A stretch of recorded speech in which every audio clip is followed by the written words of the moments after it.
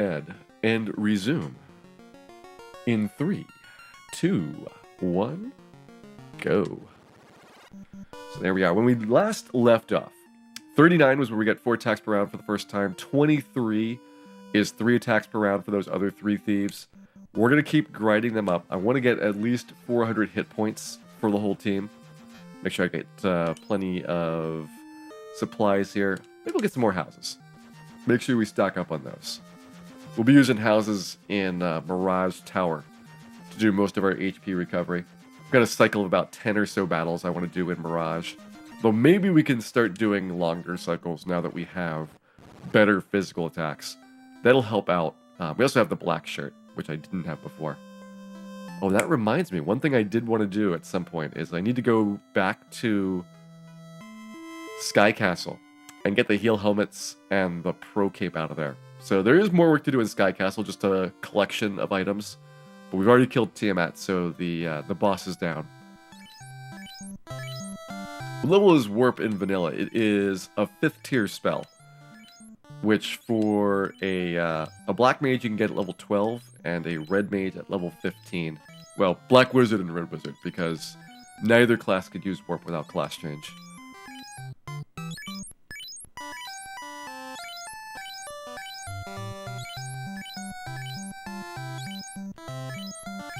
My goal here is to not really use any heal potions up. Those are really slow to buy, whereas each house is the equivalent of 4 heal potions to all 4 of my characters. So roughly 16 times as fast as buying individual heals, assuming that they all need the recovery. And you know what? I don't think the money is really much of an obstacle here, so I'm not worried about overspending.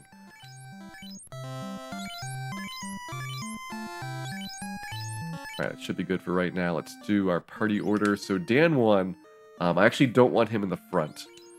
The reason being that we have a little bit of a morale problem if Dan 1's in the lead. He'll scare away all the monsters.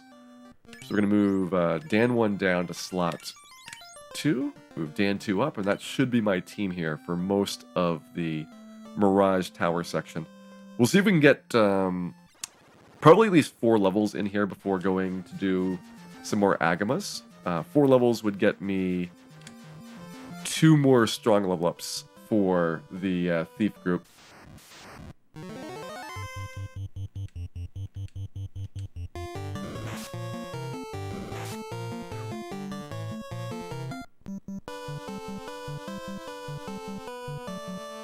Alright, go ahead, drop down our house.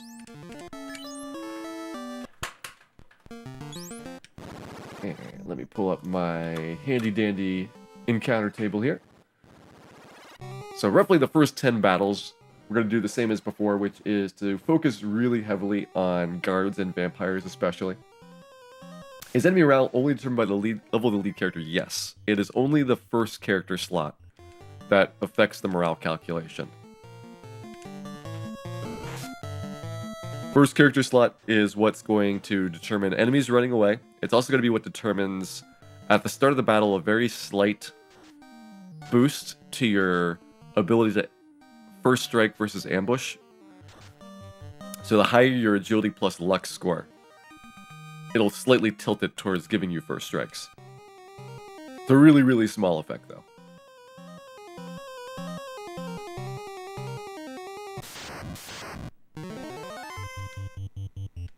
Mage staff for this one, light axe, Thor, and the other light axe.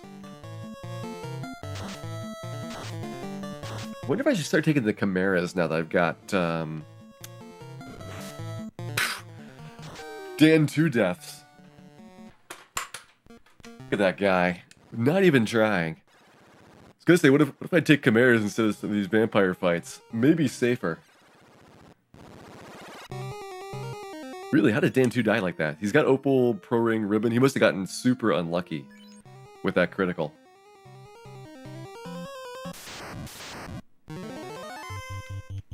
Try it again. I think it's actually the first, maybe the second grinding death while doing this. That came out of nowhere. Well, that is why I like to avoid the vampires if possible. Although I will be taking a lot of vampires in the way they've got this planned out. Gonna see if I can start incorporating some of the third floor monsters in there. Rather than doing first and second floor, doing second and third for a little bit here at the start may let me push past 10 battles. The only tricky complication is that then I have to escape out, and if I start getting low on health, it is hard to just house up and get some recovery in.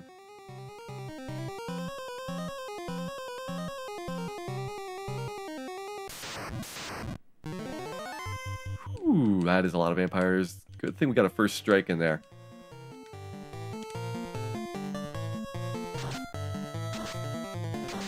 Alright, so if we can get up to the third floor after this next fight, I can skip a Catman fight. That's probably the most important one of all the ones to skip, is the Catman fight, because they're not really that valuable, and they're pretty slow for this team.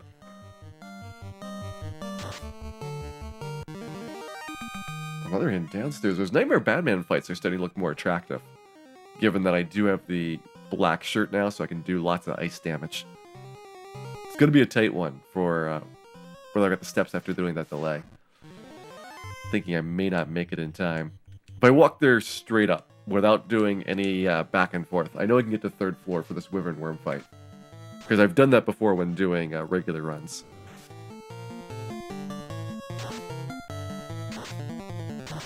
Hey Team Sailor, welcome in. Hope you're having a good evening here.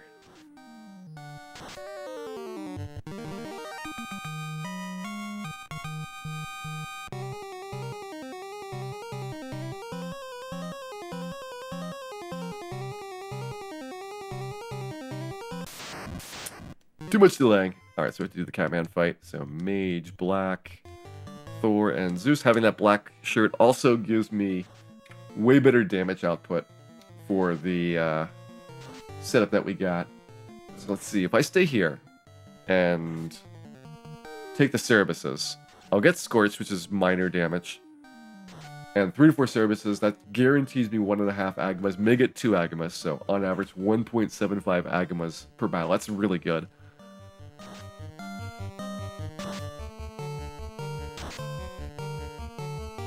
Hey, Coach Day, welcome in. Hope you're having a good evening here. Alright, put Dan 2 back in the front. I guess, well, I should keep Dan 2 up there because he does have the Opal Bracelet on. It's not good to swap it around. So yeah, Cerebuses here versus Vampires upstairs. I think I would take the Cerebuses every time. Just in terms of average damage done. You're enjoying the 4 Thieves run. I'm really enjoying the 4 Thieves run as well.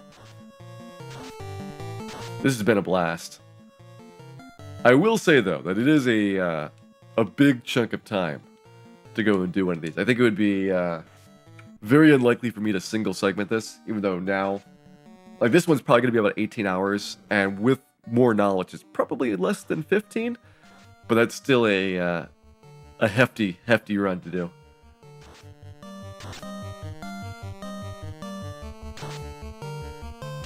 What does producing at GDQs entail? So basically that is running the show while the broadcast is happening. Deciding what to do for all of the situations that come up for playing the games. Controlling when the games start and making sure that all the volunteers that are helping out the tech people, the hosts and so on are all able to do their jobs.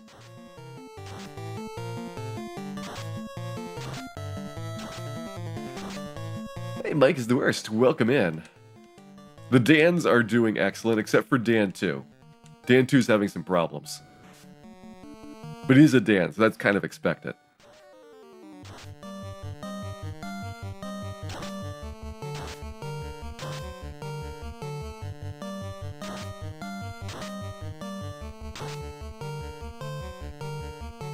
Yeah, Dan 1's pretty buff. He's level 39. Unfortunately, I thought I was going to get a strong level every 3 levels, and it turns out that at a certain point it goes to 4 levels between strong levels and then to 5 levels between strong levels. So he only has 2 left. And strong levels are where you get the bulk of your HP from. 2 level ups is like 50 more hit points he gets from those. They'll make it like 75 from the weak level ups for the other 9 levels that he'll get. So it's going to be harder than I thought to break 650 hit points. I was thinking, oh man, this guy's easily on pace for 700, maybe 750, but then the cold hard reality set in.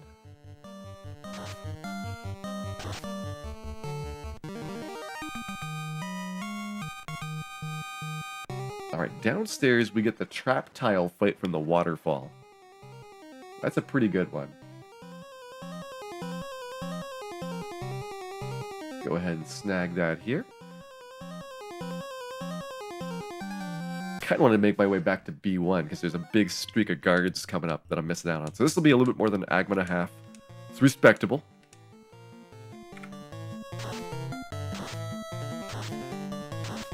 The guard fight is by far the easiest fight that I've got planned for this. So if I can get more guards, then I can probably stretch out the number of encounters I can take by quite a lot.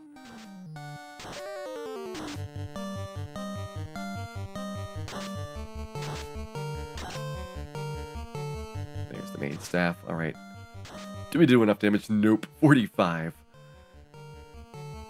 The absolute worst mage staff roll you can get. I think otherwise we would have been able to clear up these mummies in one go. Probably use the light axe if I get that situation again where there is a lot of birds. Even though the birds would benefit from like a black shirt, light axe would really help with the whiz mummies.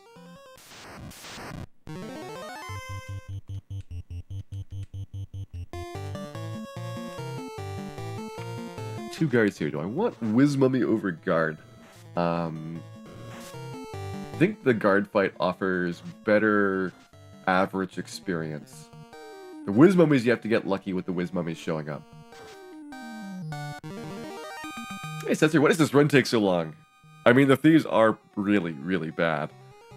They don't get any weapons. Their armor is basically the same as mage gear, which is topping out at an opal bracelet. It's worse than mage gear, actually, because they don't get to use the white and black shirts for gear at all.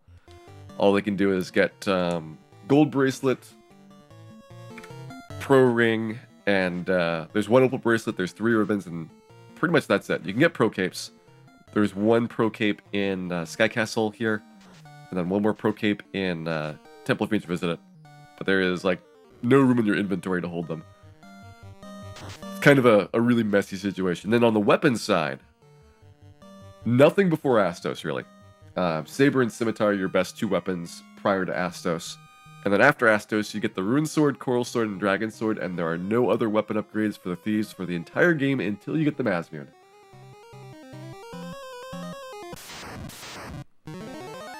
It is a scary prospect, so you have a really hard time killing anything.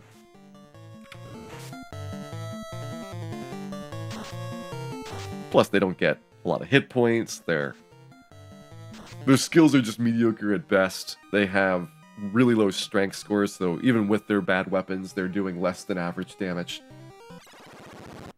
You could go on and on with what's wrong with Thieves, and you'd probably be correct about all of them.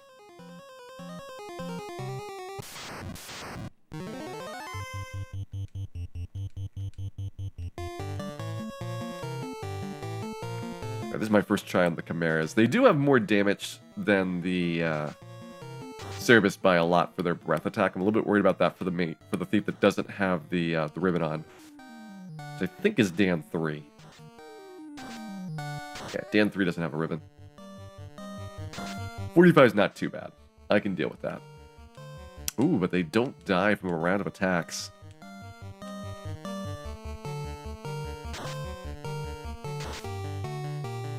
It is a bit concerning that they have a little bit more health than I budgeted for. Now, 2 Chimeras is going to be my average fight here, and that is, it's like 1.6 Agamas there.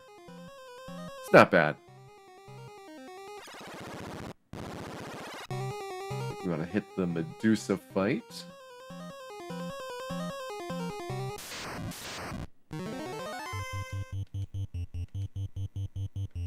Actually, get attack.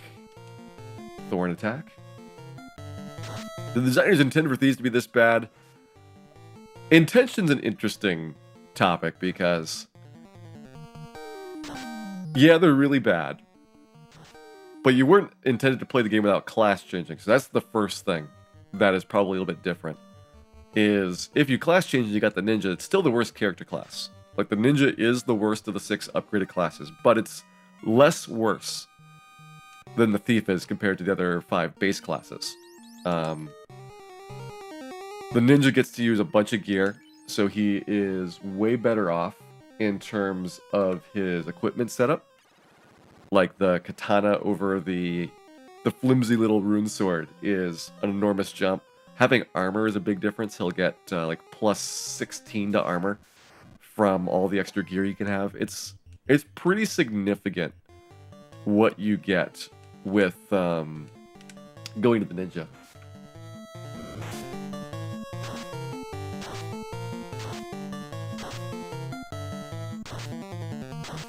Ninjas would be even better if crits worked correctly. That is true, because they were given a lot of high-end crit gear, which is only average critical hit gear when you consider how it's busted. Like, the katana is the 3rd best weapon for critical hits, but it's barely better than a bunch of other pieces of equipment that you could get from pretty much anything. It's like the black wizard gets a cat claw that's almost as close.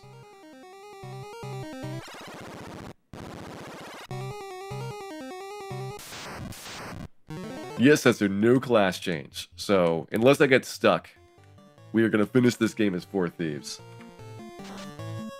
Class change is my backup in case I can't finish it for some reason. Like, I just find out that my stats are too bad to beat Chaos, which I think we're trending in the right direction.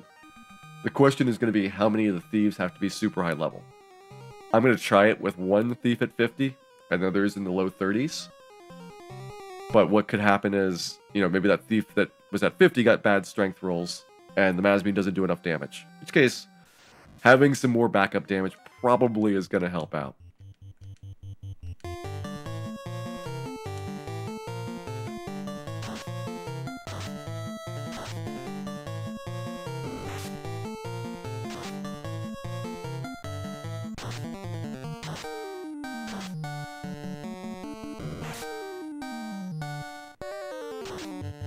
Masbean crit hit rate wasn't supposed to be that good. It's got a really good accuracy score.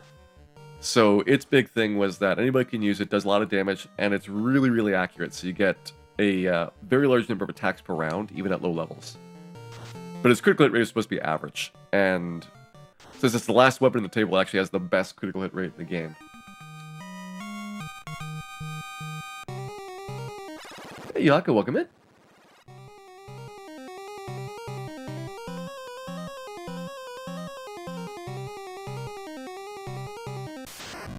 Yeah, if you think about the numbers, the ones that are normally published, like Katana or Masbean will say 56 and 50. 56 is the base attack score, so how much damage it adds to your hits. 50 is the accuracy score, which is not the critical hit rate.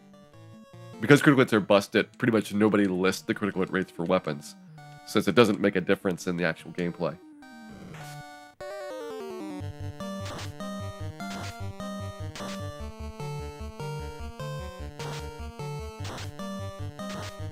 If I can do enough damage, how confident I am that 99 potions is enough. So I'm going to have 2 heal helmets and a heal staff, and we're going to just heal grind in a bunch of fights. So rather than using healing potions for most of the way down, we're going to be sitting in battles and buffing up. We'll white shirt until we can dodge everything, and just loop around. It's a really, really slow way to do Temple of Fiends, but it works. Oh, is this a flat grind now to Temple of Fiends? We'll do a couple of different grinds. So there will be some variety in our grinding action. And we'll have also a trip into Sky Castle to pick up some gear that I left behind. Because I didn't have enough steps to get all the gear in one trip. I got the Bane Sword, the ribbon, and the white and black shirts in trip number 1. I need to get the heal helmets and the pro cape at a later time. And those don't really make much of a difference for my current party. Like, it's a pretty small upgrade to have the pro cape right now. And I wouldn't be using the heal helmets much in these situations. So I can wait to do that until we're pretty close to getting ready to Temple Feuds. Or if we get bored with grinding for a bit, we can take a vacation and go grab some items. The question for where we are now, we're grinding in Mirage Tower right now, which is where I plan to do a lot of the grinding for when I have multiple characters to get up to levels.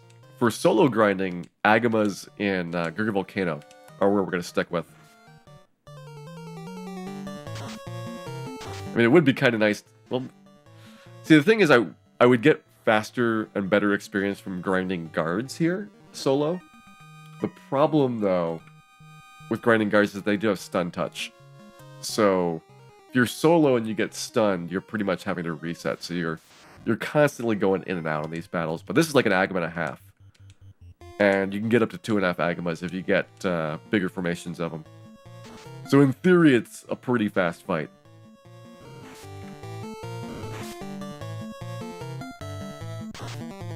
How nervous does not having access to life make me? I mean, I'm just resigned to losing a thief at Tiamat 2. Prior to Tiamat 2, I don't want to lose anybody. So, well, I guess if I do lose somebody, as long as everybody else has got ribbons, we're fine. I meant to go up to second floor, not out of the Mirage Tower. There we go.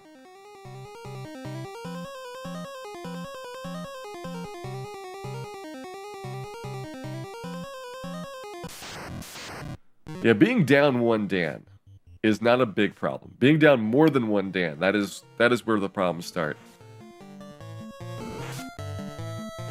I am totally expecting to start Chaos with only 3 party members, and that's pretty okay. As long as it's not the Mazmune wielder that's down, then the battle goes on.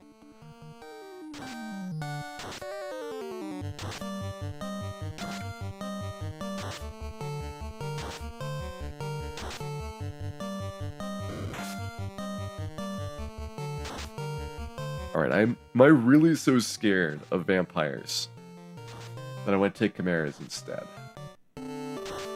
Chimera's gonna have probably about the same average. It actually has a little bit lower average experience, so if possible, I'd want to take vampires. Let's try the vampire fight.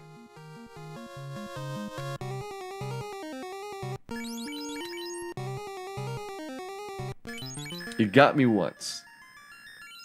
Hey, Surfer Ninja. No fantasy here, because we're playing this over multiple nights. Fantasy does not work with split video files, so I didn't have a way of continuing the points between runs.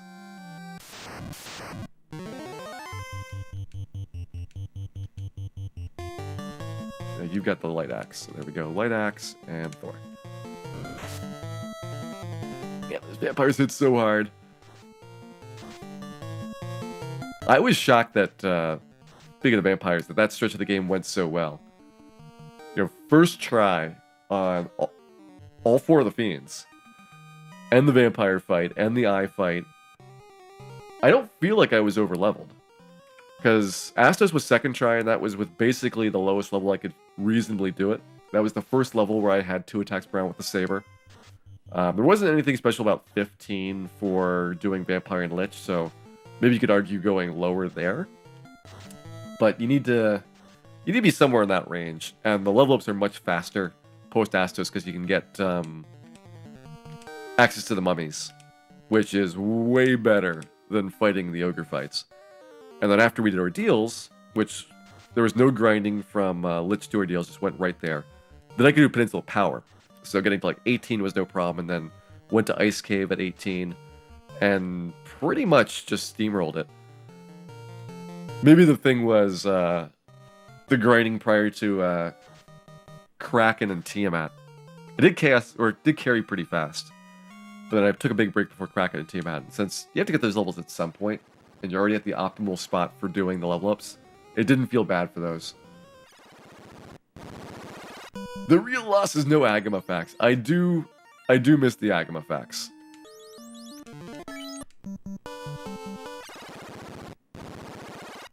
There was some way to have Agama facts without fantasy.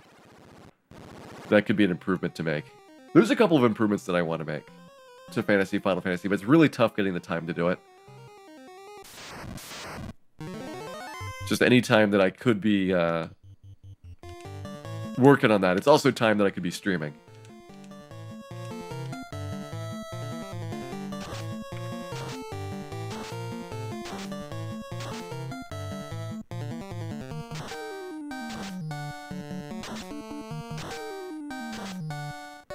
Here's some good vampire experience. 2.5 Agmas.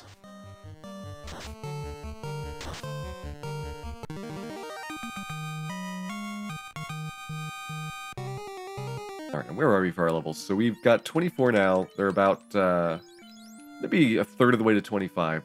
Dan 1's about to get 40. The neat thing is the levels are pretty flat, so once we get these other guys to, like, 28 or so, they'll get levels at roughly the same rate as Dan 1 does. So I can kind of project out how long I can do the grind here without capping Dan 1 at 50. Which is why I stopped a little bit rather than get him to, like, 46 or something. Those last 4 levels are actually not as long as you would think for getting the grind done. It's going to be more conditioned on how long these other guys take for doing their level ups.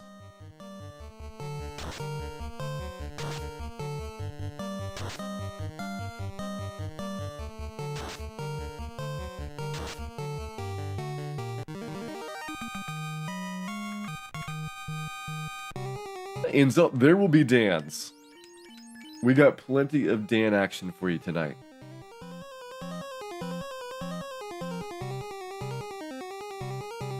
I don't think I'm gonna make the Cerebus fight. Yep. Get Chimeras. Chimeras are not bad though. Although if you run the numbers, Cerebuses actually have a better average experience per fight, and they do less damage. Which I always thought the Chimeras were a great fight in here. And I kind of discounted the value of the Cerebuses. So I need to go back and look for like the Marathon safe route, whether there's an opportunity to grab Cerebus fights along the way through this place.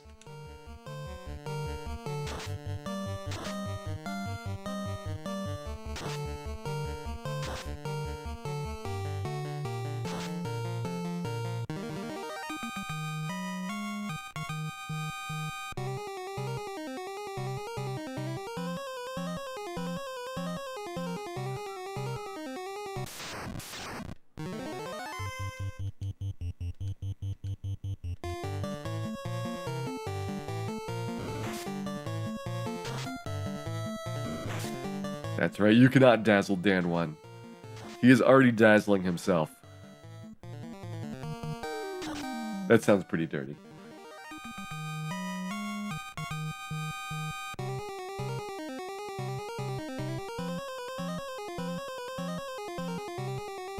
Go ahead and grab Cerebus here, Cerebus upstairs, Cerebus upstairs, maybe Trap Tile upstairs.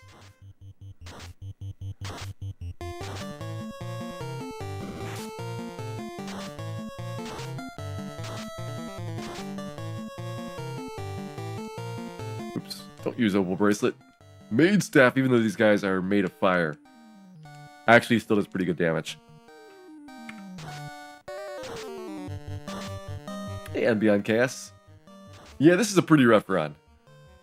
It was rougher in the start. Like, I think getting started is way, way worse. Because you've got no variety in what you can grind on. You can't do other tasks. It's just like, yeah, go kill ogres for 5 hours.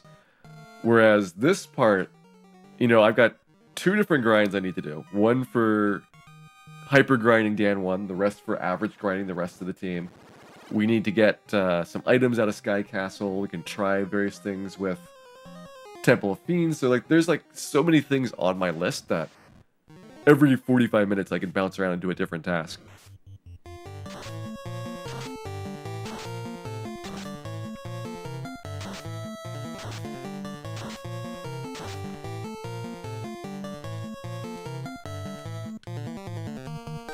I think once I got close, I realized that ninjas really just about short-circuiting this last little bit. Like, you would be done with ninjas in under about 10 hours or so. Once you get class change, you just turbo through the rest of the game. You finish up Ice Cave, take that Tail to Bahamut.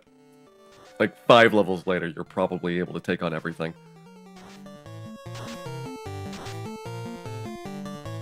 Hey, ladders, welcome in. I will point out that not all 14 hours were in one sitting. We got 2 other parts, so I wasn't completely crazy with doing this as a single big challenge. I think it'd be, with optimization, under 15 hours total. This one's going to be like 18 hours or so, I think. But under 15 hours, you could feasibly do on a really long weekend day. How about 4 white mages? I mean, 4 white mages without class change, they really don't get much different than the 4 white wizards. You know, you don't have the white shirt equipped. So you've got one other person that doesn't have fire resistance. You don't have fade, and you don't have life 2, but you have a lot of other healing spells. So your grind is a little bit slower. You're just using weapons like the Thieves are, instead of having fade when you're at super high levels. And Temple of Fiends revisit it. You know, you got heal 3. That was something that way back when I was doing GBA really was a critical thing, that heal 3 does not require a class change. So you're able to pick it up and do a lot of really good work with that. And in NES, you also have heal 2, which, since it's broken and does heal 3 recovery in battle, is an excellent way to keep your life up. Yeah, High Spears does things that I would not do.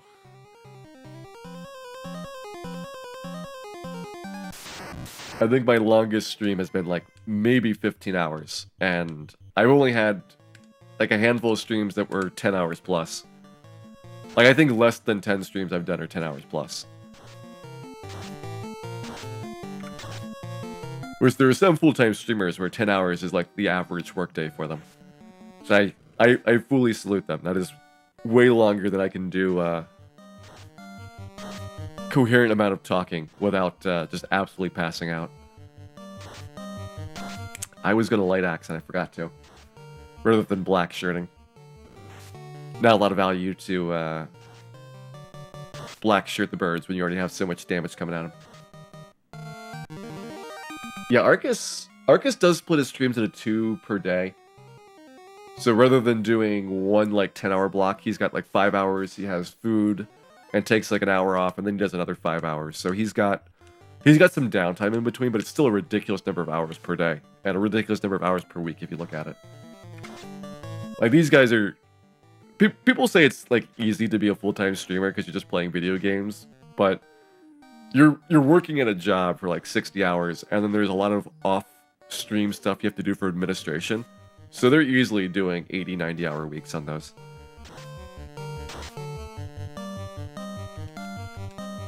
Hey, Llama Pals. That is the Arcus motto. Monkey Breath, welcome in. Thanks for the good wishes there. I think I've had another Wyvern Worm fight before I want to go down.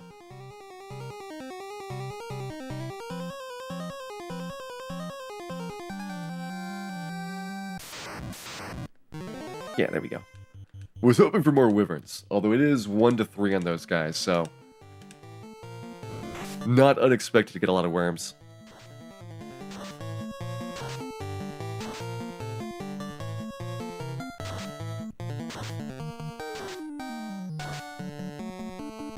Yeah, streaming is definitely something that you can grow your endurance in over time. To the point where, for me now, like, a 4-hour stream seems pretty easy to do. And I'm starting to get to the point where, like, 5 hours is not, like, ridiculously taxing. So if I had more time, I could do longer streams, but they're already starting pretty late at night, which makes it hard for me to go, like, super late.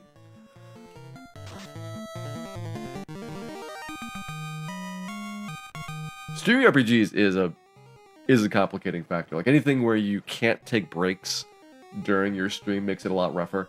If you can take breaks, like, even if it's just like a 2-minute stretch, you can go way longer than if you have to continuously sit and do things and think about things and not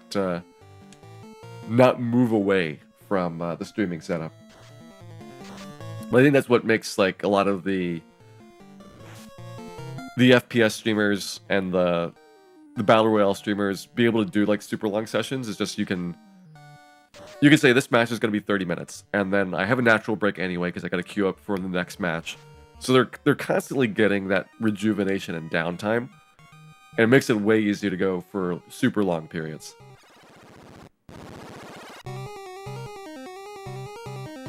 RPGs, it depends on if you have like rest breaks in the middle. Older RPGs like NES ones, you rarely have any downtime. Like a lot of the early Final Fantasy and Dragon Warrior games, maybe you might have 60 seconds somewhere in the middle of a run, but that's like all the break that you get. And when you get to like PlayStation games and they've got the movie files that are unskippable, then you have the ability to go off and like go to the bathroom or get a drink or things, and it gets a lot easier at that point. But those runs also are now like twice as long, so they're a much bigger commitment overall.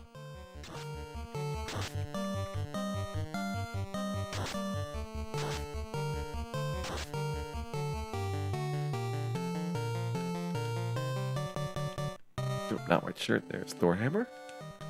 My guys keep getting mixed up by all the poisons.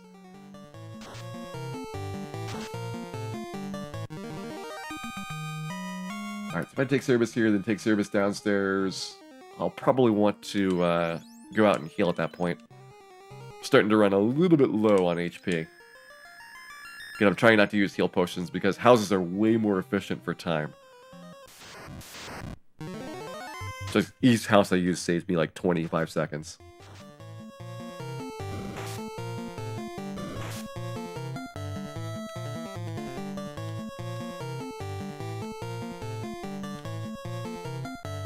I guess I could heal staff during this. That would also be a way to get some HP back. Although I think that the heal staff animation versus your outside recovery time may be close to breaking even.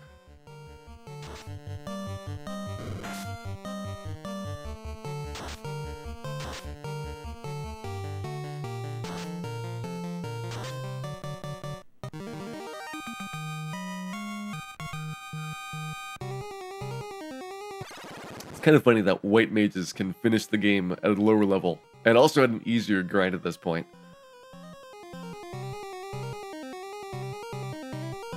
Like, every single part of the game, I think, was easier with white mages.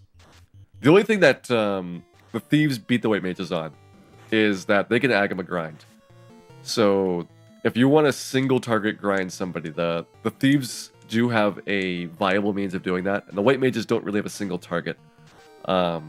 Like, your best option, if you want a single target, is you have to die for the Mazmune, which means you're already pretty much at the level that you need to finish the game. And then you can exit out if you've got white wizards, at least, and use that to grind. If you don't have white wizards, then you're pretty much in the same boat here of just throwing these 4 items up over and over again, seeing what dies.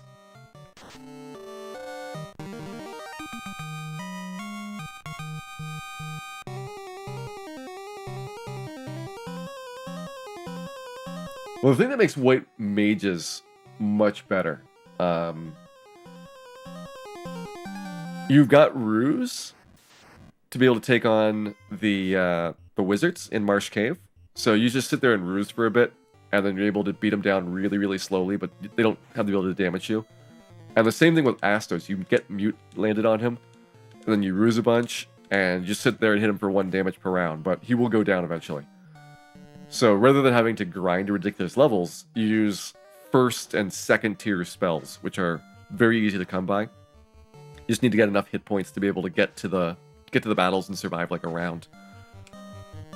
So it is way faster to get past Astos. Like, you would save 4 hours on your Astos time.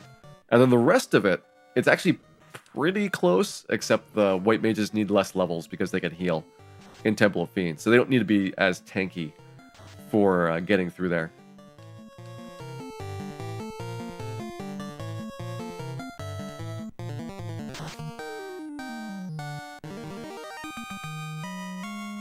Can't believe we spent 5 hours grinding ogres. That was the best of the grinds. Maybe also the worst of the grinds.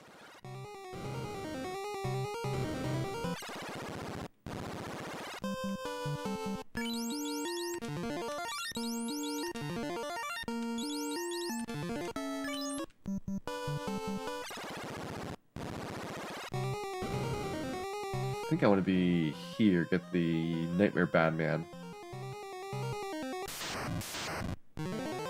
Ah, only got one of each.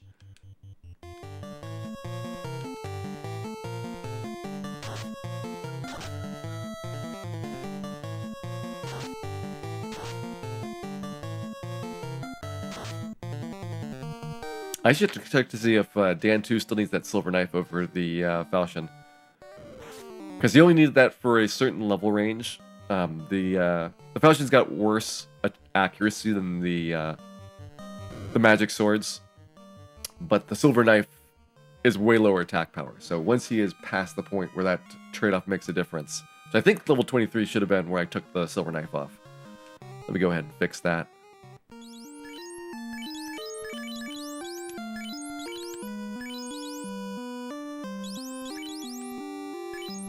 Nope, he needs one more level. He needs 26. I'm shocked by that, although maybe I shouldn't be, because the Falchion is 5% difference. That's a pretty large amount.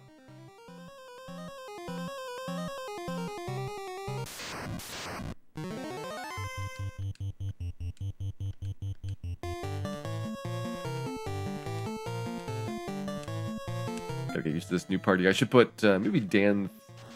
Oh, Dan 2's supposed to be in the front. I was like, why is Dan 4 taking so much damage? Because he doesn't have the opal bracelet. Which is worse, Dan or the bad man? I mean, Dan's a pretty bad man. But I go with the official bad man. They are certified. Hey, CL Chambers, welcome in.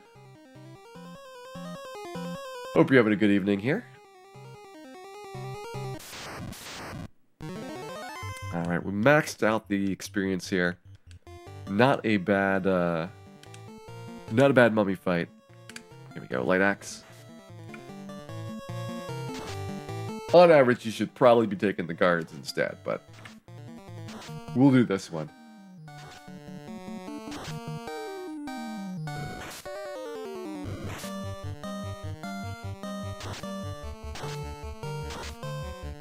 Hey, Saver, is being a bad man like being a bad dude?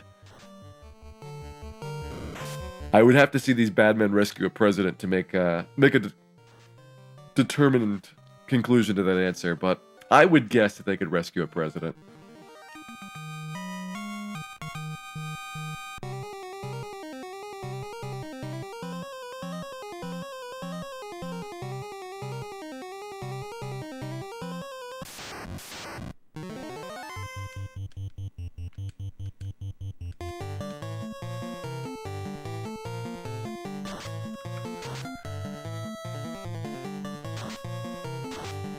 The real question is, if there are no ninjas, because we never class changed, would the president even be kidnapped? Doesn't Evil Man have nuke? Yes. His first spell is Exfer, which does nothing. His second spell is nuke, and he's got a 1 in 4 chance of using spells. So it's pretty low odds, as long as you're not messing around in that fight, that you'll ever see nuke happen. If you get ambushed and he uses Exfer in round 1, then you gotta be worried. That's the one situation where you should be concerned about Evil Man.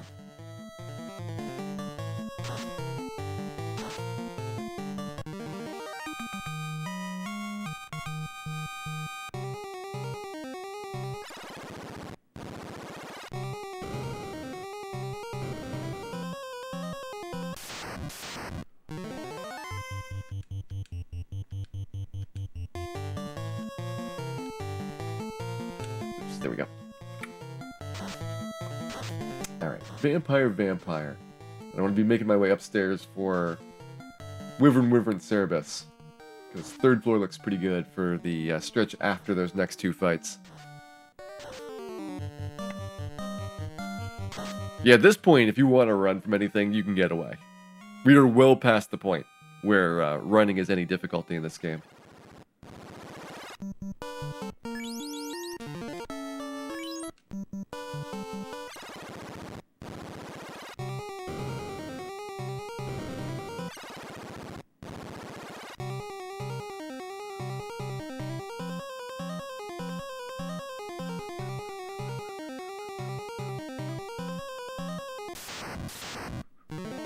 Ooh, nice vampire pack there.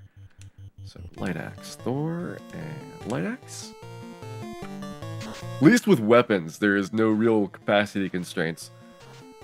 You very, very rarely are going to have any problems carrying weapons around in this game. Armor, though, is really tightly constrained. I like it a lot better in the remakes and the later Final Fantasies, where you've got a centralized bag for your inventory. That way you don't have to worry about juggling stuff nearly as much. There's a lot of things in here where it just kind of has to be a hard trade-off, whether you want this piece of gear or this piece of gear forever. And those are hard things to do, because you often go back and forth between different item configurations depending on what dungeon you're in or what you're trying to do. So like this run here, I need heal helmets. But if I get the heal helmets, I have to give up like the Zeus Gauntlet and the black shirt, and those are important for my grind. So once I get the heal helmets, it's like a irreversible process where grinding suddenly gets much harder.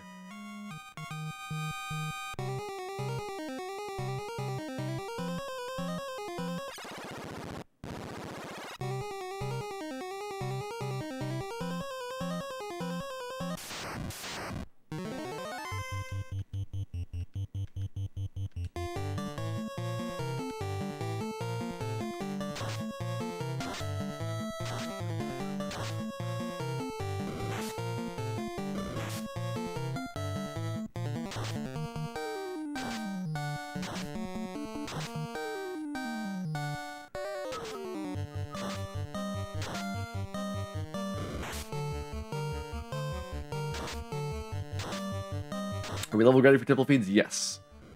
So right now I'm doing the broad-based level grinding, which is trying to get the Dans 2 through 4 up to a respectable level. Then we got the targeted level grinding for Dan 1. He needs to be 50 at the end. The rest of the Thieves, level 30 is probably good enough. And what I might have to do is, if level 30 is not good enough, like I've already done my grind and I maxed him out at 50, is then just do Agama grinds for the individual ones. Or maybe even the three of them do an Agama grind together until they get the target level that they need. I think, though, that these guys here in Mirage Tower give me a better grind than the Agamas would. As tough as that is to say. Hey, Zerakian, welcome in. How goes the damage? The Dans are going. We got, I think, 2 levels already today for our grind so far. And we are working on getting these guys up around level 30. So that is going to be my big project here. Level 30 for the whole team, and then level 50 for Dan 1. And at that point, I want to grab the items out of Sky Castle and give Temple of Fiends a try to see how it goes. If 30 is not enough, then I probably want to do 33, which is the next strong level up for the team, and then 37 and so on. So there is kind of a big gap depending on how things go at the start.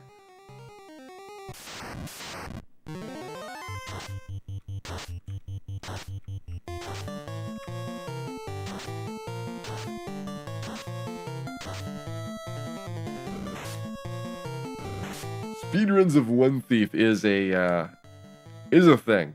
I think if you do this enough, though, like any particular category of a game, you get so much better. It's ridiculous over time for a lot of these challenges, because learning to do things efficiently is a far more significant factor than almost everything else. Like, I'm making a lot of routes up, I'm guessing what levels I should be, and if you can optimize that, often each level that you cut out, you're talking like 30 minutes that you can save overall. So those pretty quickly add up to being really, really big time savings.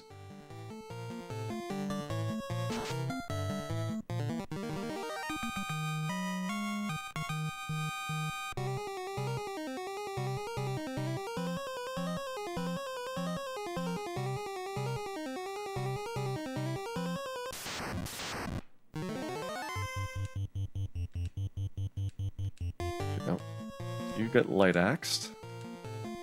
You get light axe, and then you get Thor. Alright, so I should have wyverns and Cerebuses for a little while. And then we can finally get some more guards downstairs. Trying to time this to get good openings into the encounters. Also, I should see whether the monsters in here actually would run from Dan 1 or not. I know the Tyro and Wyvern run, which is inconvenient for ever grabbing those fights outside. If I could put Dan 1 in front because he's got more hit points and he's got a little bit better levels, he would be a better damage soak than any other Dans.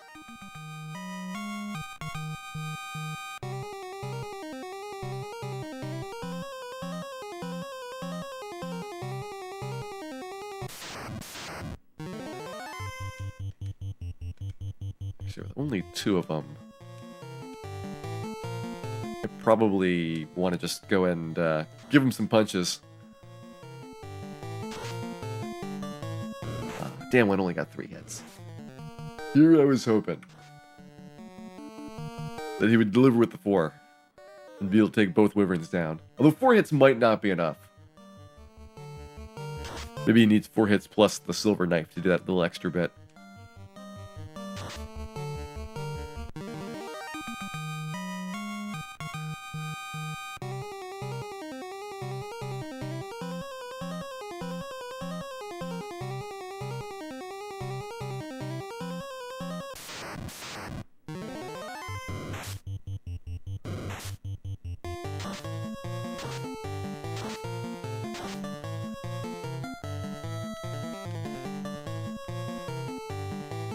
Nope, can't afford 3 got switched. Here we go. Zeus, then Thor. Alright, so another Cerebus, then Wyvern, then Guard. Then Wyvern, then Guard. Maybe I make my way back down the tower at that point. Go Wyvern, Guard, and then whatever comes after that. So I can go and grab another house position.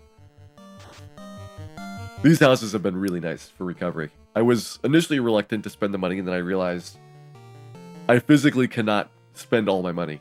Like, there's not items in the game that I can purchase that I would ever need that would make me go down to 0 gold.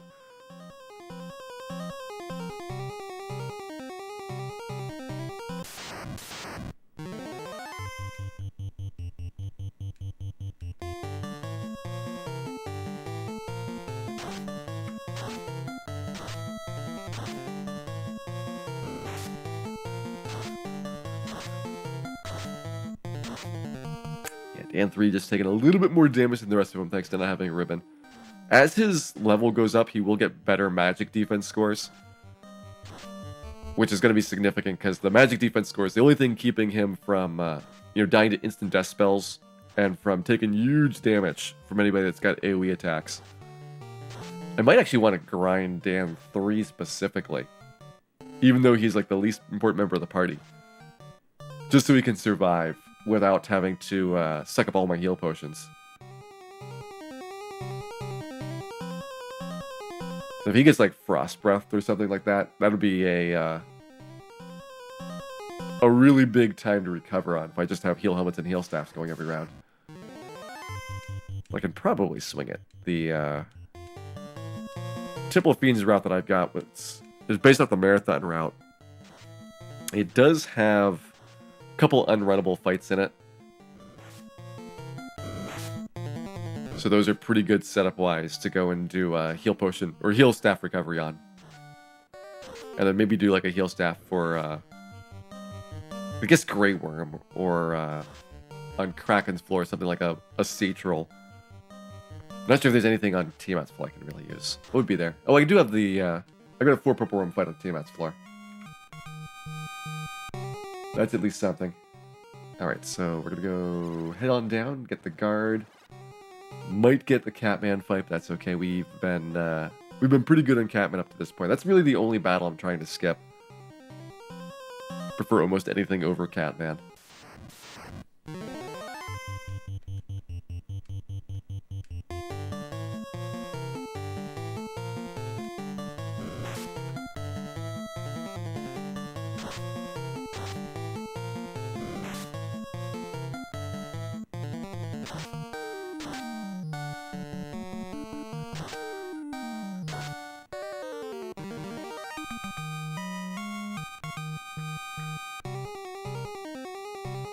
Down we go. There's the Catman. They're actually not terrible experience. I was I was convinced of that when I got the White Mage playthrough, because you got the same situation here, where this is the optimal spot for White Mages. They don't even have the option of doing the Agama grind. So they're really forced to do this area a lot once they get basically to their highest levels of experience. And if you have Fade with the White Wizard, then you can decide, do you run for the Catman or do you just Fade them? And killing them with Fade is pretty fast, so the experience that I was getting for that was not bad. You could use very small numbers of Fade overall, because everything else you've got the elemental attacks for that work really well.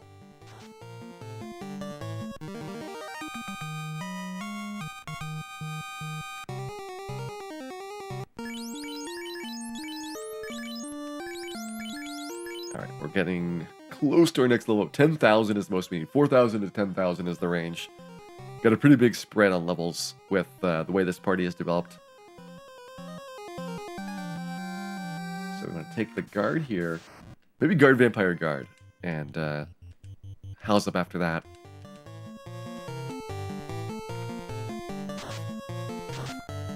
Guard, vampire, guard would be... we get 3.5 in each. That'd be 10 Agamas. Or no, 5 Agamas. 10 Agamas would be incredible, but those are only a half Agama each.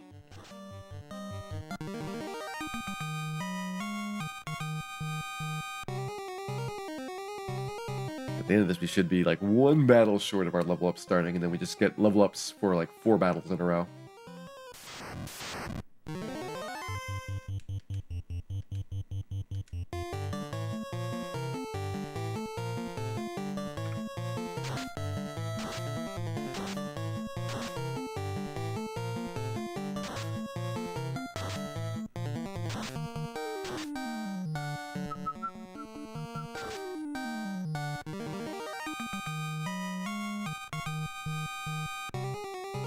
Alright, so guard next.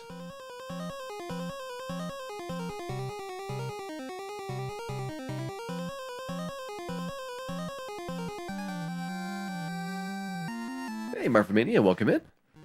Hope you're having a good evening here. We're getting close to our first little mini loop. I want to see where would be a good time to start doing Dan 1's solo grind. And also, where's a good time to do the climb up the Temple of Fiend's top? Not Temple of Fiend's top, Sky Castle top. Get the items out. Not much time.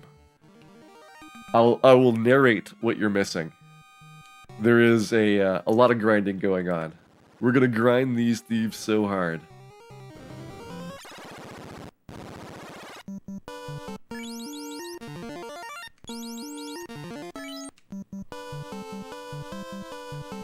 Sandworms, we can skip that fight.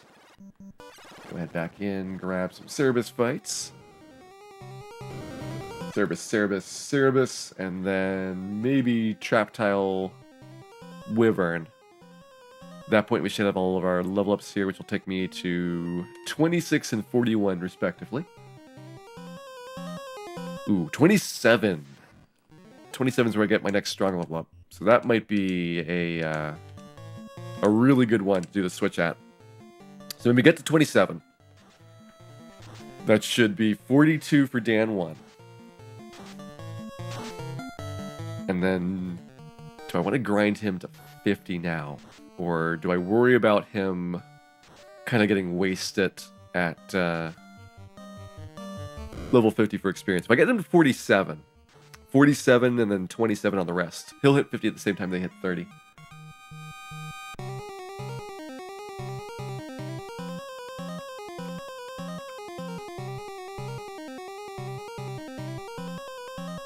And then 50, 30, 30, 30 is a great time to do Temple of Fiends tries.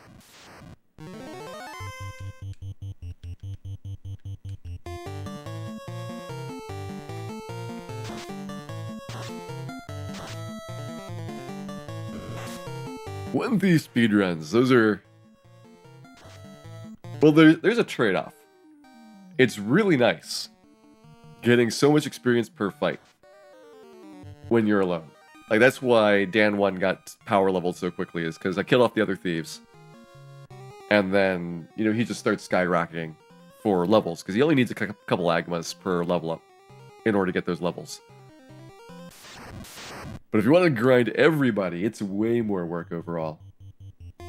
Why did I get... Oh, one Cerebus off. Wanted to be upstairs so I could get another Cerebus fight there. It's like, I was not expecting Chimera until the battle after this.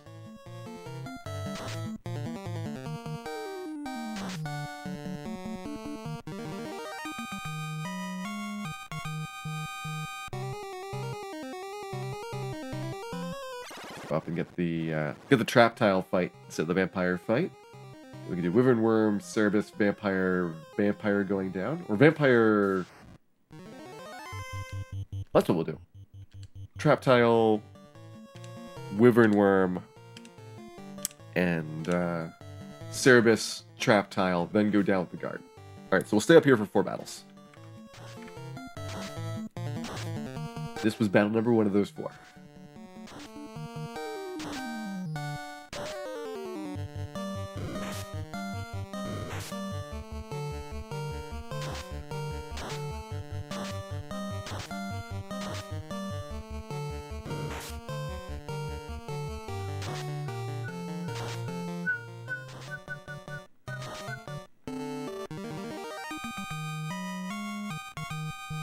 As we close in on the leveling, it gets kind of tricky to plan out what's the best way of doing this. We're definitely in the right 2 spots. Gurgu in this place here. Because I can't do grinding in Temple of Fiends Visited without any way to exit. Oops, use Light Axe. Probably should have picked a different item that'll do damage. But without a way to exit from Temple of Fiends Visited, you're losing out on the best grinding spot in the game. If you've got Warp or Exit, then you can go down and get, you know, you get 4 Agamas of experience per battle in some of those areas, which is, you know, 50% better than you get maximum on the monsters in here. Even like the average fights in Temple of Fiends Revisited are closer to like a 2 Agama fight.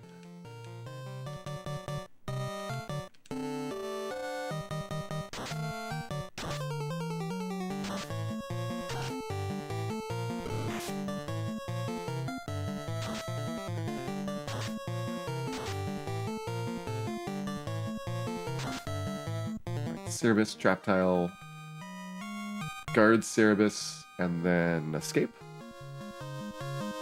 There's 26.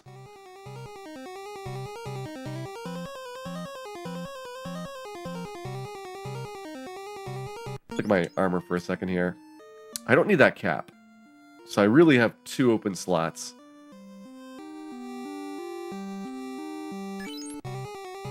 First I need 3 items. I'm not giving up the Zeus Gauntlet, the black shirt, yet. That feels like a way too final decision for the current time. Once I get into the last little bit, though, I feel like I'm done with my grind. Then Zeus and black shirt are kind of useless. Like, there is nothing in Temple Fiends Revisited that I really need them for. Mage Staff is helpful on Phantom and on the Fire Metal, or on the Earth Elementals. Light Axes you can use on Lich and on Phantom, so those are really good items. Those are all weapons, where you don't have any constraints. I'm not going to fight any Waters, I'm not going to fight any Chimeras or Chimeras, so there's nothing really for me to use that black shirt on. And the Zeus Gauntlet, Lit 2 is like even weaker, so that probably goes first. Yeah, because if I need to do any of the bosses with AoE damage, like our weapons are just simply not powerful enough to make contact with them, then the one I would want is the black shirt.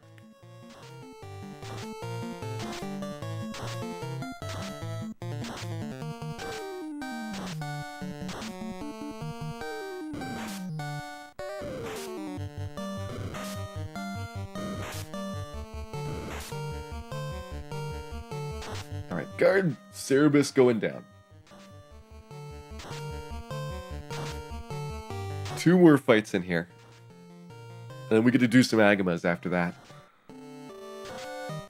Agamas ahoy.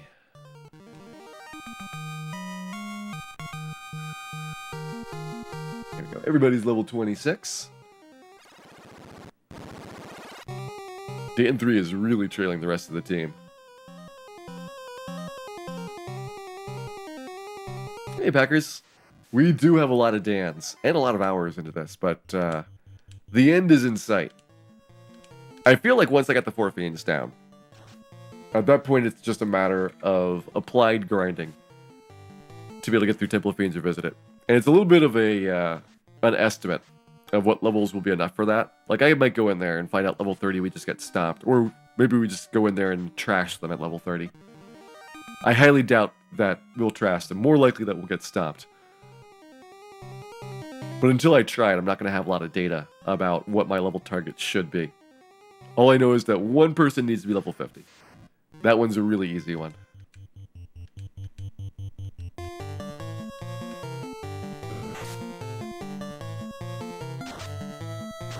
But with the case is more Dan than Dans.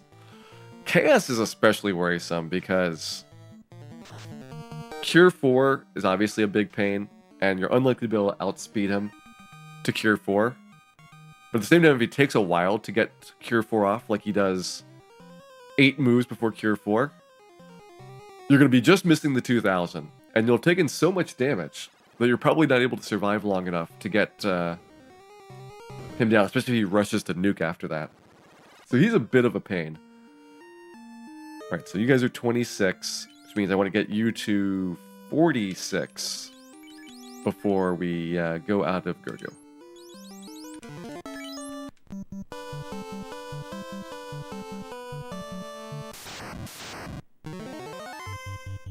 We can pass him right close.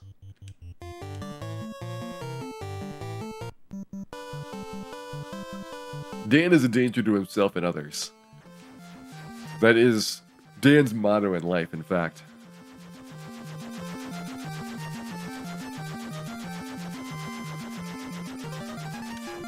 Alright, let's go ahead. Give the opal bracelet to Dan 1.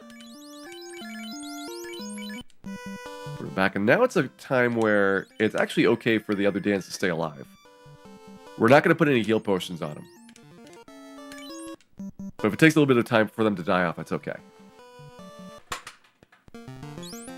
We want them to get some experience anyway for their level ups. So they're not really draining anything from Dan 1 anymore. Highway to the danger zone. That would require Dan staying in between the lines, which is something that he's notoriously bad at.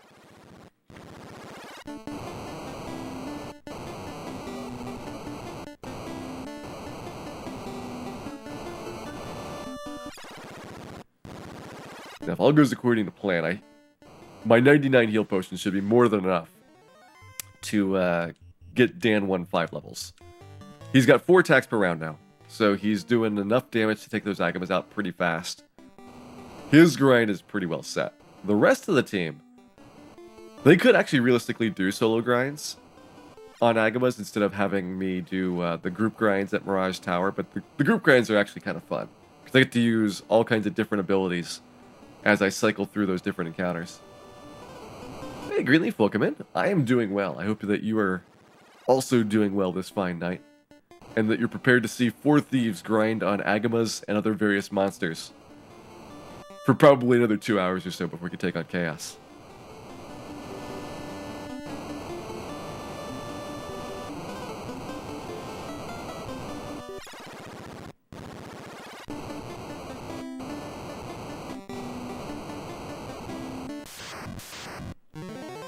Well, if there's one thing Thieves are good at, it's being lava resistant. Agama grind means Agama facts. I hope you prepared some Agama facts to share with everybody. We'll be requiring 1 Agama fact from you. If everybody contributed an Agama fact, we would have enough Agama facts to circle the globe 6 times. Actually true Agama fact right there. Packers doesn't have any Agama facts, was not prepared for class.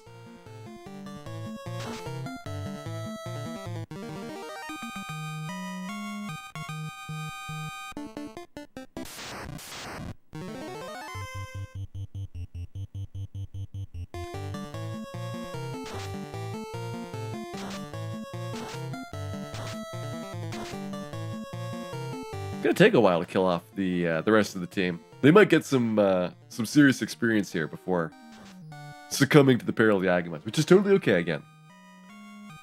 I want to get them up to level 30. So they got a little bit of time here before I'm worried about stealing away Dan 1's experience.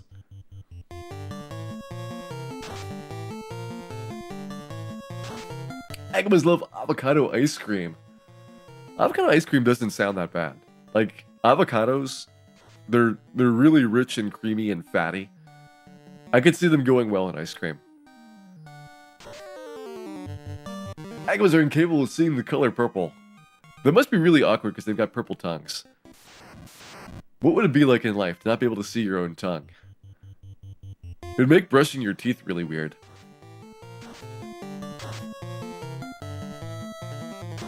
These are the parts about being an Agama that we had no idea about before these Agama facts were carefully handcrafted and delivered by our crack research team to all the rest of us.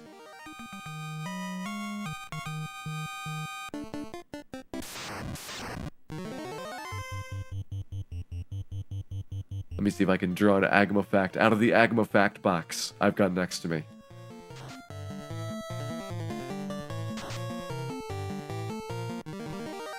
Did you know? Agamas are the only native species to not have their own habitat. An odd but true Agama fact. Hey Cluster, welcome in. Hope you're doing good this evening. We are doing Agamas this evening. Well, we did Mirage Tower for a while. Now we're doing Agamas to unwind and see if we can get some levels for these Dans.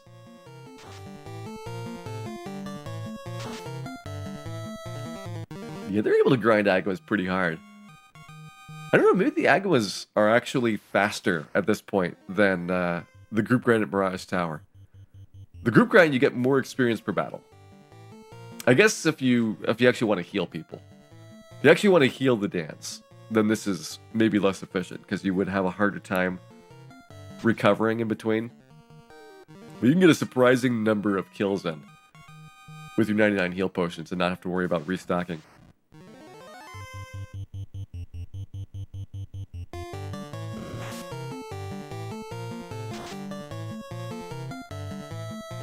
What? Agama is not a palindrome, but I heard Agama spelled backwards as Agama. Have our entire lives been lies? These are things I was not prepared to learn about Agamas.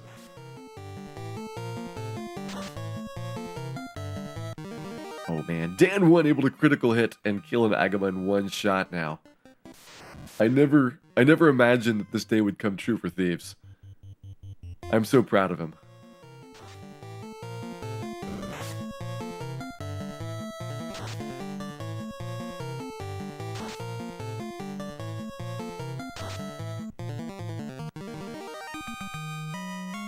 They worked hard for it. I'm assuming you mean the Agamas. Dan would never work hard. Not a single day in his entire life.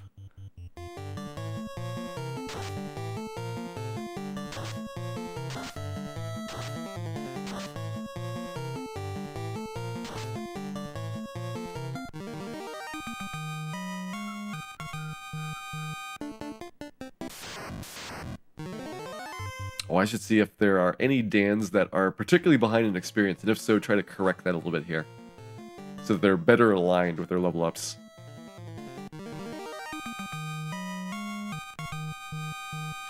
Let's check Dan 2, 3, and 4. So 2's got 13,000, 13,000. Dan 3 needs a lot more experience. Let's give him one heal potion, just to show how much we care.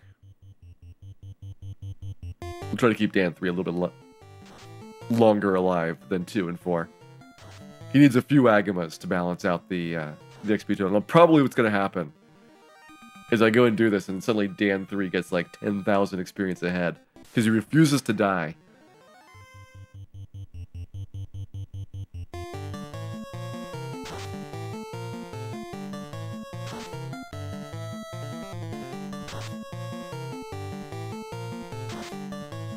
Is this grind still somewhat efficient due to only taking one step to get to a fight? Yes. Because you do the fight so quickly, and you don't have to walk around for the battles, even though it's only one Agama per fight here. it's reasonably keeping up with the Agama and a half to Agama and 3/4 that I was getting in Mirage Tower. Now the difference is Mirage Tower, if I want to heal up, I just step outside, hit the house button a couple times, and I'm at full. Way more expensive to heal up here. So this is only efficient up until the point where the Dans start dying. And at that point, you just single focus one Dan to get to super high levels. In which case, we're going to be doing Dan 1 for that.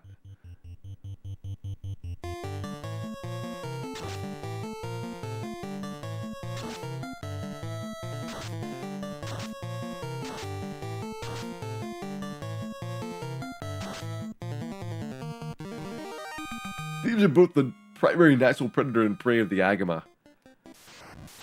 I've got to say, if this is your natural predator, you're doing pretty good in life. I think Agamas have got it pretty nice. We've got 4 high-level thieves, and they're struggling to kill an Agama in 1 round. Something that you can easily do with 2 fighters at like level 15. 2 fighters versus 4 thieves that are like twice their level. 3 times their level in the case of Dan 1.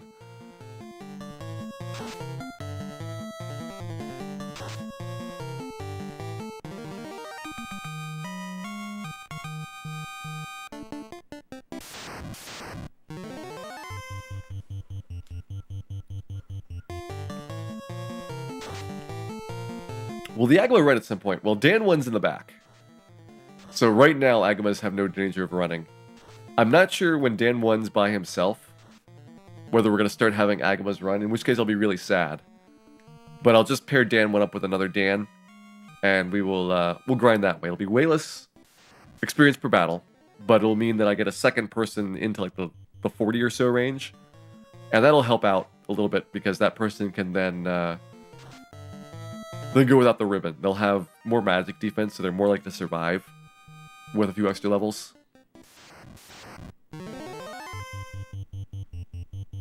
Hey, Star Soul Killer. The Dan Force is doing okay. They're working on their level up grind. They're exercising in the Agama gym right now, trying to become buff. It's not really working. Turns out thieves have very, very bad stat growth. Something I did know going into this. But I actually underestimated how bad their stats would grow. Especially their hit points. Their hit points start off really good. Like, early on in the game, thieves have nearly as good of a hit point total as fighters do. And then they just fall off a cliff. Like, after, like, level 20 or so, they start getting kind of far behind. And level 30, they get really far behind. And their HP growth just like stops.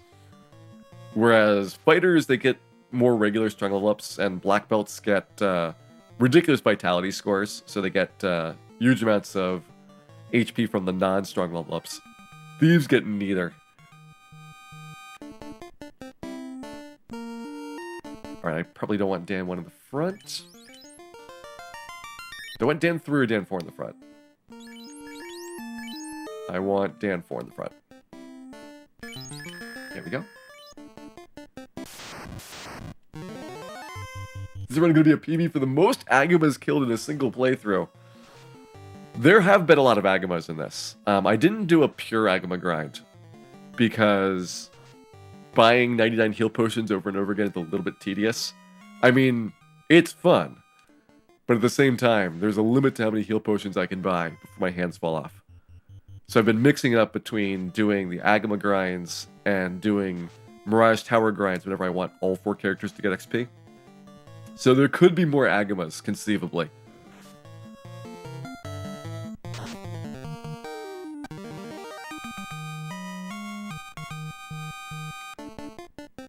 Alright, so now Dan 3 should be caught up on experience. So anytime he wants to die is probably fine. Anytime, Dan 3. Anytime. We've had this happen before, where I have somebody I want to kill off the Agama grind, they're down to like single-digit hit points, and then they survive like 15 Agama battles.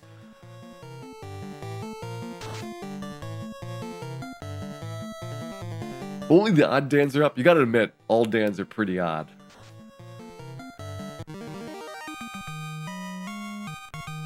There really is no normal Dan.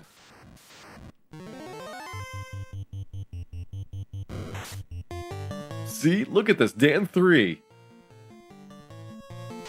Like a champion. Refusing to die. Come on, Dan 3. Just take one for the team.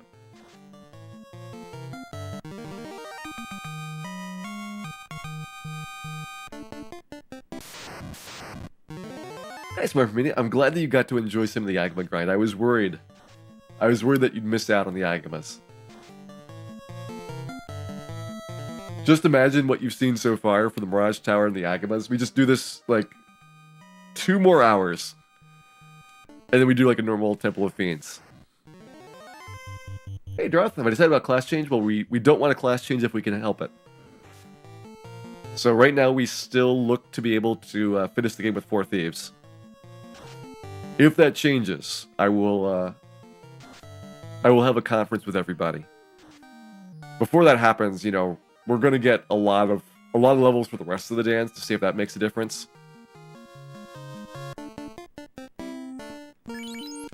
I will not go quietly on this matter. Because I think you don't even really need fast. If you have the ninja gear, you're gonna be so much better off that it makes a huge, huge difference. And if you do need fast, like even 1 charge on the 3 dance, that gets you a fast for Kraken, Tiamat, and Chaos. You probably don't need fast on Phantom, Lich, or Carry. 2 charges get you a fast for everything.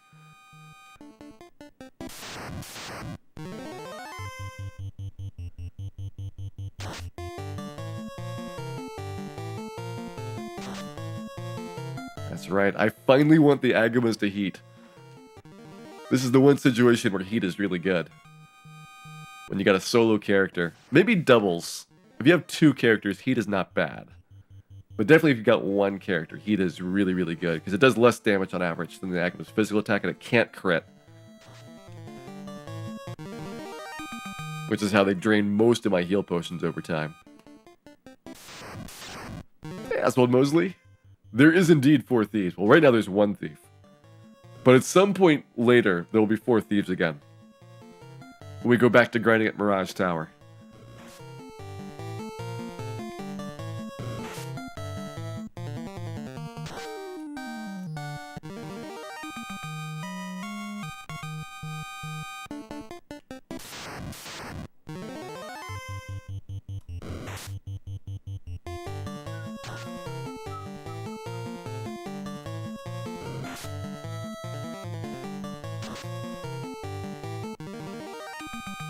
Making sure I've got my maps open for later where the items in Sky Castle are.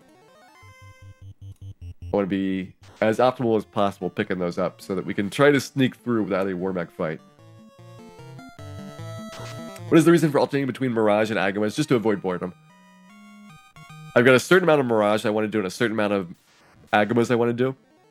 And rather than doing like all Mirage in a row and then all Agamas, I'm just alternating back and forth. We did our first half of Mirage before this, so we got from 23 to 26 and a half. Now we're gonna get Dan 1 to like 46, and then we'll get from 26 and a half to 30 for the other Thieves before Temple of Fiends starts.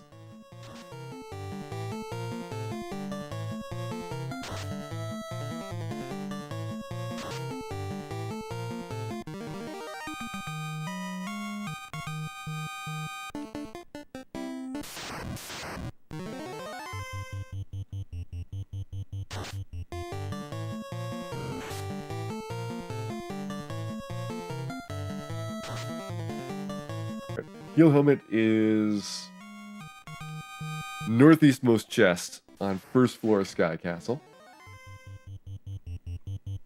Pro cape. Eastern room, bottom left. And then the other heal helmet's in Mirage Tower, so I can get that whenever I want. We'll have plenty of time in Mirage Tower to pick up the other heal helmet. In fact, I should maybe pick that up first. Just so I don't forget about that for later.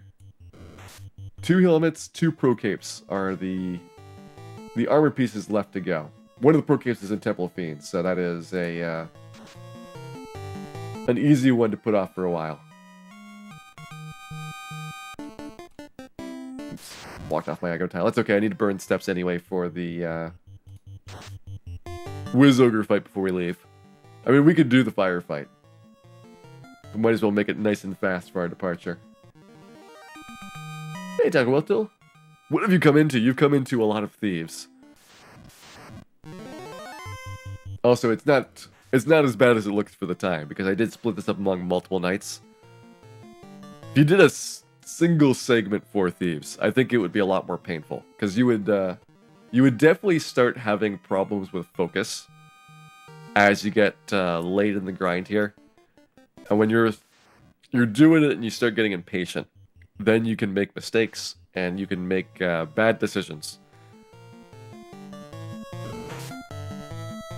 But splitting it up, it's like, you come in fresh. It's like, I'm really excited to grind at Mirage Tower for an hour. And it was actually pretty fun. Now I'm excited to grind at Agamas for probably about maybe only 15 more minutes or so. We got Dan 1 climbing towards 46 pretty fast here. He needs between 13 and 14 Agamas per level up. And that'll be consistent for his remaining levels.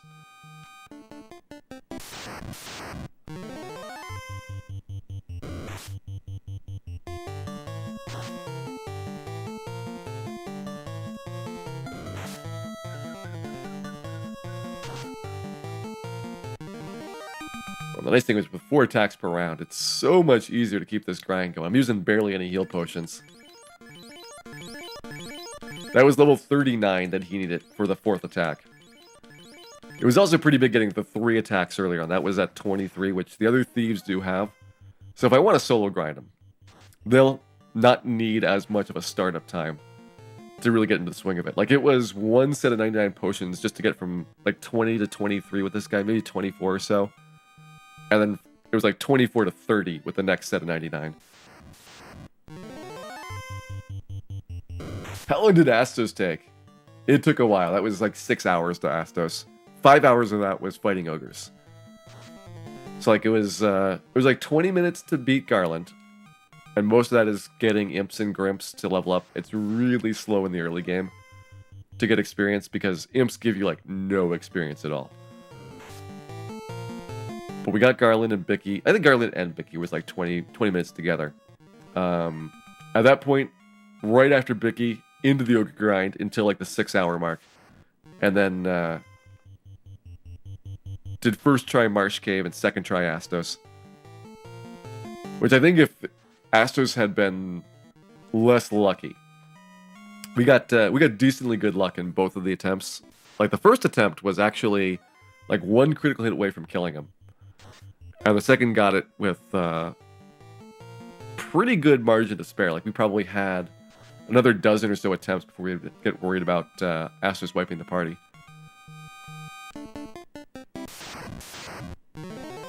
So I was pleasantly surprised at the critical hit rates of the Thieves. That was with 2 attacks per round with the Saber. I could have tried it with 2 attacks per round with the Scimitar at level 10. And I think the Wizards definitely would have been harder. It would have been very tough even with 2 Wizards.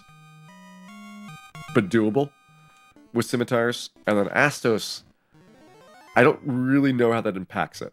Like I would lose 6 damage more or less from each critical. So I probably need to get 1 or maybe 2 more critical hits in, which that is kind of a stretch that you would be able to survive that. Plus you have less health, so you're less likely to survive the Lit 2 and Fire 2 that you need.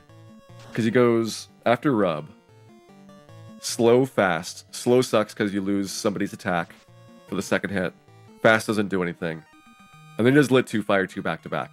And unless you've got the HP and magic defense to survive that, you're done right there. But if you can survive it, he's got a couple of spells where it's not really that bad. He does have Slow 1, which sucks. Slow 1 will probably hit your whole team, and you lose your remaining attacks. But he's got 2 other status spells before he cycles back to Rub. And even Rub, you're only losing 1 person. Then he does slow 2 and fast again. Slow 2 is not going to work because you're already slowed. Fast is not going to do anything because you're already fasted. So you have a really big gap before he fire 2s you a second time.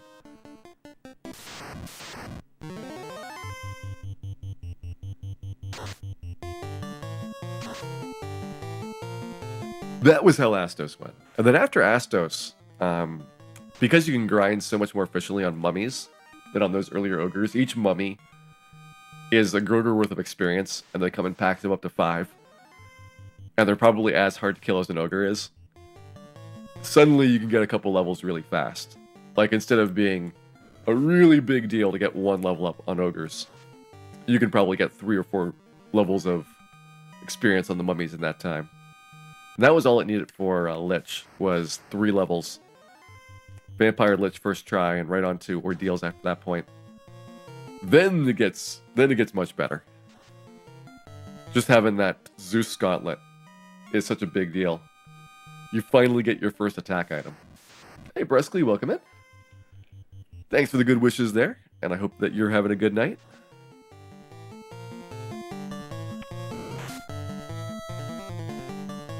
We're in the depths of our Agama grind. I think I've got 2 levels to go on the Agama grind. And then we can go back to Sky Castle and start grabbing the items. Oh, I know what I should do. Is don't get the heal helmet in the Mirage Tower. Get the 2 items out of Sky Castle. And then when I'm done grinding, I grab the heal helmet and go to Chaos. That way, if I change my mind and realize I need to get more grinding done, I can just reset and I still have my Zeus Gauntlet. That works out really well. So I need to burn 8 battles anyway at the start of the encounter cycle before going into Temple of Fiends with the marathon route. Looking forward to the 4 Thieves single segment run next weekend. Fortunately, I've got other plans already posted. I have not announced this on the channel yet, but on my schedule I listed that I will I'll be doing some Dragon Warrior this weekend. I would like to de-rust Dragon Warrior 1 GBC and work on that a little bit more. It's been a long time since we've done Dragon Warrior 1, and it's fun to bust out like once a year or so. Will there be more Alicia Dragoon? Yes. I'll be continuing to do Alicia Dragoon as kind of my cooldown game.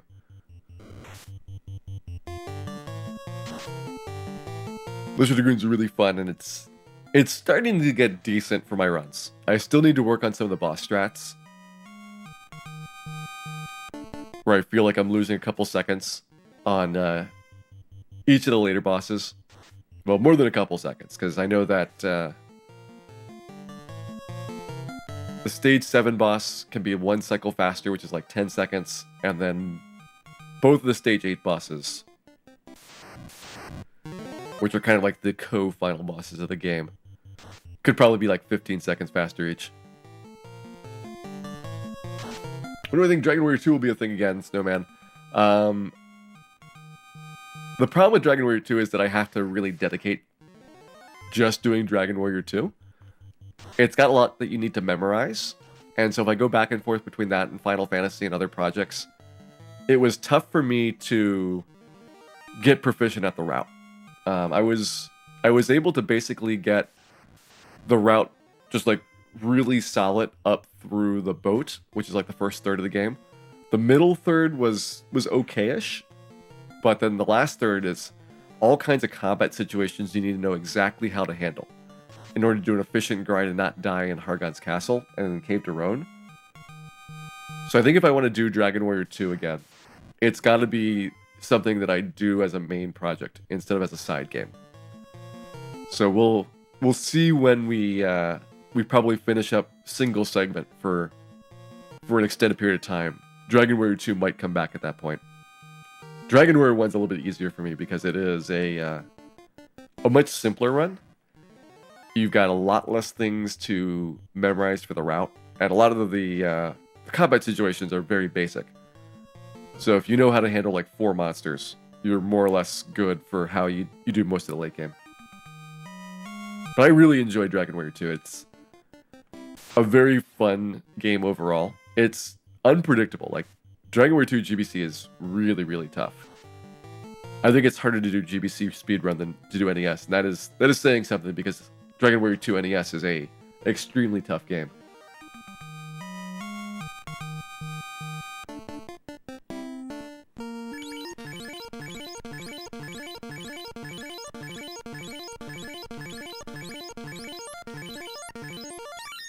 Alright, you need... Yeah, those guys are like 6,000 away from 27, so you can get pretty far into 46 here. I want to make sure that I'm not going to waste a whole bunch of heal potions there.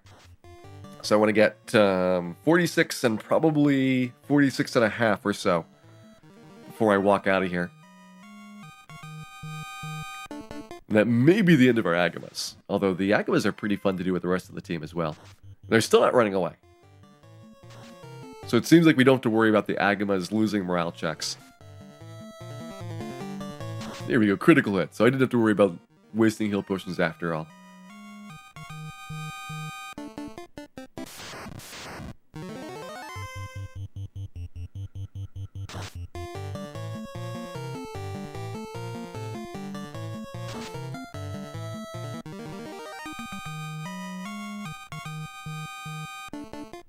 Should be about, let's see, less than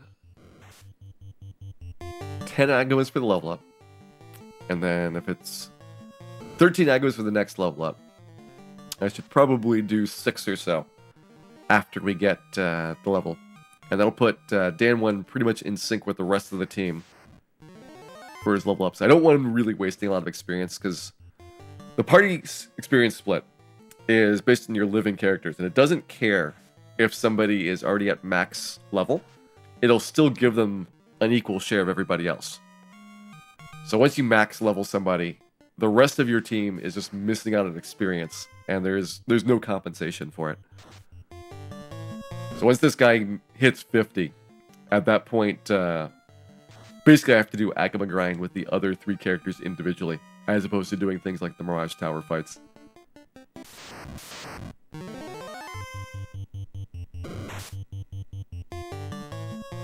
Gonna take this guy all the way to 50? Yes, we are.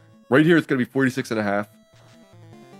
Then we're going to do some more Mirage Tower to get a couple levels, and then we'll do Sky Castle clear, and then the last little bit of Mirage Tower to go to 50 on Dan 1, and level 30 on Dan's 2 through 4. And I'll try doing Temple of Fiends at that point, see how it is. If we can't do it at 30, then probably I want to try 33. That'll be the next strong level up. And at that point, if we can't do it, 37 would be our next one. 37 is going to be kind of painful. Can these even use the Mazmune? Yes, everybody can use the Mazmune. So Dan 1 here is going to be the Mazmune wielder when we get it.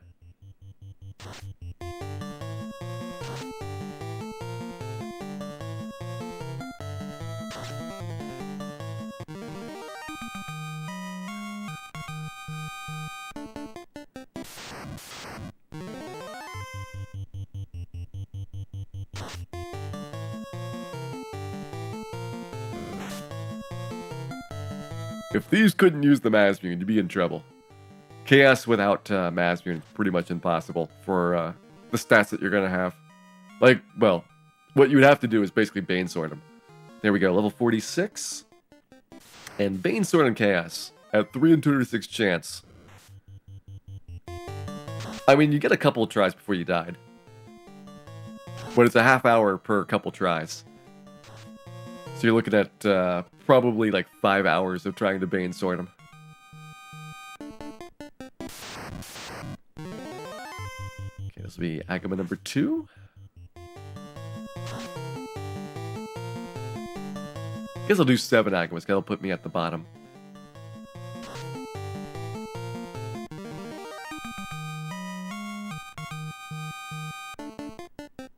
Agama 3.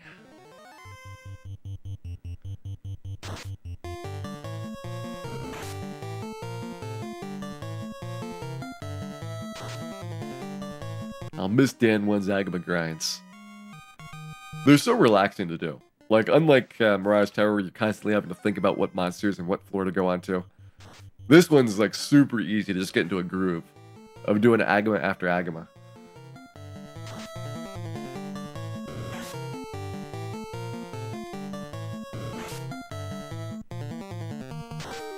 There's number 4.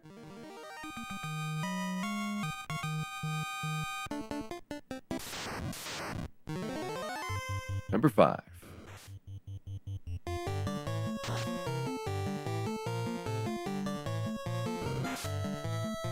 Oh, and I want to check to see if anybody in Mirage Tower runs away. I was routing it where I was trying to grab some Tyros on the side, and Tyros and Wyverns are now scared of Dan. Dan 1, that is. I guess there's Wyvern Worm upstairs, so I would lose the Wyvern Worm fight if I wanted to have Dan 1 at the front. That's probably okay for the climb up Mirage Tower. But once we get to doing our real grind, I might have to put Dan 1 back in slot 2 again. That is the problem with being so scary and imposing, is that then the monsters don't want to fight you. Leaving only 1 experience as a token reward. Okay, Wiz Ogres.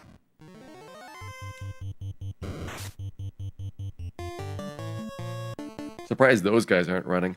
I think the Wiz Ogres run faster than the Grogers do. Like, the Grogers for some reason have really good morale. Probably so in early game, you didn't get a bunch of monsters running away. There we go. And Crescent Lake for our heal potion restocking, which I think I'll use like 35 or 40 heal potions there. Dan 1 is pretty efficient at this point for his Agama fighting. He's had a lot of practice.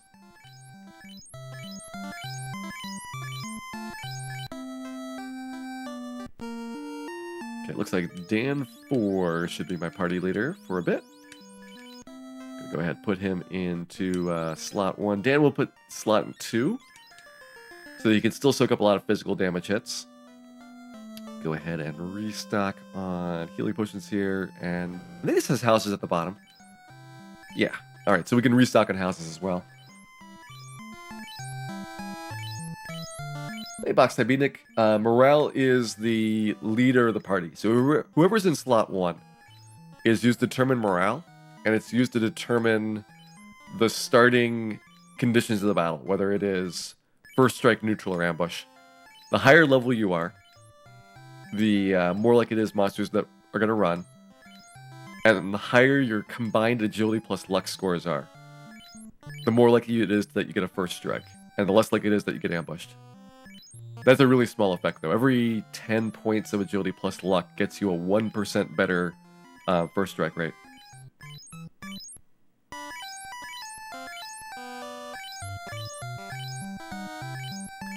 Why houses? Just because it's really fast to heal with. I have no source of healing, and that means to recover, I want to just go outside, spam house twice, which gets me 240 hit points to the entire party. I have to spam cabin 4 times or tent 8 times, and that means I spend more time buying those items. When gold is worthless, you might as well go with the deluxe luxury recovery item.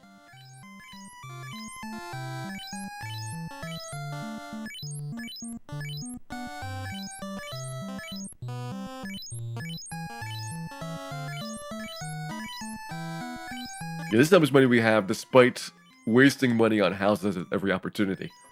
And we have not picked up anything in the game, really.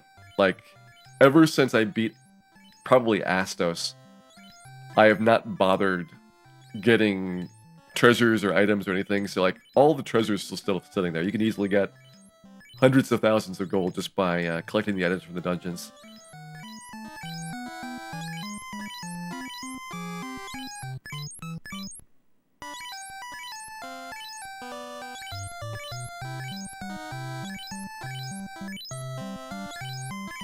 Get 10 more houses after this.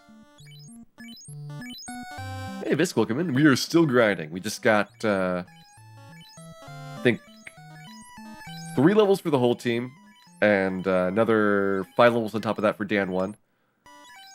So we're in position to do our final grind to get to 50, 30, 30, 30 for the end game. I need to go pick up the items from Sky Castle and then do that little bit of grinding to get my first try at Temple of Fiends in.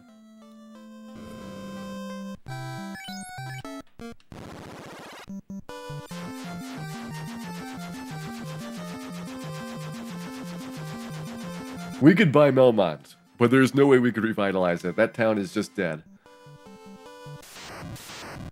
It is dead and forgotten.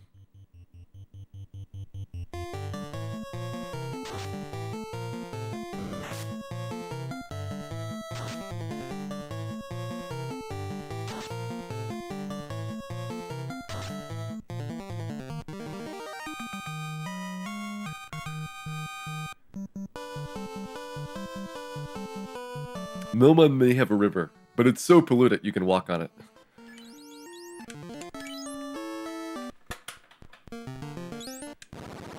Alright, here we go. Into Brass Tower. Let's go and get our grind started.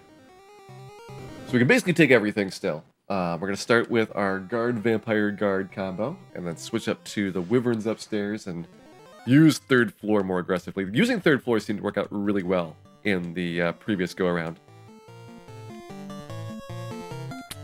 You got mate staff. Close to getting my items correct. Every time they switch the Dans around on me, it takes me a while to get my bearings about who's got what item.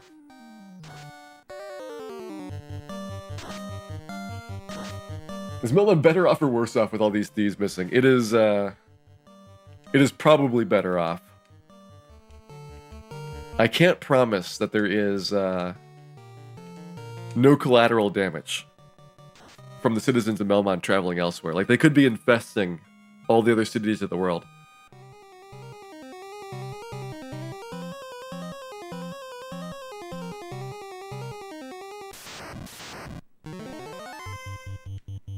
Okay, then you get Light Axe, Thor, and Mage.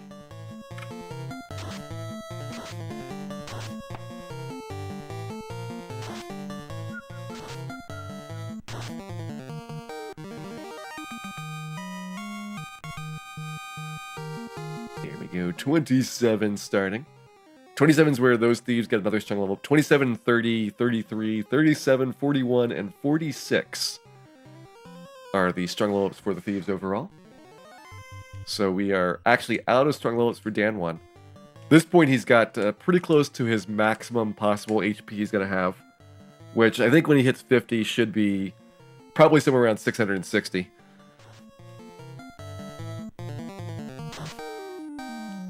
A far cry from Knights that can usually get near 999 and Black Belts, which I think are guaranteed 999 at like level 45. Even Red Mages are better than the Thieves, I think, for HP growth. It's a sad class.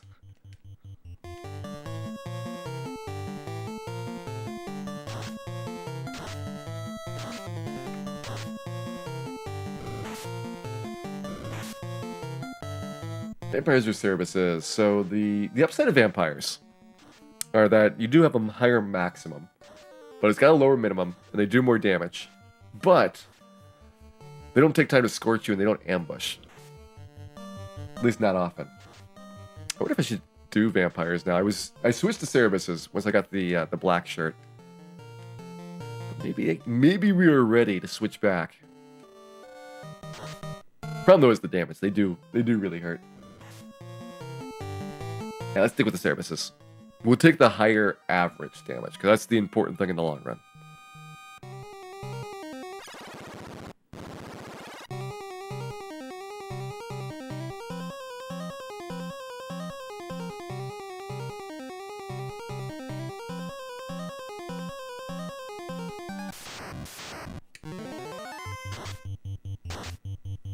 Hey, Various, welcome in. You're in time for what may be our final bit of grinding. We still need to go through Sky Castle, get the items there. But, I've done my last planned bit of Gurgur Volcano. And we have, Dan 1 in position to hit level 50, when the rest of the team hits level 30. He might be a little bit behind, but that's okay, because I want them to not waste any experience.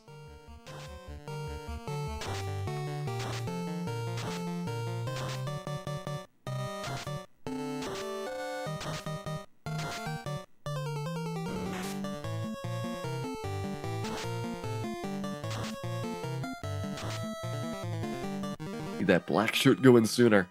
There is no impact on level or stats for your turn order. Turn order is totally random, regardless of your class or any kind of property about you. And the monsters actually have a slight bias to go earlier than your team does. Because what happens is it puts all of the characters in order. So there's 9 monster slots. Even if there's not 9 monsters, it'll put numbers 1 through 9 in a list. Then it'll put your 4 characters in a list. So there's 13 entries in total. Shuffle those around a little bit. Not enough to make it random, but just a little bit. And that's the resulting order. And if somebody's turn comes up and they don't exist, then it just skips them. Same thing if you are, ambushed, then it'll skip your turn when it comes up. So because the monsters start earlier in the list than your team, the monsters are more likely to be at the top of the list after shuffling as well. And it also slightly biases what order your team is in. Because slots 3 and 4 will be less likely to go early on compared to slots 1 and 2. Alright, there we go. Everybody is 27 plus. One of them should be 47 here pretty soon. I should have gotten Wyvern Worm there. That's on me for not going upstairs. Go upstairs, get Wyvern Worm. Better fight than the Catman. Just don't have to deal with the poisons.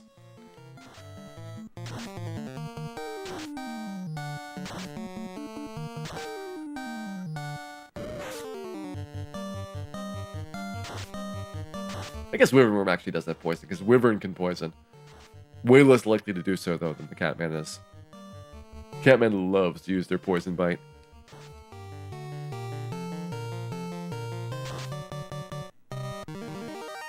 Are there Dan Men? Or, yeah, I guess it would be Dan Men. Cat Dans? Whatever it is. They will not be making an appearance in Mirage Tower today. If only they were man cats. We could reasonably deal with man cats now, but they're not worth it.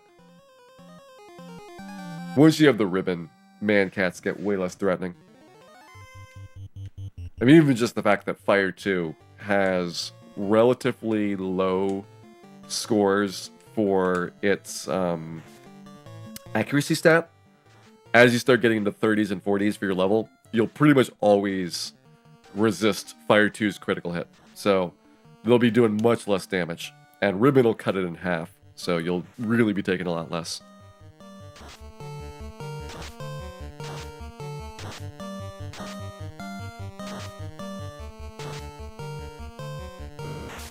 So used to randomized. If we were doing randomized, you could do 4 Thieves in like 2 hours pretty easily. Just having the accelerated experience growth would be off the charts faster. Like, what makes it very tedious early on is that you get so little experience per battle, but you can't fight anything tough. Either you are locked out of the tough fights, or just there is no way that you could win them.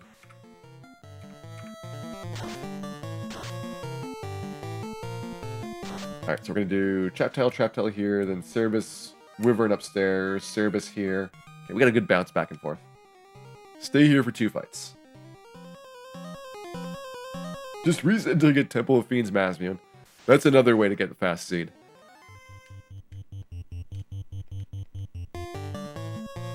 Temple of Fiends Masmune would be pretty overpowered, though.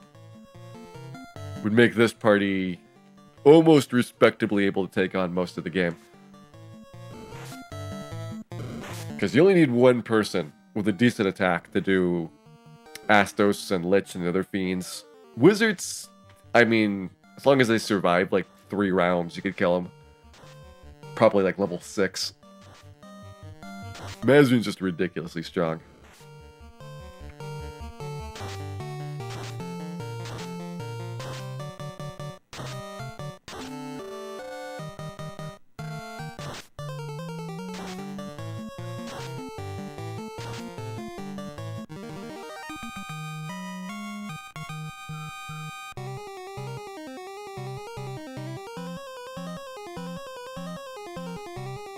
Hello, fellow robot. We are robot thieves. We have been programmed to suck.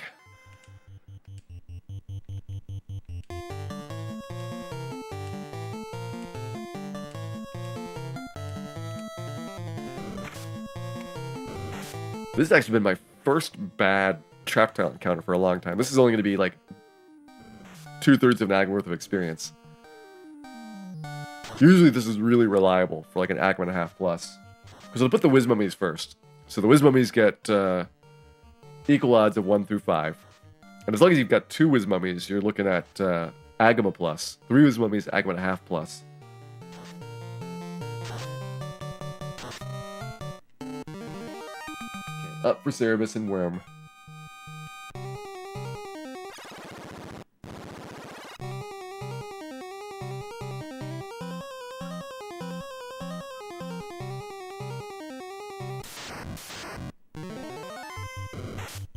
And after this, down for Cerebus and Trap Tile.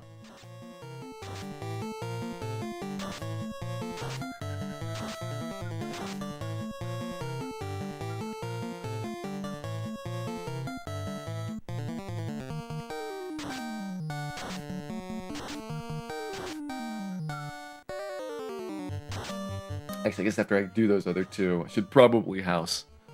That'd be a good time to do it. Maybe we go and grab the Sky Castle items at that point. Just for some variety.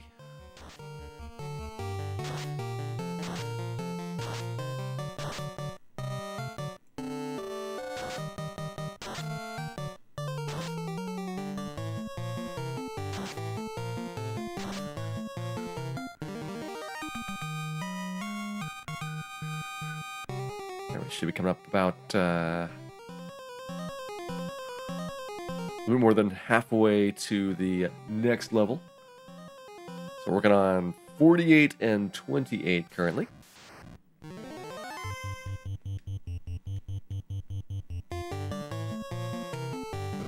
Even though there's a big gap between those 2 numbers, roughly the same amount of experience per level up. So all 4 of the Dans should stay in sync here unless somebody dies for some reason. Then we get to see if we can grind on Warmex. We're not going to grind on Warmex. That would go horribly.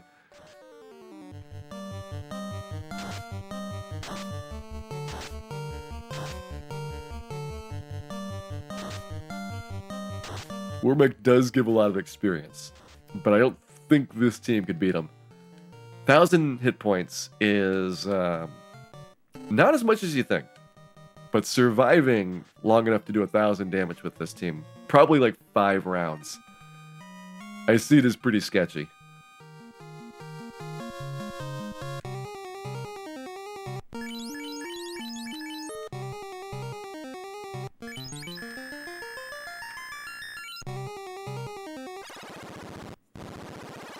Alright, back down around, grab Cerebus and Trap Tile.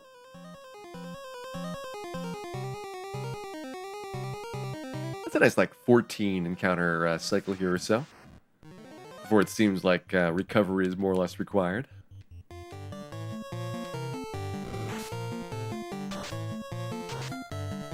Maybe we can even take some Nightmare Batman fights. Though I think we'll be pretty low on HP, especially Dan 3 there. Dan 3 doesn't have a ribbon, and that means all of these Scorches are doing, on average, almost double to him. Which is a small effect, but does add up when you fight a lot of Cerebuses. I guess Cerebi. Whatever the plural is, of like 1,000 Cerebuses. We got that.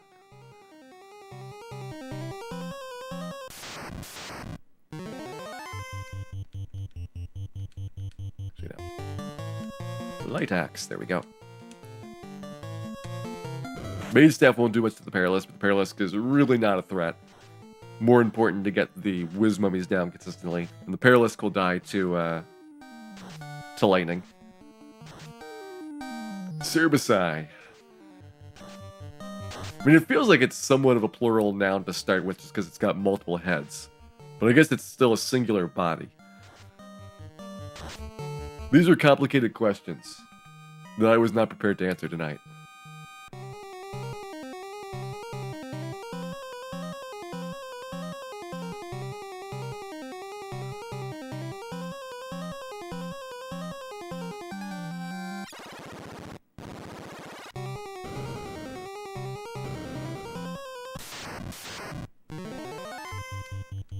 I think I still want to zap, even though the Batman probably doesn't die to this. Just white shirts. So they'll definitely not die to that.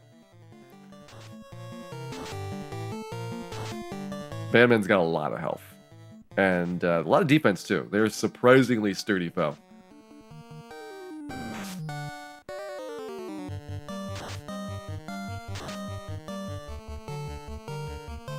There we go. That'll definitely help Dan 3. You are a helper. Let no one tell you otherwise.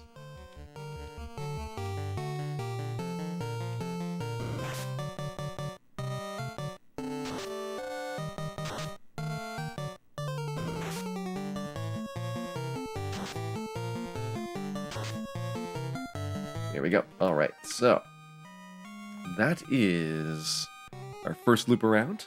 Let's go ahead and set up for our climb up Sky Castle to grab the items. So I want to have Dan 1 in the front. Means he needs Opal back.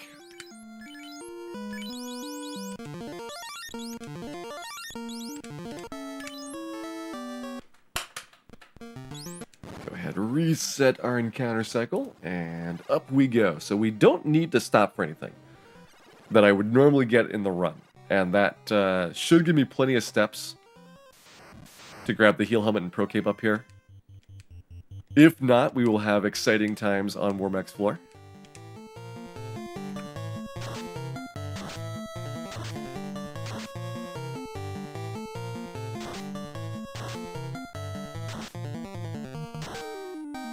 And pro cape will be nice. It's a little bit extra defense for one of the Dans. Whoever doesn't have an attack item can benefit from that. And we're leaving the heal helmet in Mirage Tower behind so that it's easily accessible whenever I want to go and fight Chaos. Nice. This is a really good set of guards with vampires here to start off. Hopefully we get to keep the experience.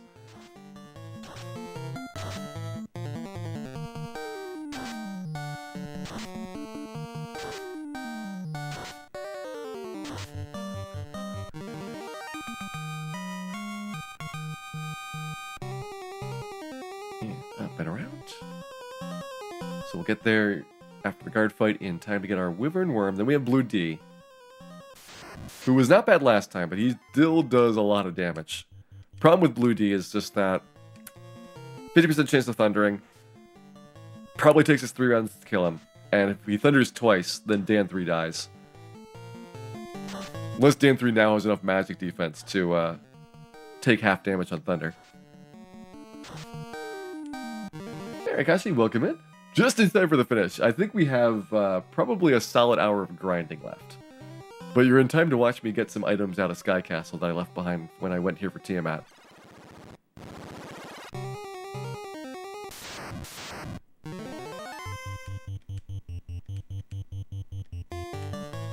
We need about 2.5 more levels to reach my first set of targets. This is my optimistic levels for Chaos. We'll see how it goes. Probably like a 30 to 40 minute Temple of Fiends to give it a try. Well, I mean, if we die earlier, it'll be shorter. But 30 to 40 minutes if it goes well. And if it doesn't go well, then we will we'll have to do more leveling. Okay, looks like with Dan 1 in the lead, these monsters are a little bit afraid of us. So Wyvern and Worm, not a good fight with him.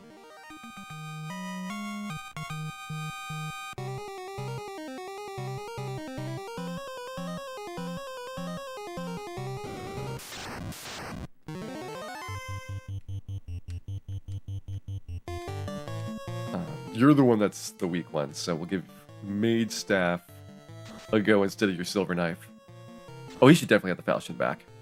I think we're well past the point where that is a 2 versus 3 hit debate. And when you need to hit harder than that, you've got 4 attacks. Use them. Use them wisely. No, we got double thundered. All right, Dan 3, can you survive this? Barely. Barely hanging on.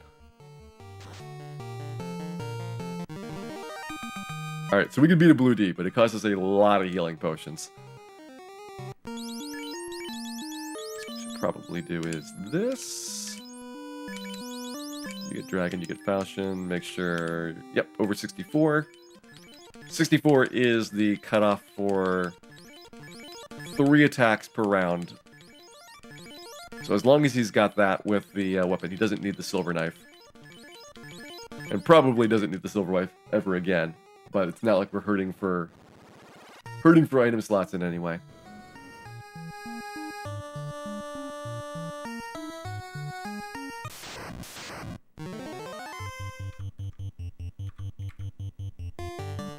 Oh. 2, 3. Gurnaga air fight. We're missing out on our pal the Eye upstairs, who would be really good experience here. Although Gurnaga is pretty good.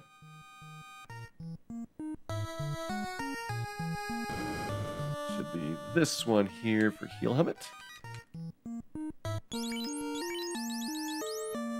Alright, Heal Helmet on Dan 2. I think it's a reasonable spot for it. And give Dan 3 the Pro Cape. Or do I give a good Dan the Pro Cape and Dan 3 the Heal Helmet? Problem is he's got the white shirt already. Let's leave it like this. We'll give him the Pro Cape.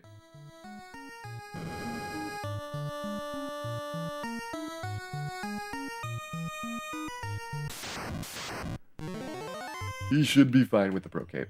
Alright, so... here's the Gurnaga fight. We got Gurbadusa next, although we might be off the floor by then. I don't think we're going to deal with rock galls particularly well. So Gurbadusa would actually be preferable here.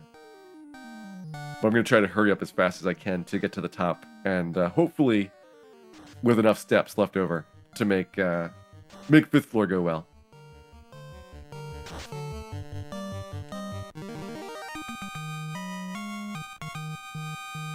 There we go, 2 Agamas from that.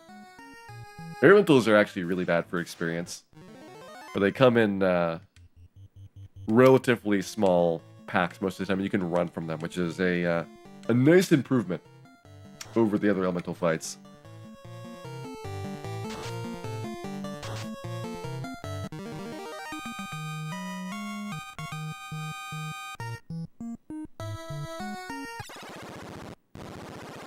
Okay, this floor we don't need to do anything on except for run from the evil man. Quad Arhydra. How bad is it to take a cremate? Probably not too bad. Ooh, strike first. We will not be taking any cremates. We will be giving these guys the works. Then up a single Chimera, which actually kind of low on experience. Then double Arhydra, double Quad Arhydra. Guard Center. At that point, it is safe to go upstairs. So I'm going to be on this floor for a little while. Or I could go... I guess technically I could go back downstairs and get some fights I can skip. Although I do want to take Guard Sentry on this floor. Reginald Hydra, I believe that is. Is it Reginald Hydra or Reginald Sahag? I keep getting these guys confused. Reginald Goyle, there we go. Thank you. I feel terrible, but I am bad with names.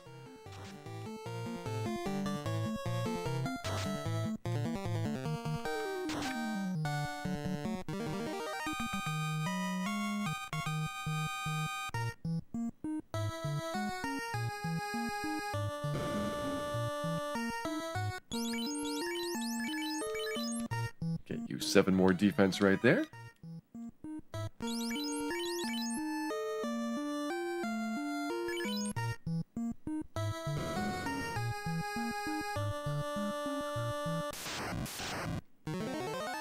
Another first strike. Alright, I'll continue taking this.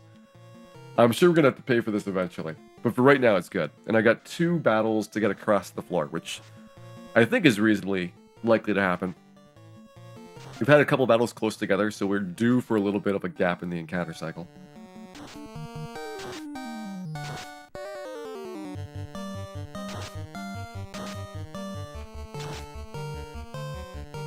Missed a Hydra. That'll take care of it. Alright, so... Fire Hydrant's next, and then Guard Sentry is the one that is the last one on this floor I want to take before going upstairs. Let's look at the window. Beautiful. That's the only clue you have to go to Temple of Fiends after you do this trip. Total coincidence we got attacked afterwards.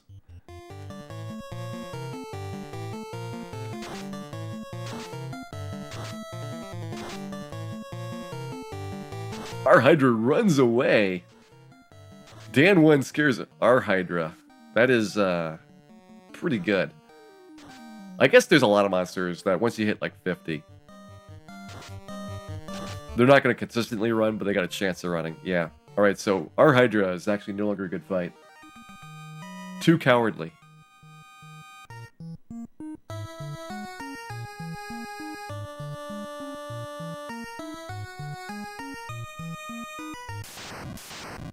Alright, that works for the spot.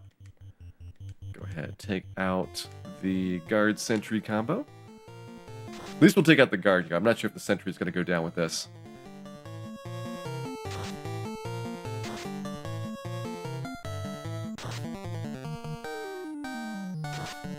Alright, 26. We can probably beat that with our physical attack.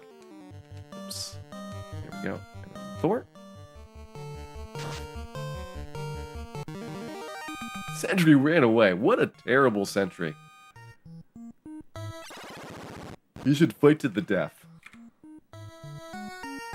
He was also most of the experience in that fight, so I'm kind of miffed about that.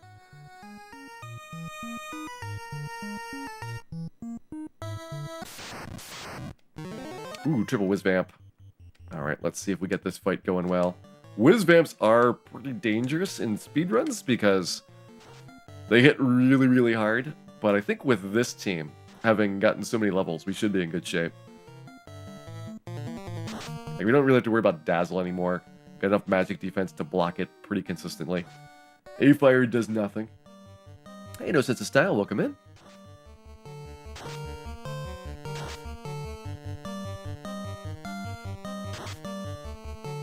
That's that beautiful red cape that Garland sometimes sports. And then we didn't kill the very last whiz vamp here. Actually giving him a turn.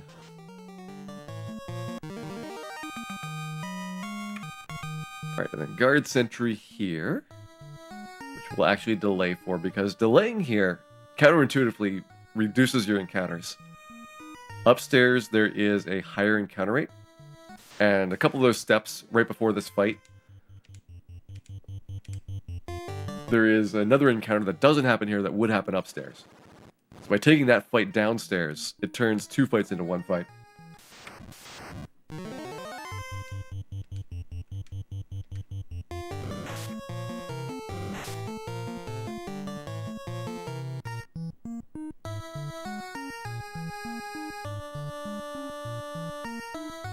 Nice, Jamilus. I hope you enjoy the class. Sounds like a fun one. Let's see if I can kill a nacho. Poisonous nachos are not the most appetizing fare. It's only like 3/4 of an agma here. But if we can one-round it, then a quick bit of XP. We cannot one-round it. We're almost level 50, and we cannot one-round a nacho.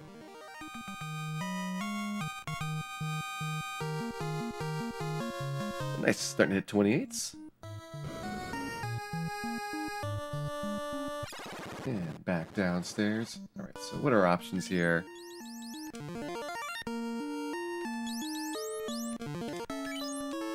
We got all the gear we want. At least for right now. We're gonna pick up another heal helmet, and I have to throw away the Zeus Gauntlet to make that work, which is why I haven't done it quite yet. Weapon-wise, nothing left to do until we get to Mazmune. So I think we just go ahead and grab some experience here, which means put Dan 1 back down a little bit so that he doesn't scare the monsters away. And back at it. So second floor, Cerebus looks like a juicy target.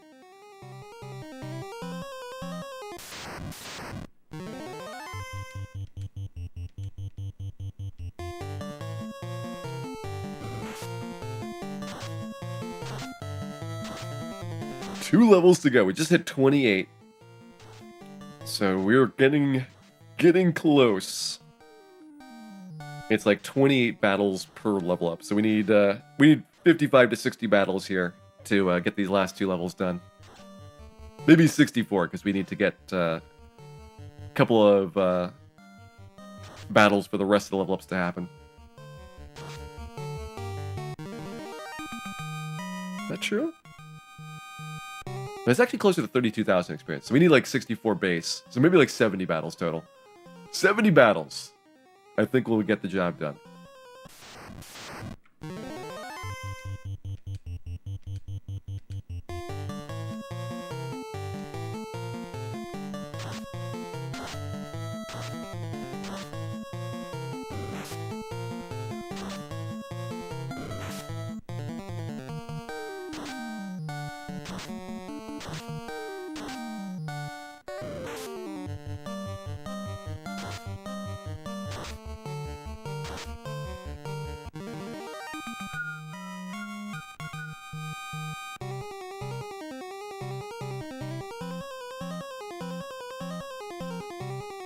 Loop over and around. So we want to take this next battle here. That is the trap tile fight. So we do Wyvern and Worm upstairs. Nope, not heal staff. Light axe, mage staff, and Thor hammer. And upstairs we do Wyvern and Worm, trap tile, vampire, trap tile, Wyvern and Worm. So probably good to stay upstairs for a little while. Come back down once we start feeling like we are beginning to run low on hit points.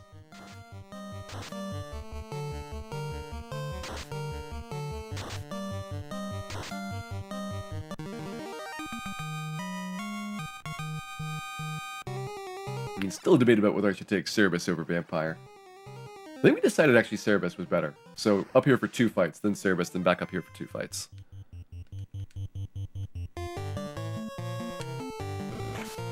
Would not want to have suboptimal Mirage Towering.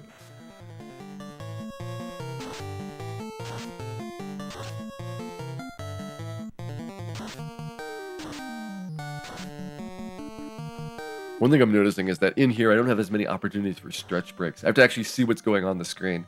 When I stand up, it's hard to get a good angle to see the bottom status display on my TV.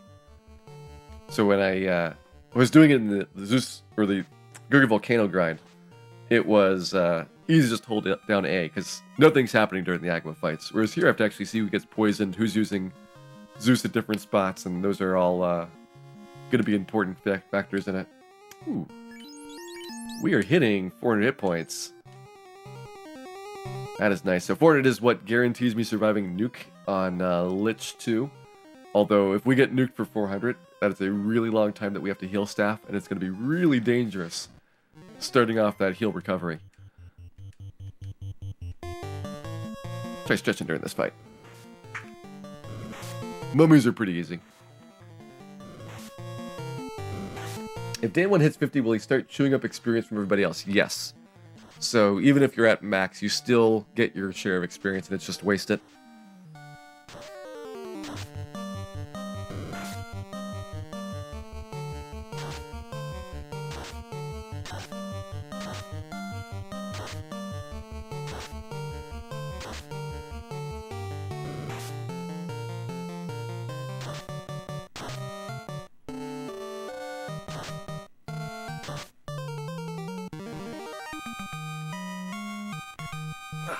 Alright, nice little stretch there.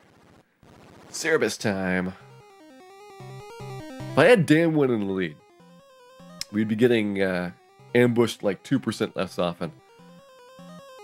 Make just that little bit of difference on how quick these fights go. Because by default, it's like a 50% ambush rate on these things. They're not at the top tier. You know, there is the 90% ambush Shadows, the 90% ambush Mage, the 75% ambush Warmech. But these guys are up there. They're in that same boat as a lot of the Marsh Cave Poisonous monsters, which are in that 40 to 50% range.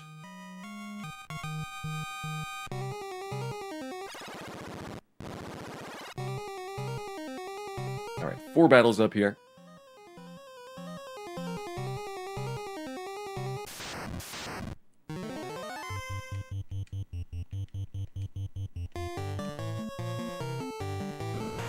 This is faster than eye grind. The problem with the eye grind is that you're gonna have the off-tile encounters to worry about. So even at this level, sorcerers are a problem.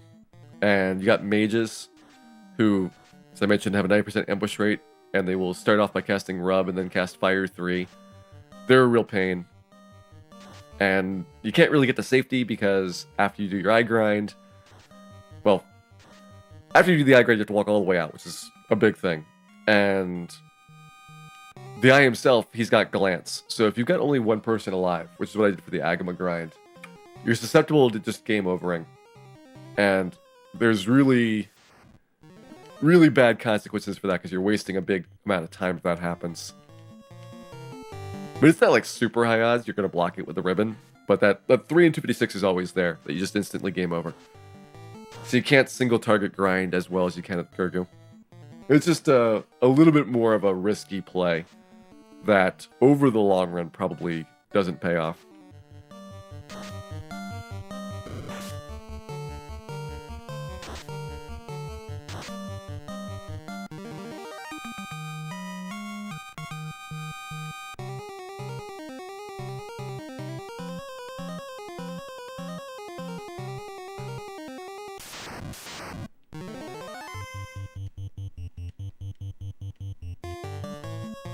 Next up, Trap Tile, and then downstairs for a service, back upstairs for 2 Cerebi, and then another Trap Tile fight after that.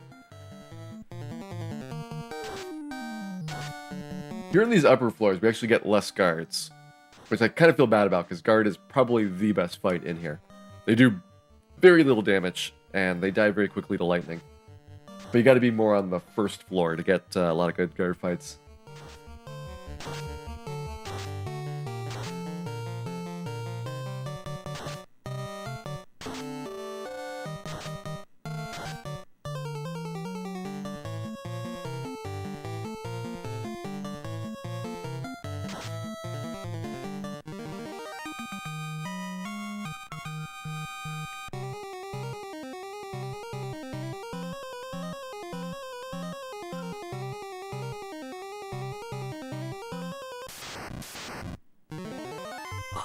I think the Jerkbirds are decent enough for experience that we can still get an Agam out of this. Oh, they run to like level 28 characters. Alright, so Perilous are particularly cowardly. Gotta kill them really fast or else you're gonna lose them.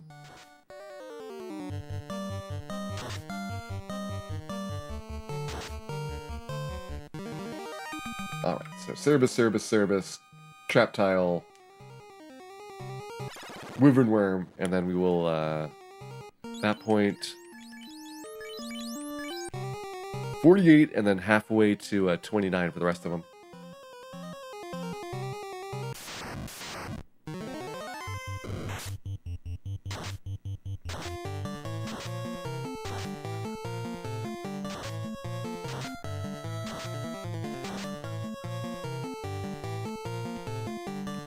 I'm almost tempted to do a celebratory Agma grind for that last level, just with all 4 characters.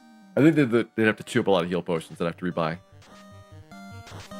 A very nice thing about this is that you don't worry about healing at all, really.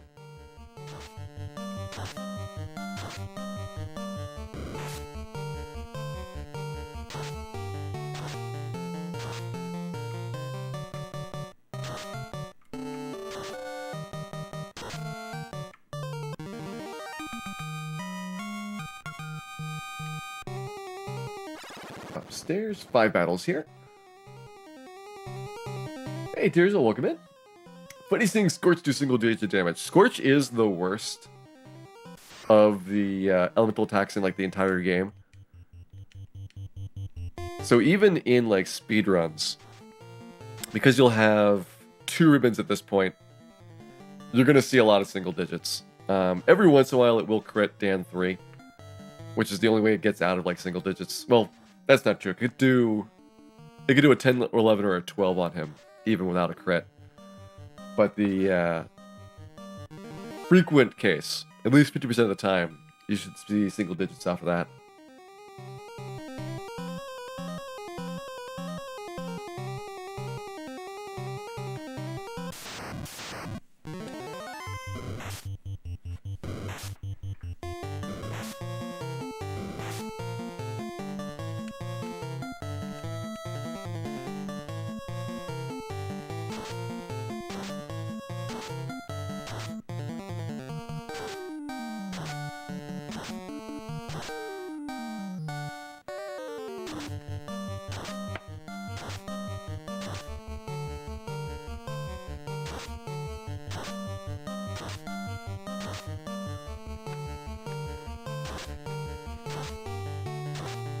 And I believe Dan won.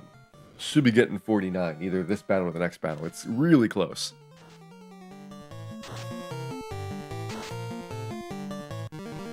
We're at 48. Whatever his next level up is.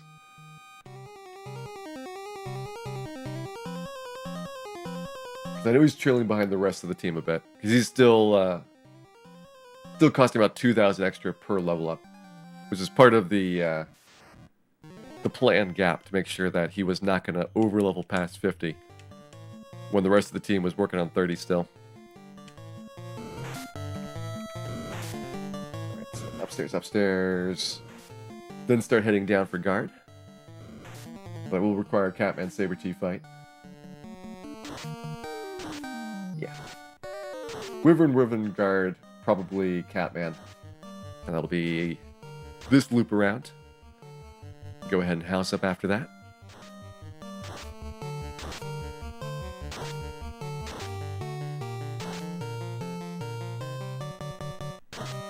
If you class change at 50, you lose out at Black Magic. If you class change at 49, you lose out. Because you can only get spell charges on odd numbered levels. So, 48 is the last level you can class change and get a single charge. 42 if you want to class change and get all 4 charges.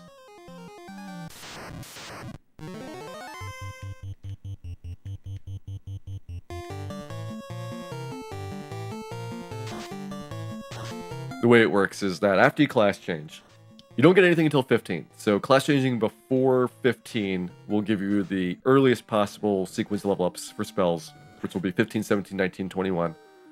And if you class change after 14, then whatever your first odd level up is where the spell charges begin. Ninjas only get 4 charges, that's correct. Both ninjas and knights get 4 charges. The difference is knights can only learn up to 3rd tier magic, whereas ninjas can learn up to 4th tier magic, which gets them the fast spell. 48, so Dan 1 is 48. He is 2 levels away from max. The rest of the team is already a little bit into working on 29.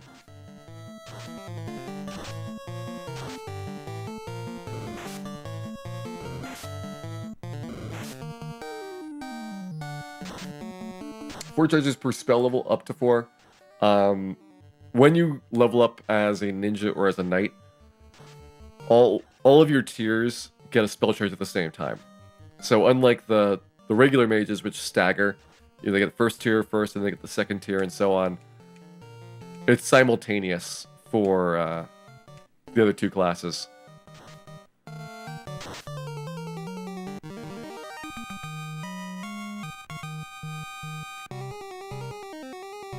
And all of this is because of Dungeons & Dragons. Every bit of that system is exactly the same as Dungeons & Dragons was. Although they have got different levels for when you get the spell charges, it uses basically the same system for getting new spell tiers for the first time, and then backfilling old tiers as you get bonus spell levels. It all is very, very similar. Hey, Joseph. You didn't miss the 4th Thief run. It is still ongoing. Hey, MTI, we are grinding. That is correct. We are at 48 for Dan 1 and 28 for the other Dans. 50 is the level cap, and the other Dans are going to try to get 30. And I hope that is going to be enough for Temple of Fiends. If not, 33 is the next level that I try it at. So it'll be the 3 Dans grinding up for 3 levels, which will take a little bit of time. And then we'll try again.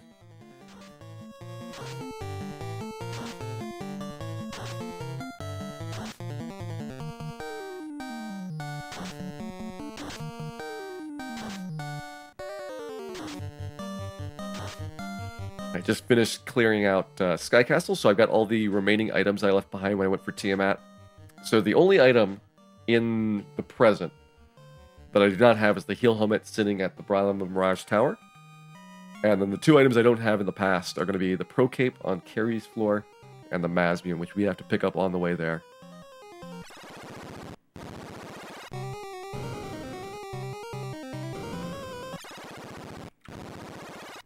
Did you miss a Warmech? No, there were no Warmechs appearing in this run. Warmech does not bother getting out of bed for Thieves.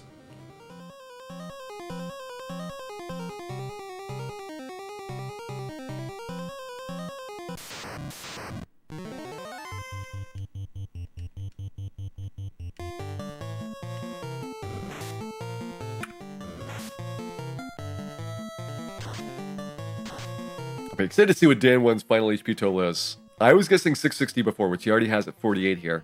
He might get as high as 675.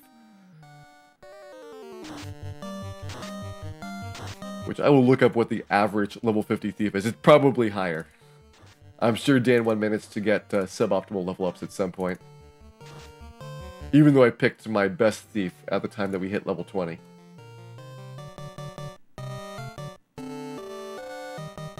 Alright, an average level 50 thief.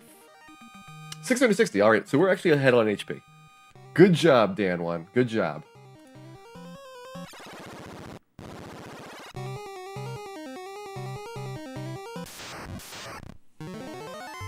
The plan, Joel, is to be 50, 30, 30, 30.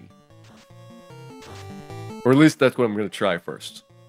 And if that doesn't work, then 33 is the next one to try at, because the levels where the thieves get a large HP increase after 30 are going to be 33, 37, 41, and 46.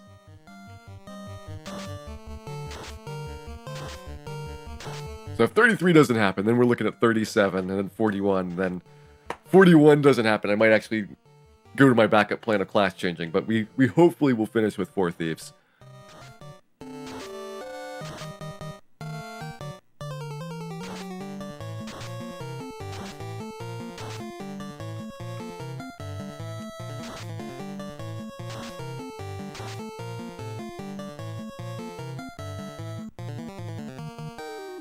If we can get all the way to the 3rd floor, we get a Wyvern fight, which I don't think is going to happen. So we're going to get Catman and Saber T.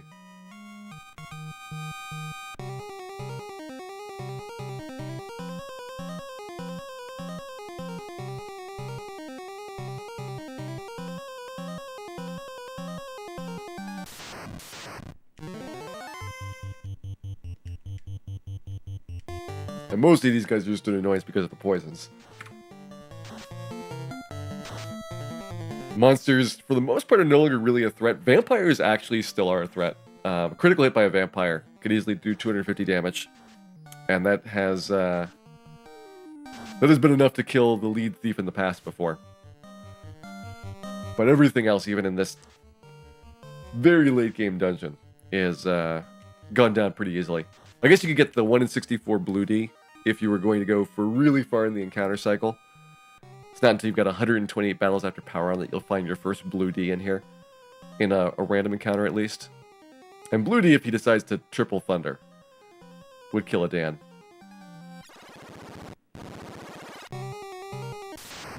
What are the other Dans going to do? Basically, I've got 2 options. One is to just swing for it and hope we can outspeed Cure 4. That might actually be my best strategy, to be honest. And the other 3 Dans are going to just heal every round. So we get 2 heal helmets and 1 heal staff. So roughly, let's call it 50 recovery per turn. And that is not enough to outspeed Chaos. He's eventually going to just wear us down. The other option is to start off defensively until Cure 4 happens. And have lead Dan Ruse, and the other Dans get white shirts, and the other 2 Dans get heal staffs. So we only get like 30 recovery per round, but we get a lot of defense so we can dodge his physical attacks. I'm not seeing that being particularly good just because it's going to take a really long time to blunt his physical. And most of the cases where he causes trouble, it's going to be the spells and skills anyway.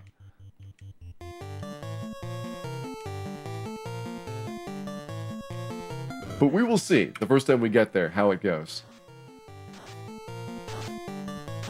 Hopefully it goes well. Is a solo thief possible? Yes. People have beaten the game with a solo character of every class unclass changed. Now, I will say to do that, you need to optimize the level ups. So I have not been picky about what my stat growth was like on level ups. To do a solo character challenge with a thief, you have to be picky. Every level up pretty much has to be perfect for the first 45 or so. Otherwise, you're not going to have enough strength, enough HP to finish the game. Like, we're going to have, what was it, 675 HP for Dan 1. You need to make sure it's 999 in the optimal case. Probably it's going to be more like 900 because you're not going to, even with perfect level ups, get all of the HP growth that you need. But you're going to be much closer to 999 than I got. And you're going to make sure that you had 50 strength instead of, probably I got like 30 strength ups. Hey, Insane Dragonite, welcome in. Hope you're having a good evening here. We are working on grinding our thieves up. There is probably about a level and a half to go before we can try Temple of Fiends. We're getting close.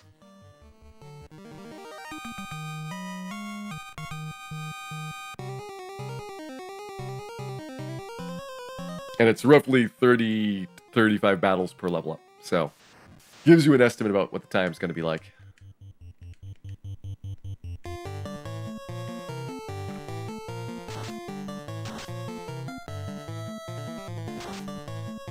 Solo Black Mage harder than solo White Mage. I could see that. White Mage is actually pretty strong in the late game thanks to all the healing. And especially if you grab the Mazmune and then exit out, you can do the Fiend refights much more efficiently. And that way you've got more resources for Chaos at the end. Nah, we got some bad guards there. Both guard fights there were minimum guards. Missing out on potentially multiple Agma's worth of experience.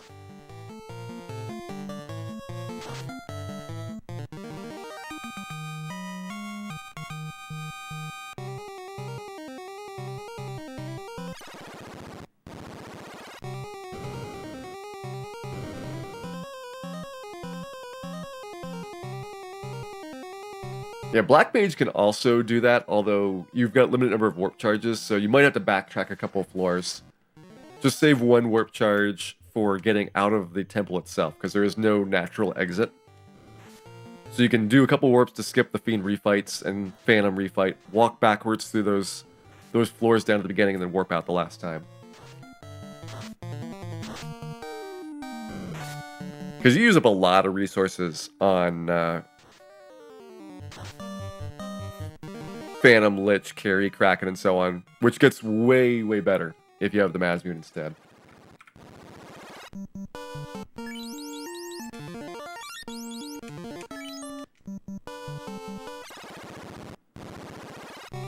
How does exit even work when it's supposed to be time travel? Why can't you just untime travel?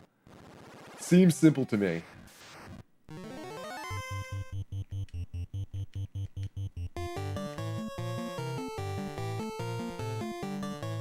I mean, if a Dan can figure out how to time travel, pretty much anybody can do it.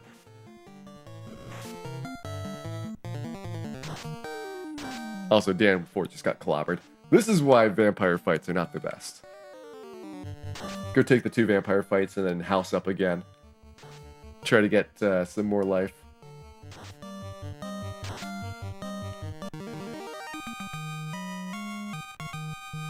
I've been mostly skipping the vampires in favor of services. Or in favor of, I think trap tile fights are also vampires upstairs. You know what? You should light axe. There we go.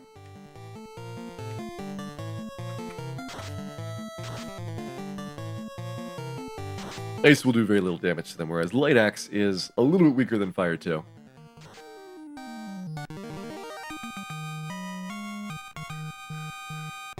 Where are our levels looking like? You guys... Oh, you're very close to level up. And you've got 51,000 more for getting to 50.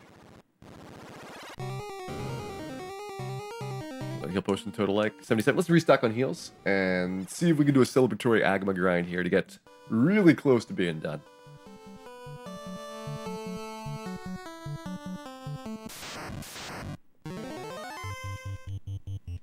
this might go badly for Dan 4. Just saying he may not survive the process here. Oh, especially if we don't get any critical hits on the Rankalos.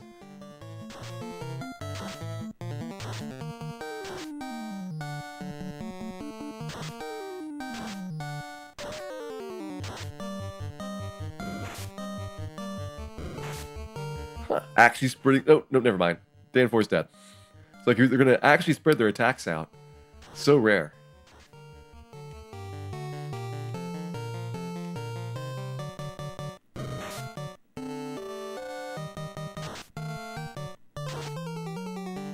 That'll slightly mess up my experience growth, because Dan 4, I think, was the furthest behind. And now he's 2,000 more behind. Dan 3 getting his level up already.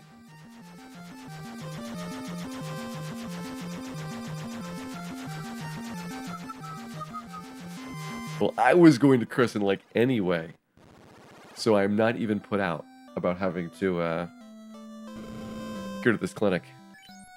Kind of put out.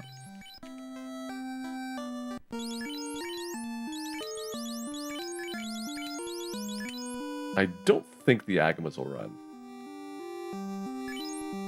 They probably won't run. We'll leave Dan 1 in second spot just in case. No, he was fine, because it was, I mean, he was grinding on Agamas before and they weren't running. We're at the point where monsters are afraid of us, even fairly high-level ones that you wouldn't expect to fail morale checks. So we've been losing things like Tyros and Wyverns for a while now, and once we get 50, I'm worried about a couple of the monsters that we are currently grinding on might go away.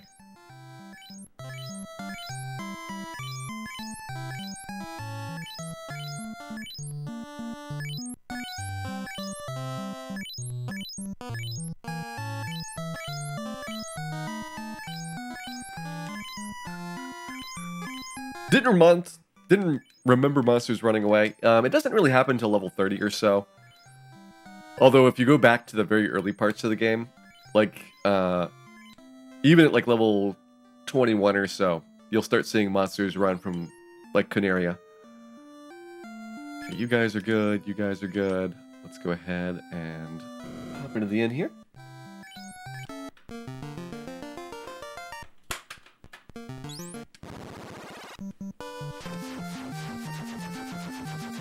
Oh, I should just burn this encounter first, and then go over to Gurgu.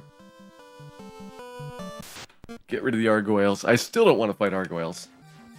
Does not matter what our levels are.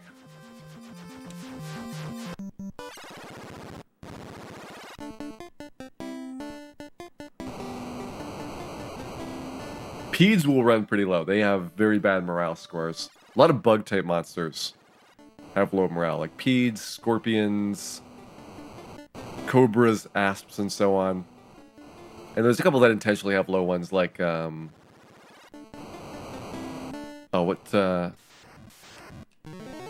think like Mad Pony's got like a low one. I guess Mad Pony is like an animal class monster. Maybe they consider that similar enough.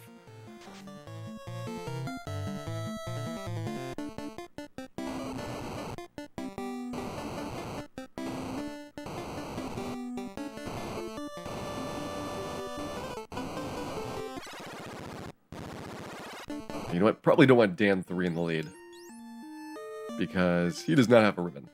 So let's put Dan 2. You are the champion of Dans now.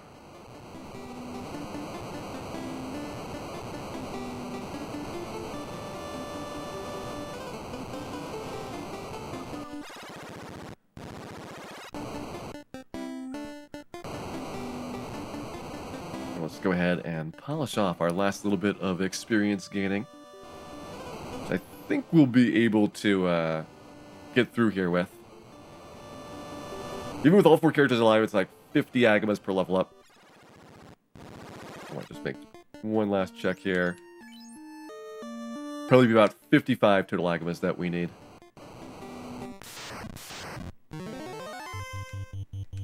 $55 Agamas doesn't sound too bad. Especially because we can get a couple of people with double experience. Goes really fast at that point.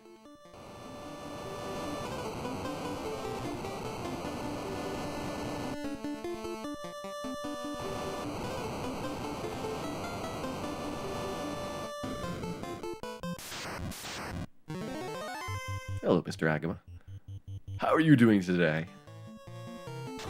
I hope you are ready to Dan. You're ready to Dan. In this situation, we actually don't want heat happening. So physical attacks are good, 75% chance of physicals, and probably lower than that because we'll have a lot of Agamas which are going to not get a chance to take a turn.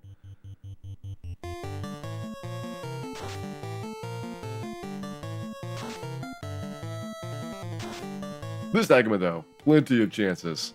We were wide open for that.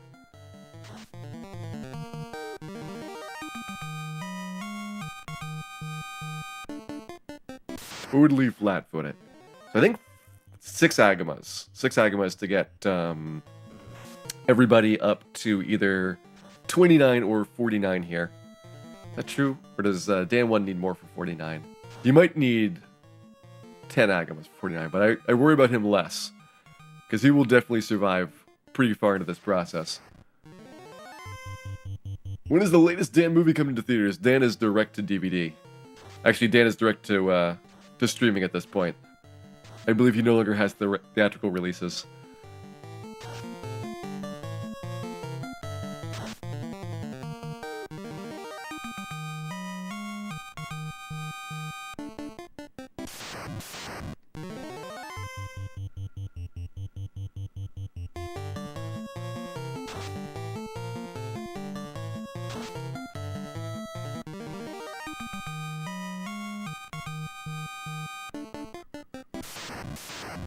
If I really want to go crazy, probably level 39 on the other Dans for their 4th attack would help out with the Fiend fights. I hope that's not required, though. Kind of think about my strategies here. So Phantom, we've got 2 light axes, a mage staff, and then Dan 1 attacking. So we should take him down in like 2 rounds. Lich 2 also has 2 light axes. The mage staff is no longer super useful because he doesn't have a weakness to fire. But he only has 500 hit points, so he might be like 4 rounds. That's ideally fast enough that we don't get double nuked. Double nuke would be a fatal one on that. Carrie, we want to kind of dig in defensively with White Shirt and Ruse. Unfortunately, she's got fire through. It's going to hurt a lot. So we're going to have to probably buff up for our defense and then work on healing during that fight to avoid dying, but then slowly just whittle her down. Kraken's the same way, except he's going to be even harder to whittle down. There's a lot of HP to get through and a lot of defense. Team at 2 we have the Masbian for. So Team at 2 is the one that I'm actually both not worried about killing, but most worried about losing a Dan. Since she does so many elemental attacks that probably the person without the ribbon has no chance of survival. And then it's the Chaos, where we just got to get lucky for these levels. Ninja at level 50, I think, would be no sweat for Chaos, especially if you got a fast charge. Thief at level 50 is dicey. Hey, Evan, welcome in. Hope you're having a good evening here. We're working on polishing some Agamas. Totally not a euphemism.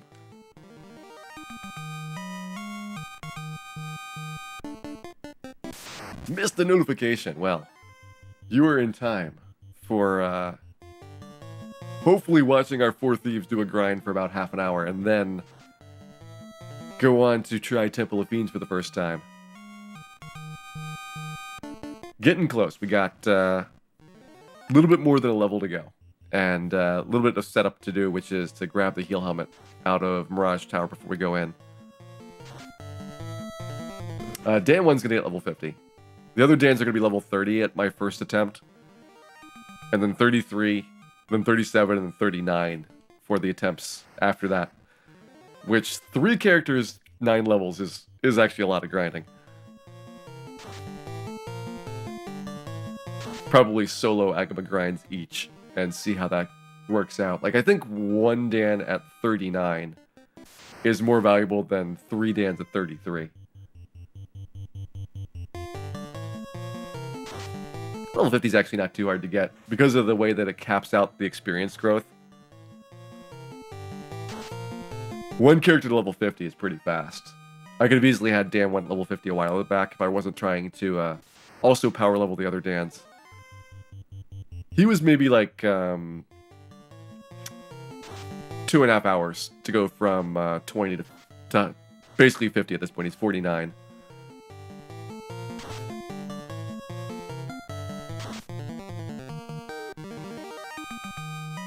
Alright, let's try to keep Dan 3 alive. How are we doing our levels? 26,000 still to go.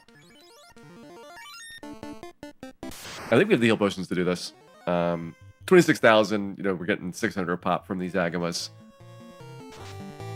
So we still have like 45 more Agamas left. And I think we can do that, because we're not going to get heated all that often. Even if we do, it's like maybe 2-3 heal potions per heat. Physical attack's like a half heal potion per Agama on average. We're going to get some 2s like that, we're going to get some critical hits, so they should balance out. That is a lot of Agamas. It is a lot of Agamas. 45 Agamas is like the normal number of Agamas for a speedrun. It's the entire grind. And this is like our 7th time in doing Agamas. We've probably killed more Agamas than the 80% run has total battles. It's an amazing Agama fact right there.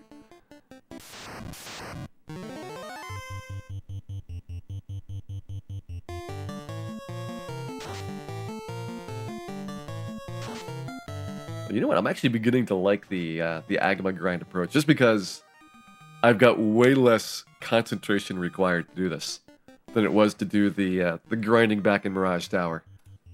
That one actually has a lot of decisions that go on in it. It's better to fight the eye, not really, because the off tile on the eye is a problem still, and even the eye itself, if you want a power level, you got a problem with glance. Whereas Agamas are really, really safe, and there's no off-tile fights because you have Agamas back-to-back. Also, getting in and out of Ice Cave is a lot slower than doing Gurgu. You can probably get here in a third the time as it does to do the Ice Cave trip without warp or exit. Ice Cave's a pretty slow journey through. If you had warp, then yeah, you can jump down to the eye really fast and probably get a good profit that way.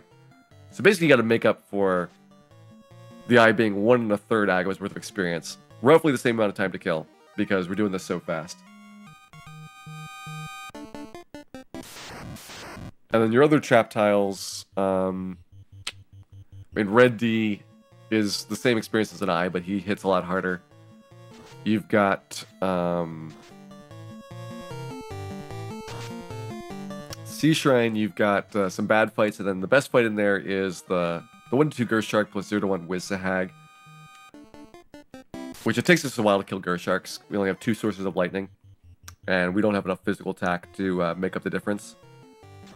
So it's like on average, another Agama and a half fight, but probably slower than this one. You could do Trap Tile and Waterfall. That'd be maybe the most interesting one. It's next to a doorway, so you don't have to worry about the off-tile encounter. I did that fight for the 4 White Mages. And that one has like 1.6 Agamas on average. But it is kind of slow. You have to do a lot of zapping, because you watch the animation hit 9 people. Sometimes you get ambushed and it's really, really slow. But I was doing that fight a bunch in Mirage Tower, and it wasn't exceptionally good. It's just, it's a decent fight. The pile of dead Agamas is now taller than Gurgu Volcano. That is an amazing Agama fact as well. Gurgu Volcano has always just been a pile of Agamas. Probably true.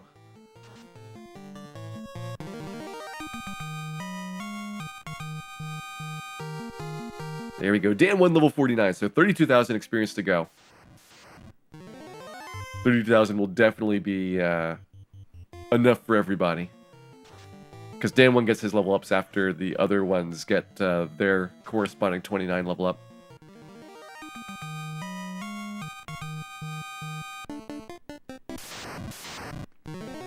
So we are looking at maybe 52 Agamas. 52 Agama pickup is the game that we're playing.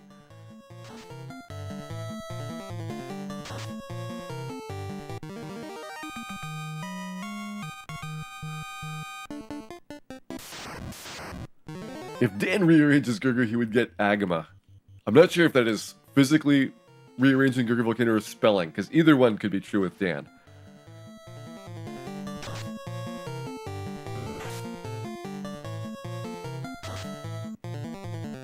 Goal is only for Dan 1 to be at 50, yes. Dan 1 is the only one that has to be 50. I'm actually going to try putting Dan 1 in the lead. I don't know if Agamas are going to be running away from him. But if they don't, then that'll blunt most of the physical attacks.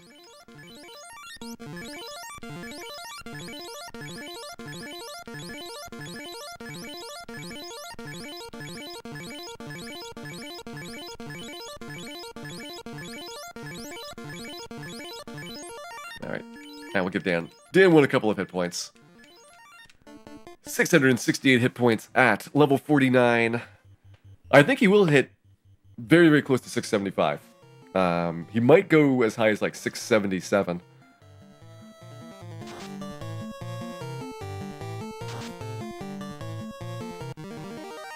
Best armor for endgame Thieves. You got 1 opal bracelet. The other ones are going to be using gold bracelets. Pro rings for everybody. 2 pro capes. 3 ribbons. And your other item slots are going to be heal helmets. Well, 2 heal helmets and then the white shirt, which is the one that fits into the missing ribbon slot.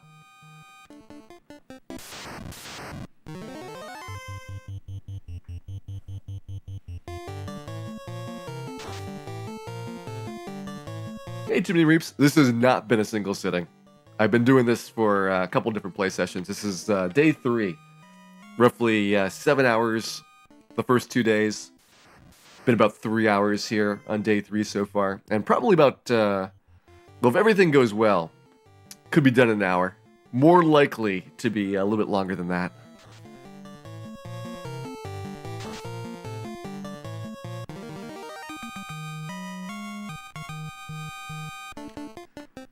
And for Inuki, your question, yes. Mazmoon Wheeler is going to be level 50. That's Dan 1. The other 3 Dans are going to try it at 30, and we'll see how that works out.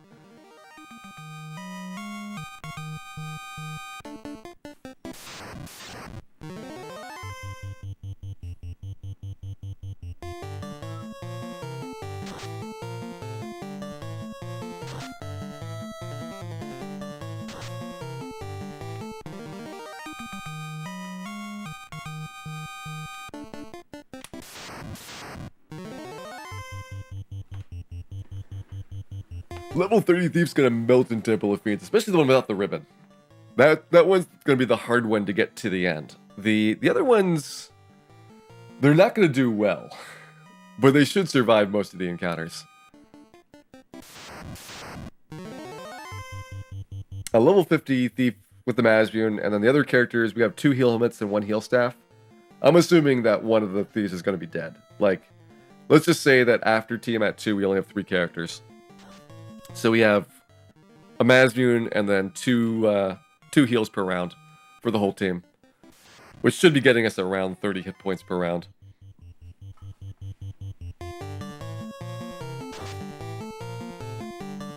Thank you. It is a party of Dans, also a party of Thieves. It's a party no matter how you slice it. Is it a Dans party? Brusquely thinking about the high-level puns here.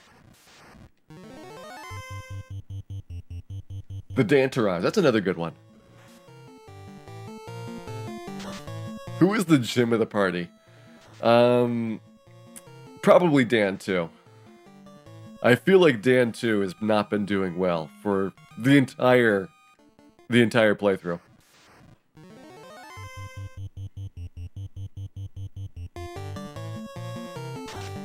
maybe Dan 3. We'll see which one gets the worst weapon at the start. Right now, Dan 3 is the worst. But he might be passing Dan 2. We'll play it by ear as we get through the last little bits.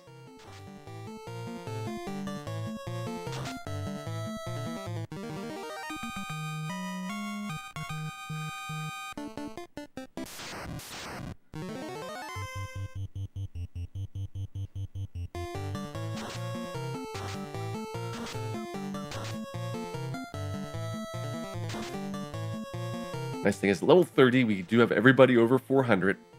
So, Lich's Nuke goes decently. And also, pretty good chance of one or multiple characters resisting. So they only take half damage from the nuke. So it's 100 to 200 if they take half damage. And that'll really help out for recovery afterwards.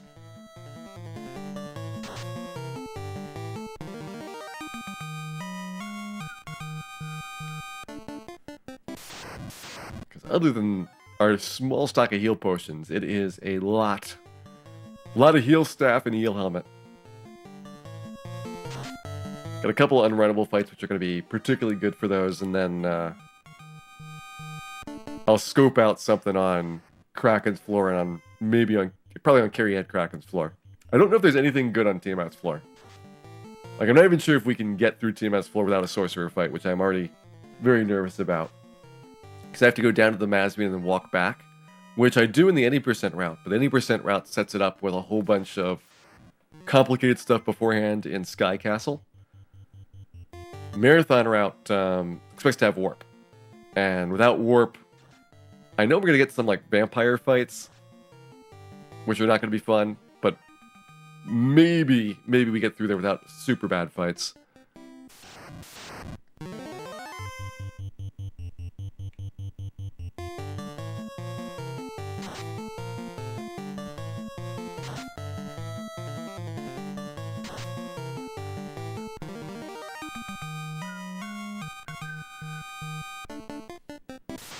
What weapons are the Dan's using? So we have right now Rune Sword, Coral Sword, Dragon Sword, and Falchion.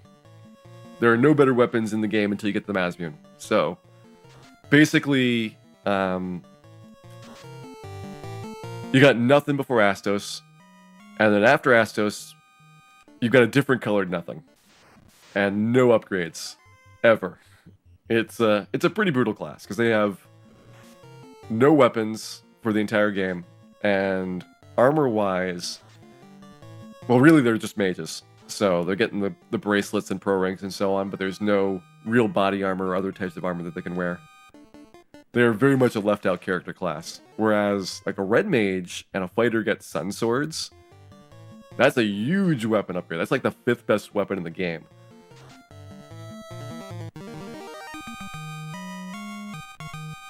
Fighter can use the Flame Mail, Ice Mail. There is level 30. You're starting to get the level ups. Flame Shield, Ice Shield. Black Belt just gets awesome. Doesn't even need gear. Level 50 Black Belt by himself would punch Chaos so hard that his head would spin around.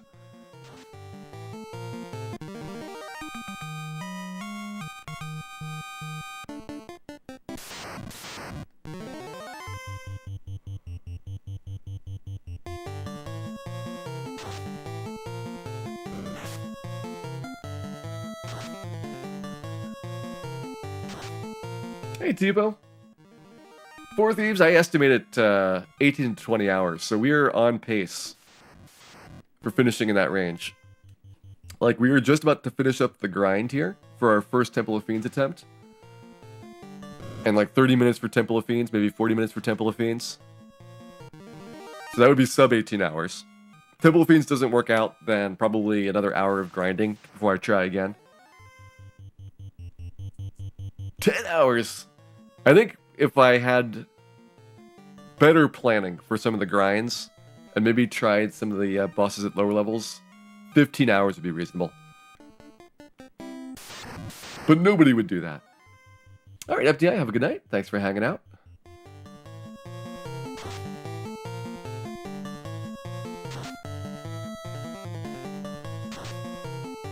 Monsters can punch for more than 999, yes.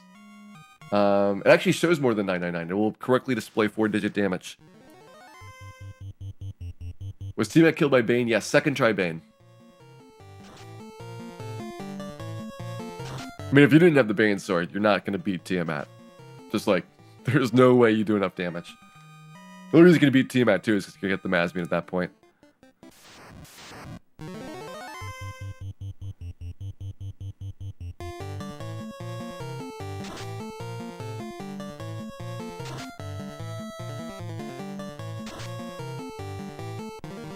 I almost feel like we could grind almost indefinitely on the Agamas here with this group.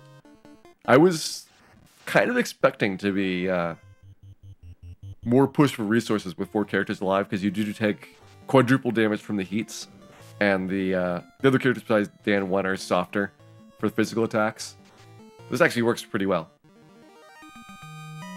Can party members do more than 999? Yeah, I believe so. It would have to be like a fasted black belt versus like an imp. Naturally, the only monster I think that goes over 999 is Tiamat 2 on criticals against like an unarmored low-level character, but he can do it.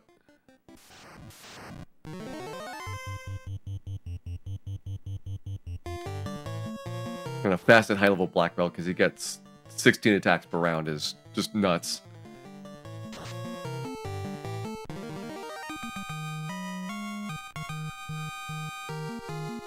Alright, there's Dan 4. Let's see Dan 1. That'll give me the Agama count remaining.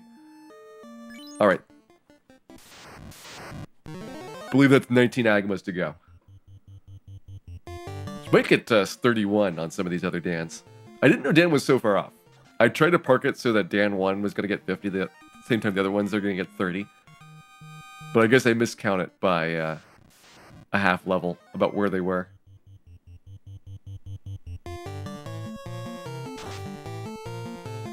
I said Kraken too.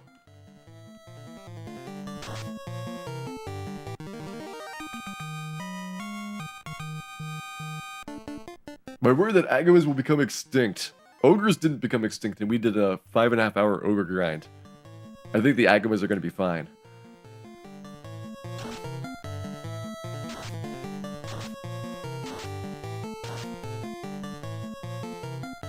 They were overpopulated anyway. We were freeing up the Agama housing situation by dropping them little tiny houses and then murdering thousands of them.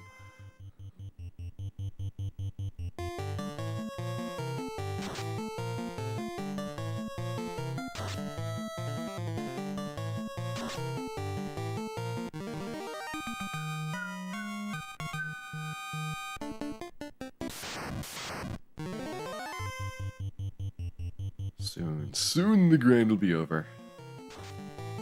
Roughly 1 dozen Agamas to go. Maybe a baker's dozen of Agamas.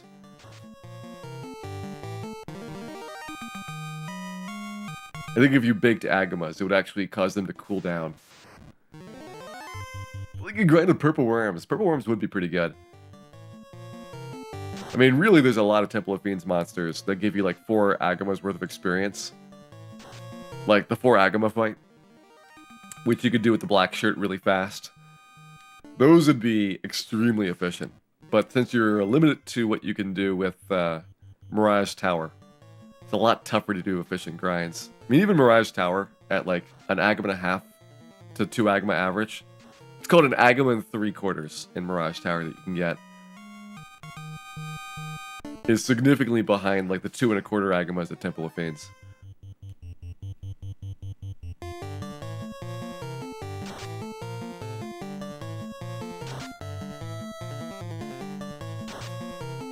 Zombie D? No, Zombie D is actually a worse experience.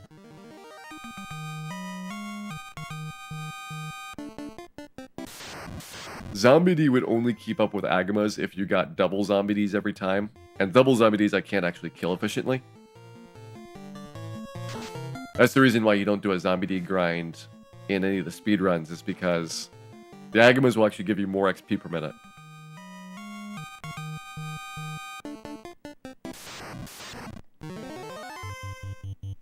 It really gets more interesting is the discussion of the eye grind, which in the remakes makes total sense because the eye does not have strong attacks at the start and you can save anywhere.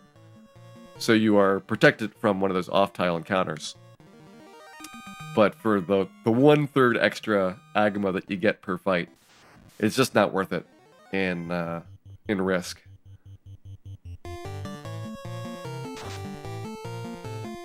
Farming zombie Ds at least is better than farming giants in order to buy steel armor. That is the only true mistake that you can make. All other ways to play are correct.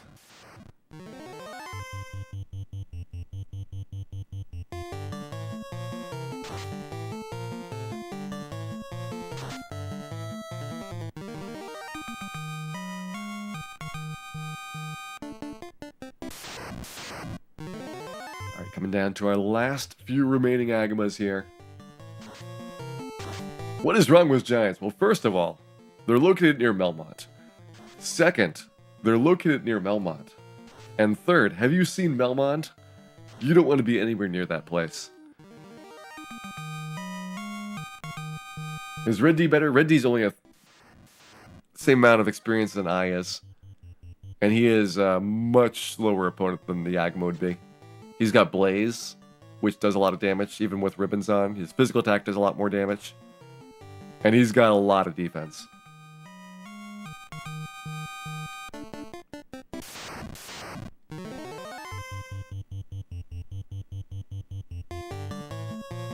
How confident am I in killing Chaos first try? Not particularly. I've got like a series of tiered backup plans for like, here's my next level target if we fail to do Chaos. If we don't come anywhere close, then I'll go and grind additional levels. If we come close, maybe you try it again at the same level, see if you get luckier. And then ultimately, if you fail like all the level targets, then you got ninjas who can do it easily. But I don't think it'll come down to ninjas. I think we'll do it with Thieves.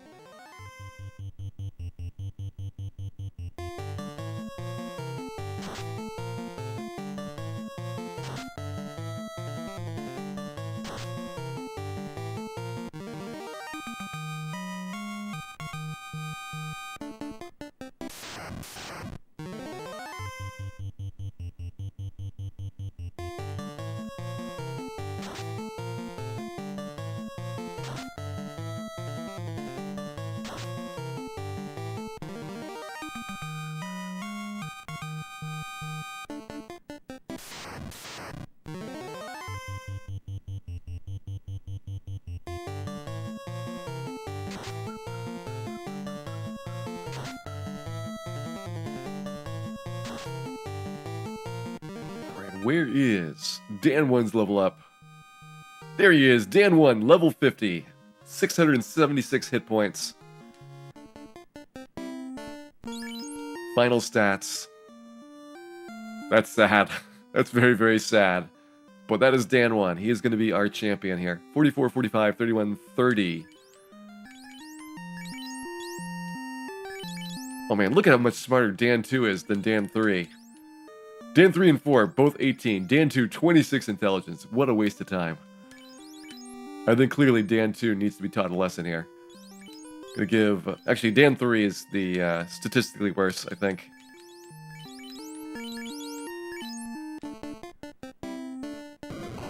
Yeah, Dan 3's got slightly worse HP growth, so I'm gonna keep him with the Falchion for later.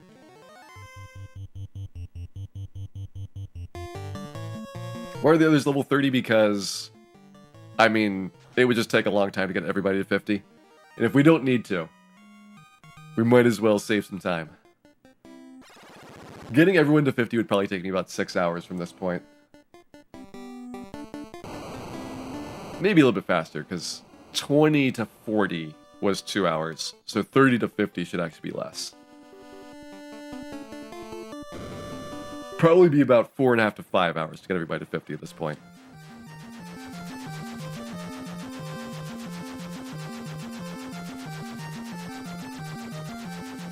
Alright. Oh, I need to restock heal potions before I go anywhere. Let's go back to Crescent Lake and do that. We'll be setting up our manipulations starting from Mirage Tower. The reason is because I need to grab the heal helmet there. I don't want to give up my Zeus gauntlet if it turns out that I need to do more grinding. Although I probably would do grinding in Gurgo, given the choice.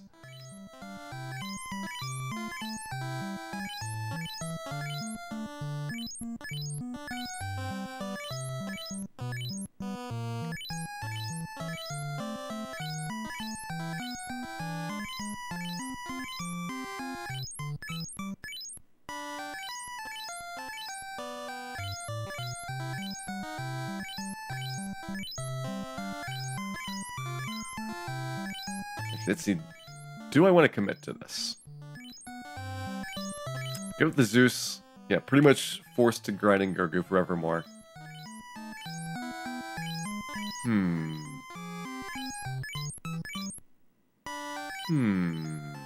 That wasn't a bad grind. Although, if I did it again, because I need to get the other characters up, then Dan 1 needs to be dead, so that he's not hogging a fourth of the experience.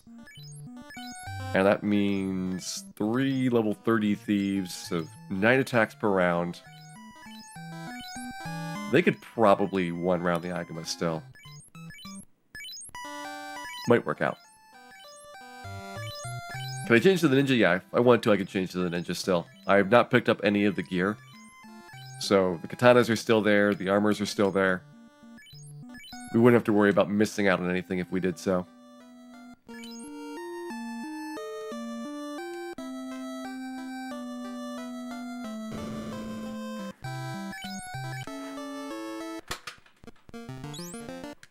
Alright, so we're at Battle 0 right now. I need to basically not take much damage here. This could be tricky. And we can't save the game. Or at least we can't save the game once I go into Mirage. Oh good, ankle is running. That makes it easier.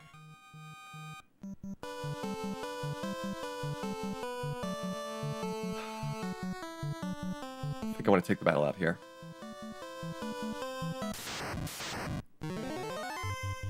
Don't want to take a battle inside if I can avoid it.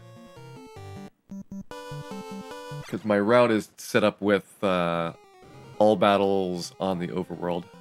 Well, this is a long walk, though. I might have to take a battle here.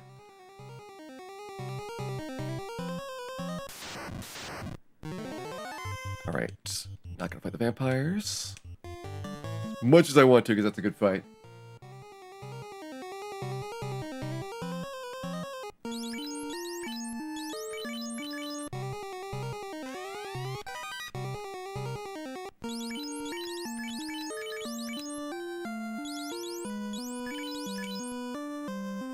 Okay, you need to give up the heal staff, which should go to Dan 3. That works. I think I can take these like 3 and 4 battles in the inside. These should be okay.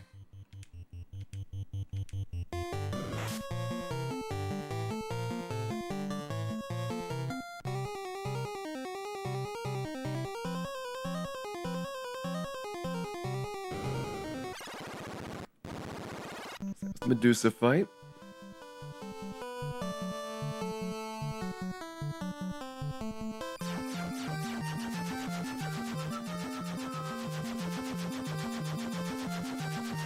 Let's see how this goes. Alright, so over to Temple of Fiends. Still have all of our healing potions, so I didn't use any of those up.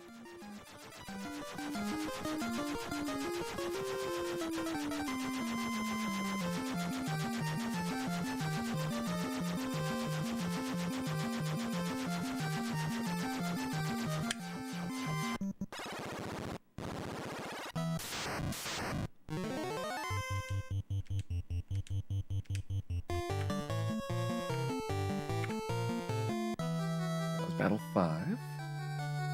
I want to enter the Black Orb on 9, if I remember correctly. I should probably just pull up my old notes.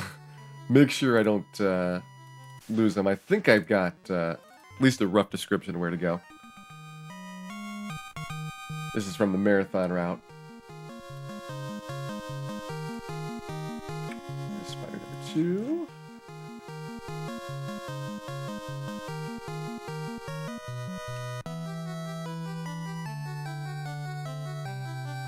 Touch orb on 9. Normally I'd be able to just reset out of these, but again, I can't save. Which makes things more difficult.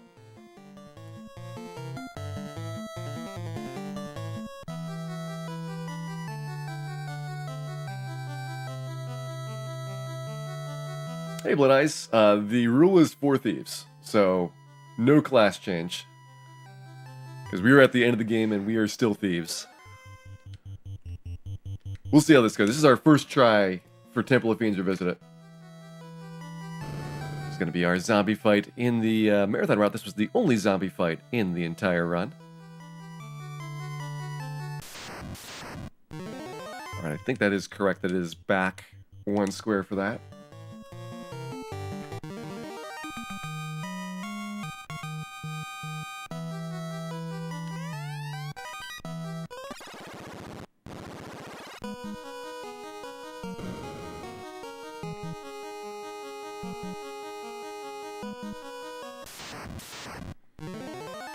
The game has a level cap, Blood Eyes. In fact, Dan 1 is at the level cap right now, which is still pretty far away from where you want to be to make it easy.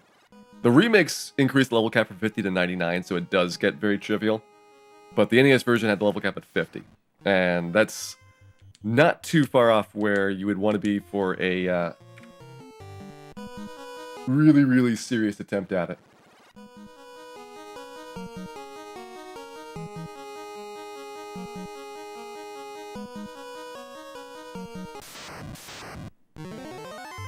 Excellent. We're getting a good tempo so far. We want to basically use up no resources if we can avoid it. Okay, let's see. So you're going to have light axe. So attack, mage, light axe, light axe. And person without the ribbons in the back, so hopefully he doesn't get hit.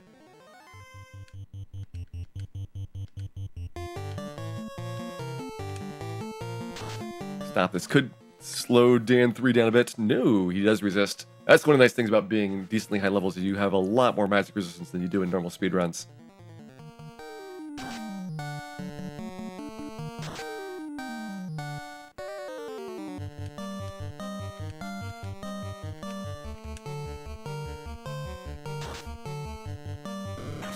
Okay, we're fine.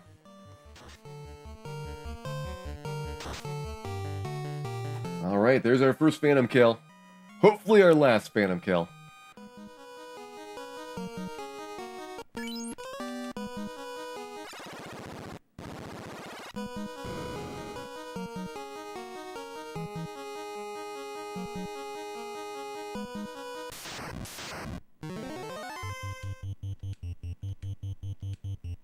You don't have heal staff to put better allocations on those equipment. Yeah, level 50 doing 12 damage. That's a sign of things to come.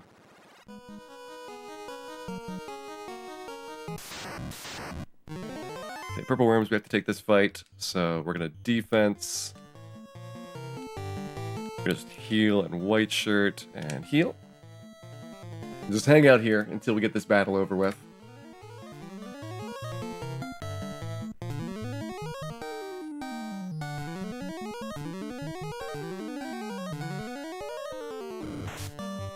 Oh, Dan 4, please don't die. Dan 4 is getting picked on so much. Okay, the defense should be pretty good for him. The white shirt's going to take another couple rounds for the rest of the team to get protected.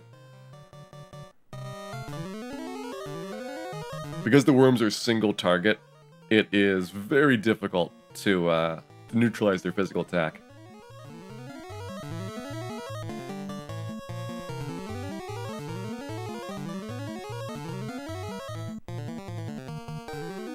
Alright, now Dan 1, do you have any healing?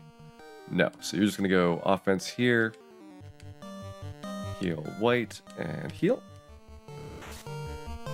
A couple more white shirts, and then we will be safe on everybody. Can Dan 1 still be one-shot by Kraken? Yeah, I think so. Well, take a lot of crits.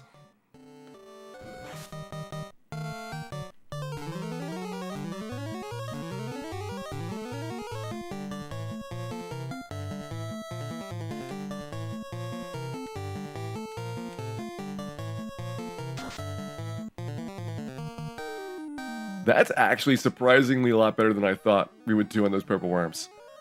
I am shocked that Dan 1 is this effective. It's probably an accident.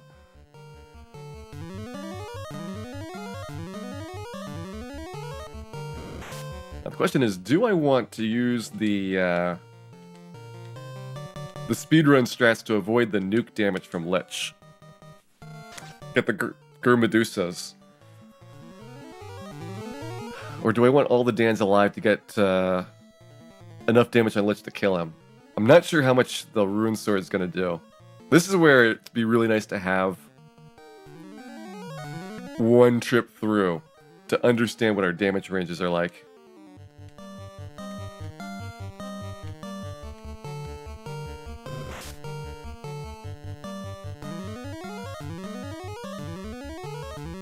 Alright, we're just healing Dan 4 at this point.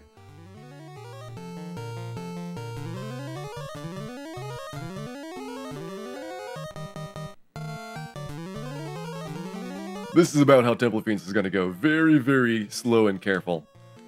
Getting all of the healing out of the way without having to use heal potions if at all possible. Heal potions are like the emergency backup for when I can't get through another fight.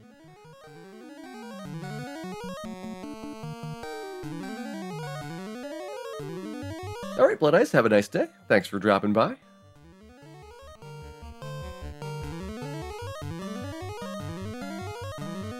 There we go. Should be at full now.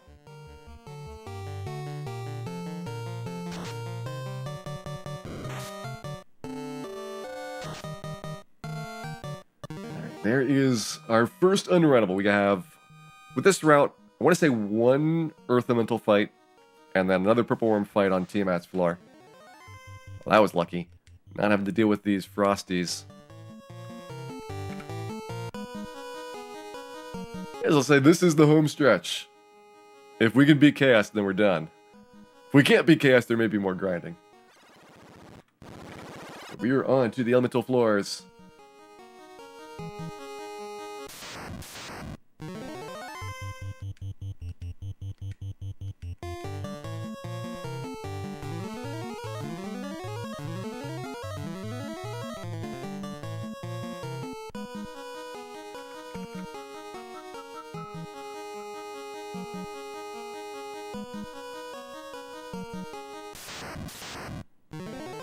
Medusa's, we're not going to try the petrification strat.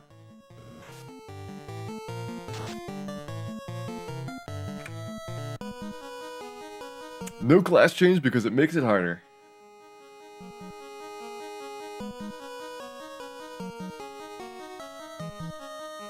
Alright, so if I go down now... Oh, we're going to get the fire mental fight. That's fine. I'm okay with that.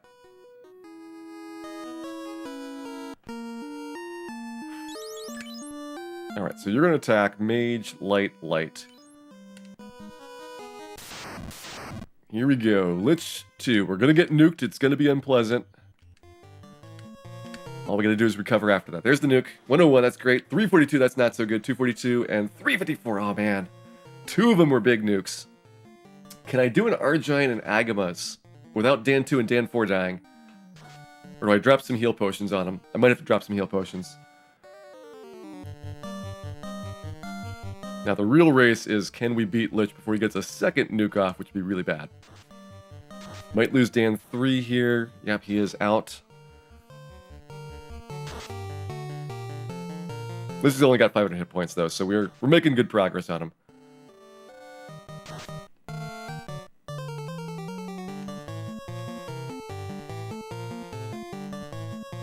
Light Axe is actually going to do a lot more than Mage Staff because the Mage Staff is no longer his weakness. He doesn't have a fire weakness. But Harm 2 continues to work for the reason that he's undead. Okay, I'm going to drop a few heal potions just to be safe. See if we can get through this next battle. I can either do it on the Giant fight or on the Agma fight. I think we'll do it on this fight because we got First Strike.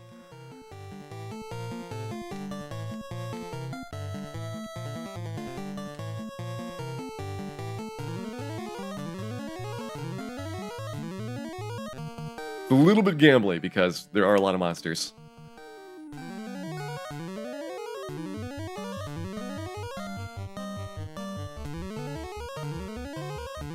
I think Dan one's got the black shirt. I should have used that. Yeah, black shirt, heal, white shirt, and heal.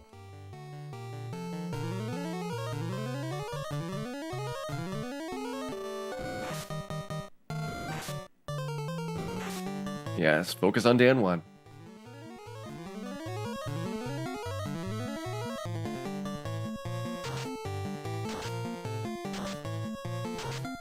Okay, I don't think we'll kill all the Agmas here, which is good. I don't want everybody to die so that we can continue heal grinding until we get to full health.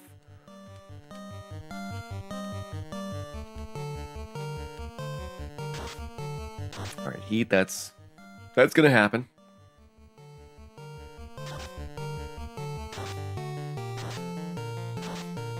Alright, we can take out one Agma per round here. Oh no, not a crit. That's gonna set me back a couple of heal rounds. And with 3 heals per round, we will easily out-heal the Agma damage. So we can get back up to full here without using any more heals. And that'll be good for my total.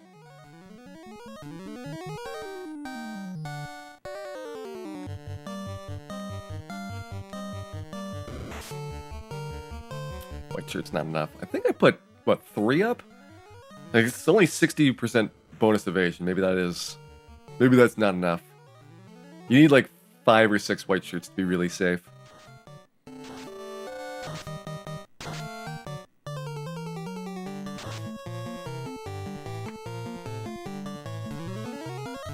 Damn, I'm missing out on all this beautiful Agama experience.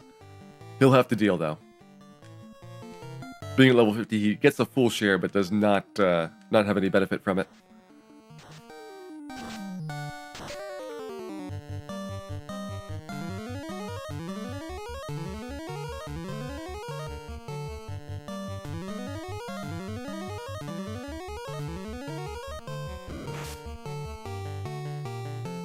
Dan will be powerful after carry. I think Dan 1 is going to be crying after carry because he's got Kraken to do after that.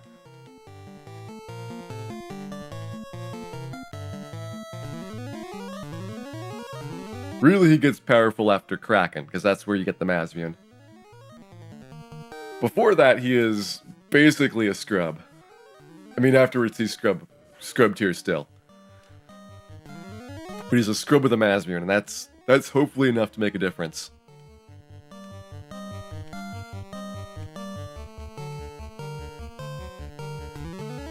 So far, 30 was enough to get past Lich. But I'm worried about Kraken. Very worried about Kraken.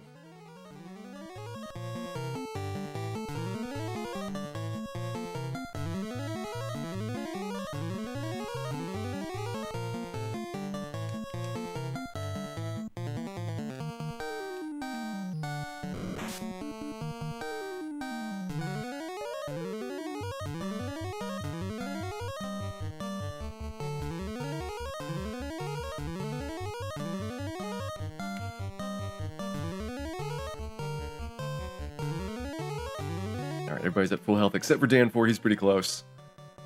Let's go ahead and just do our last little bits of heals. If we don't get Dan 4's healing, that's fine.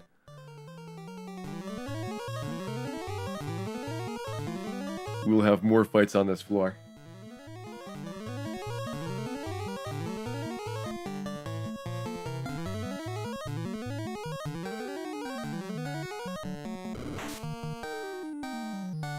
Alright, back up to full health.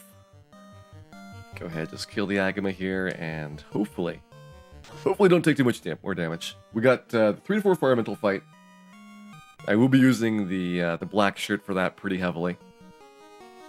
In fact, if we black shirt and Thor, we can probably do a good number on him. And I think I've got a fight after that before carry, so I can use the full heal on.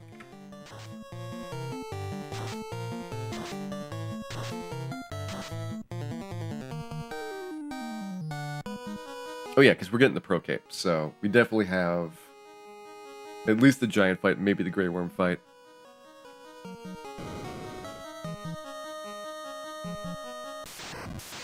Of course, 4 fires. Alright, you're gonna heal, you're gonna You're gonna heal and you're gonna Thor and help out. Otherwise, I'm not sure 2 heals is enough. Oh, wow. That's a lot of damage.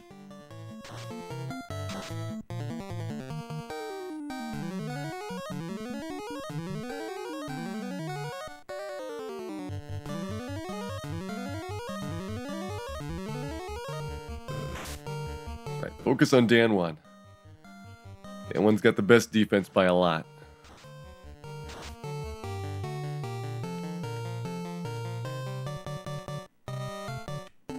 Heal and Thor.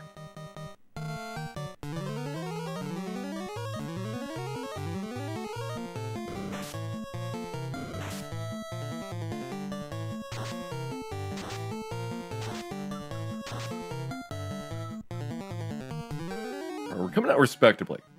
We killed the Firementals here. We didn't take too much.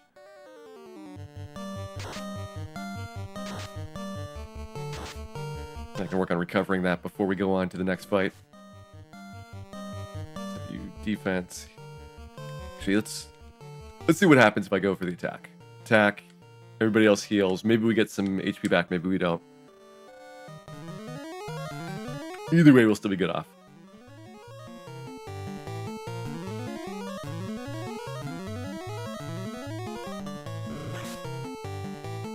Oh, that's perfect. All 3 of them went. So pretty close to max. I think I will get the Pro Cape because I need to delay steps anyway. So if I don't do the steps here, it's going to be probably worse fights downstairs on Kraken's floor. When I do this, I don't have the black shirt anymore. I think it'll be okay.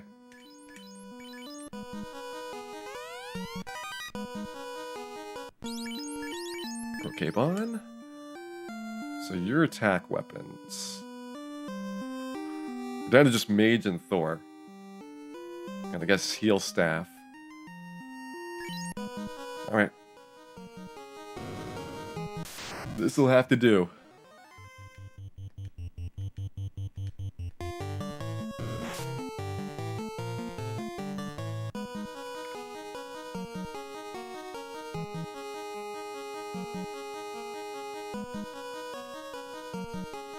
Let me check this here.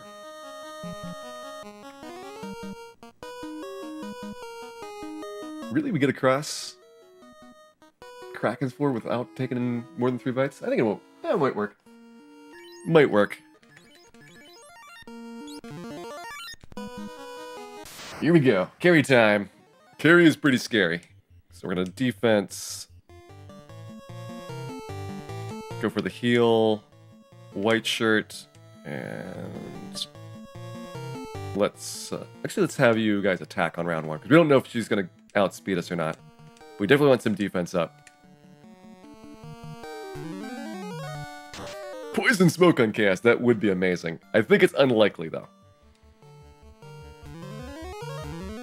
I think we are pretty unlikely to be able to Bane Sword Chaos. Okay, he's got 600 health. No. 700 health. This is going to be a slug fest.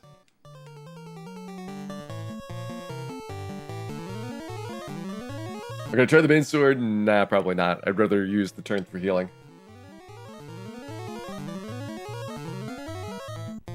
Carrie will always open with Fire 3, so if she casts a spell, Fire 3 will be the starter. Nice, 12 damage.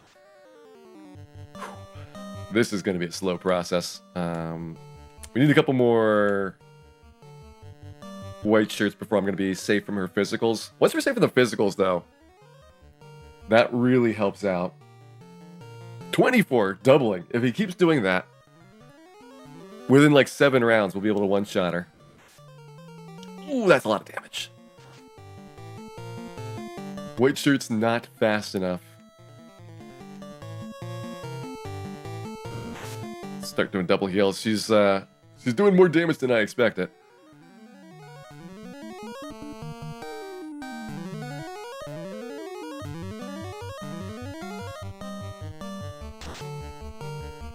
$47. He almost did another double. 48 would have been exactly double again. See, Dan 1's got the idea to slowly build up. Need more shirts. How much easier would it be if all items worked as intended? Oh man, if you had the power glove, it would be so much easier. So much easier. Really, nothing else besides the power glove would be required. Alright, now I think we do want Carrie to physically attack us from this point on, because we have enough white shirts that we should be dodging her attacks.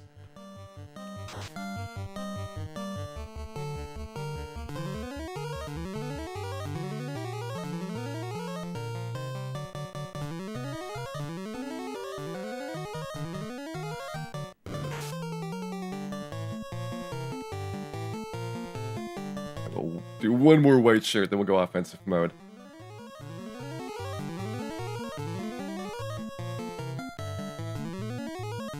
I think we've done like 150 damage, maybe. We gotta... Oh, speaking of 150 damage. There we go. Critical hit. We finally got a critical. Problem is, criticals bypass your evasion. So, even if you're max defended, then you could still get criticaled.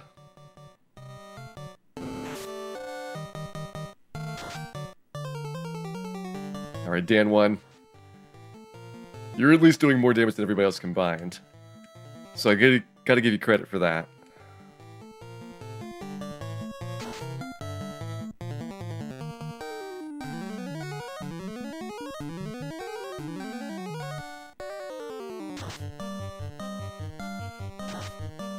Next fire 3.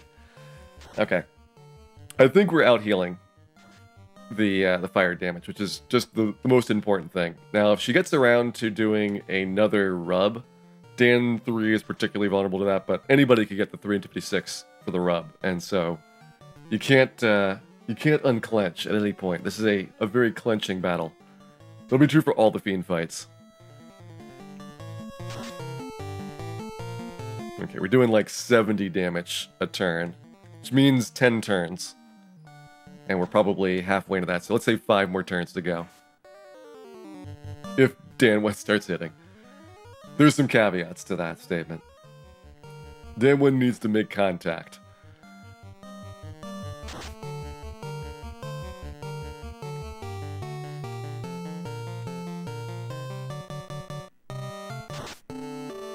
Oh yeah, there'll be more clinching during Kraken. The setup's gonna start the same. We have to get lucky that he doesn't murder us in the first, like, 2 rounds. Before we start getting some defense up. And we have to get lucky that he doesn't critical us, which he can do through Riven, or through, evasion. But he's got lit too, which is actually easier to deal with than Carrie's Fire 3. There we go, Carrie's down. Carrie is down.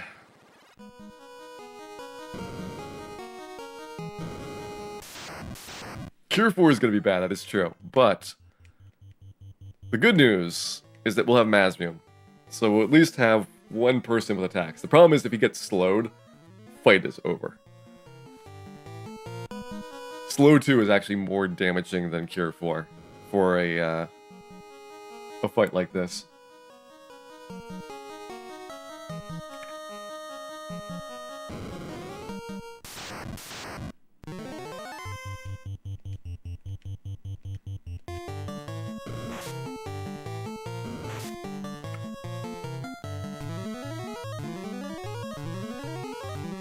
The problem is I want to take the...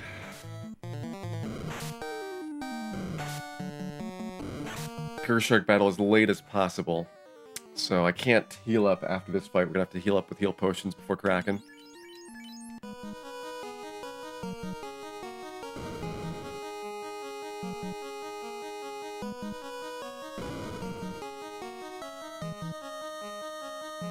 Chance of slow 2 hitting a level 50 thief. I don't know the exact numbers. Hopefully it is low. Hopefully it is low. Alright, heal staff is in last slot now, as is white shirt. Here we go, Kraken time. Another make or break fight. We're just gonna go all in on healing and defense to start. There's lit 2, that's a good start. Lit 2 is perfect. Hey, Cheese Grater. Yeah, we are at Kraken 2. If we can get past Kraken 2, then things get real.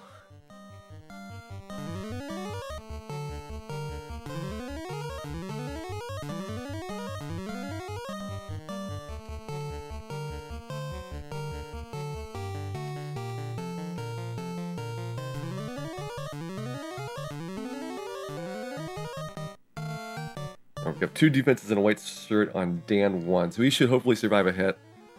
The rest of the team, though, is still waiting for their second white shirt. No, not Dan 3! Don't want to lose my white shirt user. He's especially vulnerable because of the fact that he does not have a ribbon, so he takes way more damage from Lit 2 as well. Might have to dump heal potions on him if it gets dire.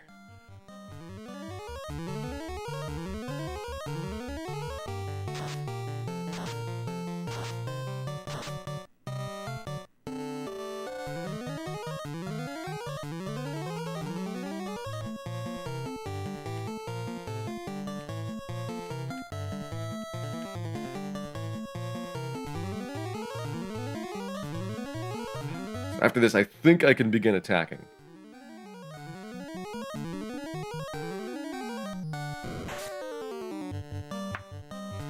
Doesn't give me a lot of information, because Dan 1 had the ruse from the defense sword, so he's in much better shape than the rest of the team for dodging things.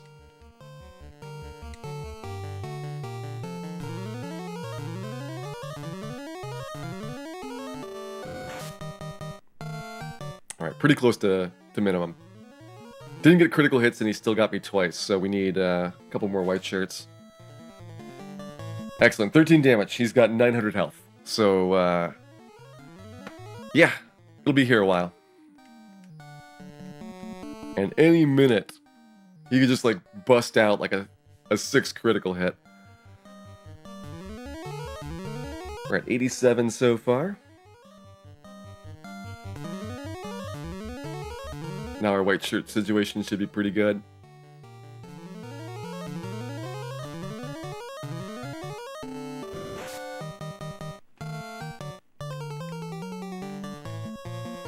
Try to catch up on healing. Catch up on healing. What level is Dan 150? Dan 1's max. The other ones are level 30, so they are a lot weaker.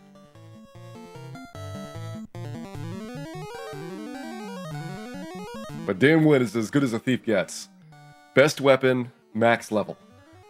Well, he could have had more strength gains, like he is behind on perfect stats, but he is close to above average for a level 50 thief. Oh, that was a good hit.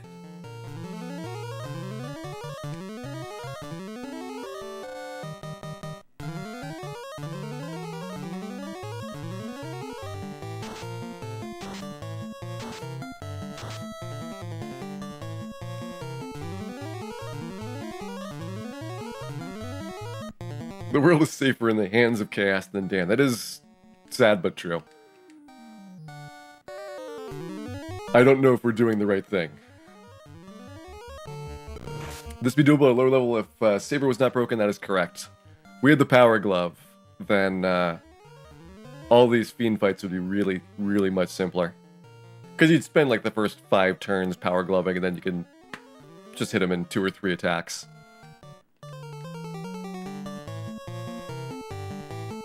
If we can get these heals off, and we will stabilize Dan 3, then we can start having more people attack. At least do chip damage with, like, the Mage Staff and Thor Hammer. Never mind. Back to healing.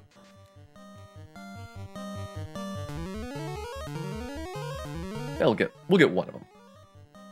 You could attack, heal staff, Thor, and heal. Thor is not going to do super good damage, but I think Kraken is neutral to lightning. Which means it'll at least be okay. Yeah, 35. Better than what we were doing before. I'm shocked that Kraken has not done anything besides, like, a couple of big hits at the start and then the lit 2. It's like, no inks for me.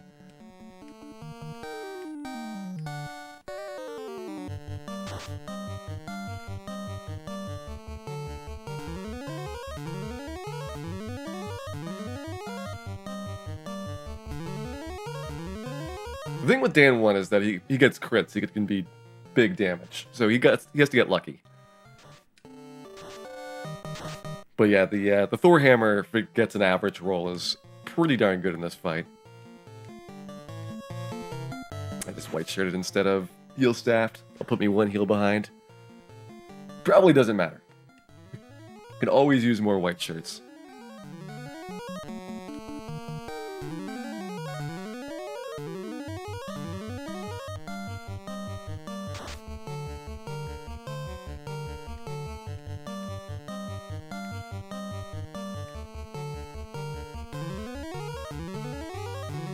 Go for the Bane Sword. 3 and 256 is pretty slow. When you're looking at, you know, somewhere around 90 rounds to kill him.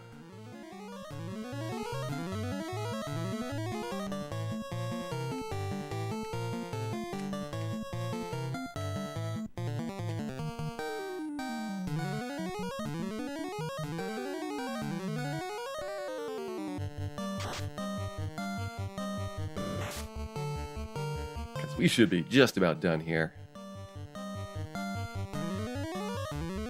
We're not doing 4 damage per hit. We're doing about 100 damage per round. Once we got buffed up and got our defense settled. It is somewhere in the neighborhood of 10 to 15 rounds to kill him.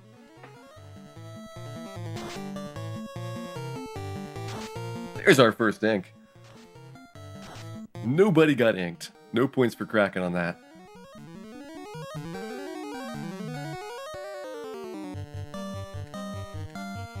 Alright, temporarily at good health. There we go. Kraken's down. Kraken's down and our HP is full. There's our Gershark Big Eye fight, which we are going to leave alone. Don't even need to grind HP off of that. And now... I don't think we get Masbian in time for the quad purple worm fight, and I'm worried about it. Very, very worried.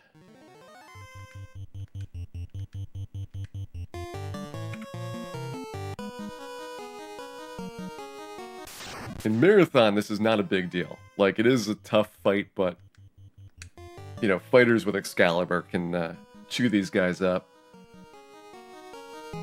Thieves on the other hand, cannot.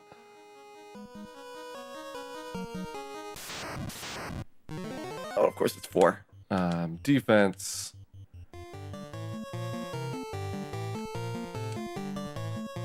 Go defense or offense here.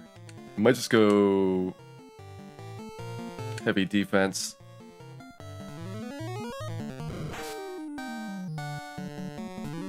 Problem is it takes a lot of white shirts to be safe. That's right, Dan 1's the best person to attack. Keep attacking Dan 1.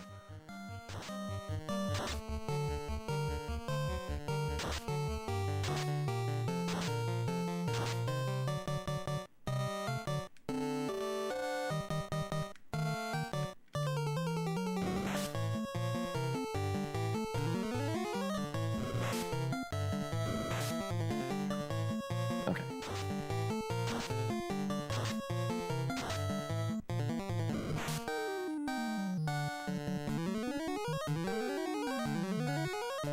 Dan does not take naps until he gets to Chaos. You need Dan for his warp charges, which is going to be something that we're really going to miss out on here. Not having warp is pretty significant when it comes to the backtracking, because it's going to cause me to get a bunch of unpleasant encounters on the way back. Hopefully not sorcerers. I'm going to make sure that we don't come too close to that. But it's going to be tight. Probably a lot of vampires.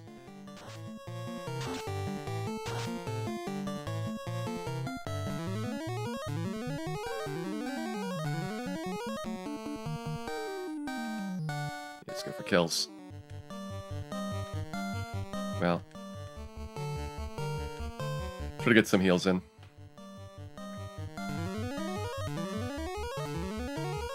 Our back Dan's got beat up pretty hard. Front Dan was fine because he had the defense stored up really fast and his evasion's pretty good.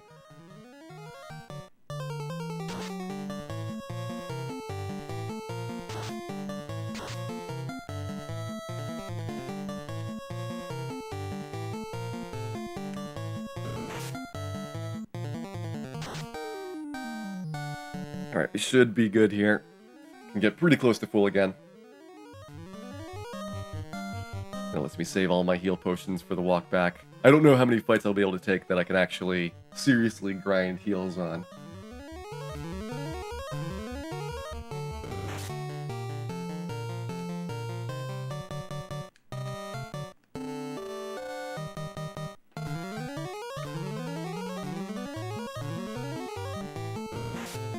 Ooh, okay.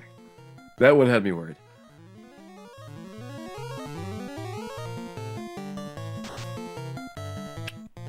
There we go.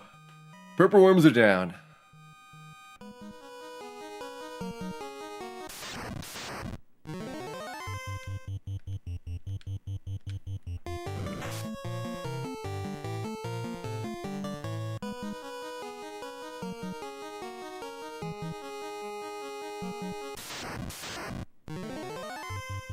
This is actually going further into the encounter cycle than I thought. Oh yeah, we only have 4 battles until sorcerers. Well, 4 battles then sorcerers, so technically 5 from now. That is very tight. How much more powerful is Mazrian than the Vorpal Sword? Infinity more powerful. Okay, you get Rune Sword now.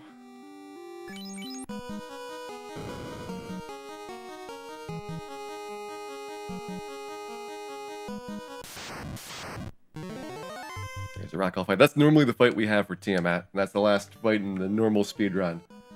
And I got a whole bunch of Whiz-Vamp Zombie-D fights coming up.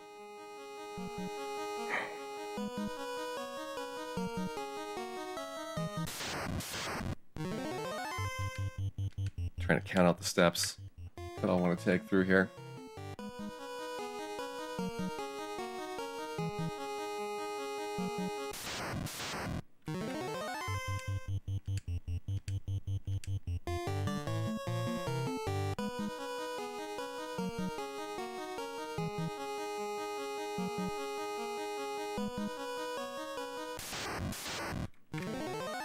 Here we go.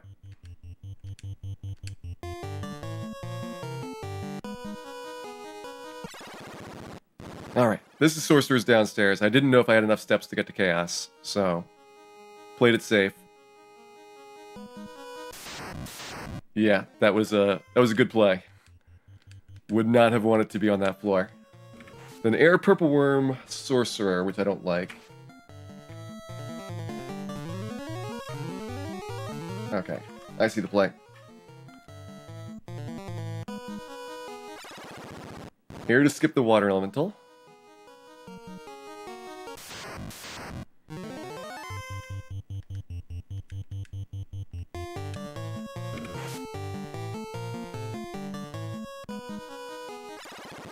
Skip the Purple Worm and Sorcerer here.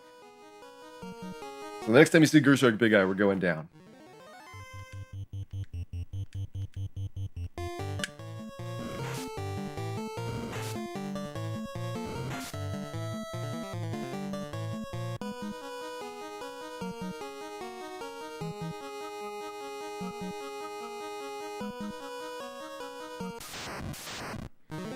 There we go. And now we got enough space in here that we should be able to make it to Chaos with no problems. Air Fight, Rockall, Evil Man, Whiz-Vamp, Whiz-Vamp. Not good fights, but they're certainly acceptable.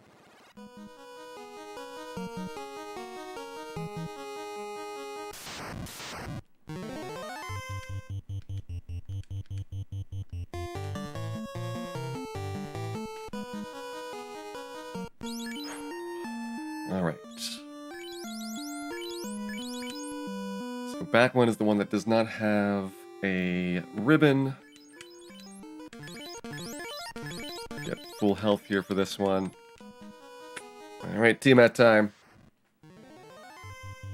Don't want a defense. Probably doesn't help. So heal, and watch it. I mean, it probably helps, but I would rather have the offense. Try to outspeed her. There's the Bane. Does Dan 3 survive? Dan 3 goes down. Level 30 versus Bane does not make it. 91 damage with the Mazbune.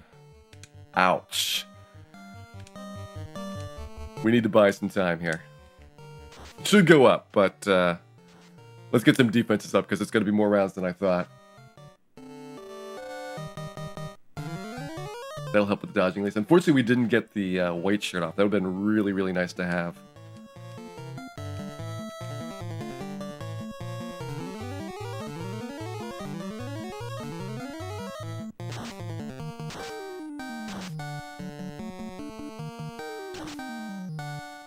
Alright, 357, that's a little bit better.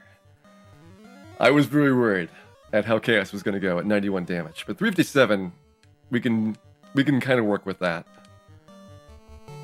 Probably should have healed instead of Thord.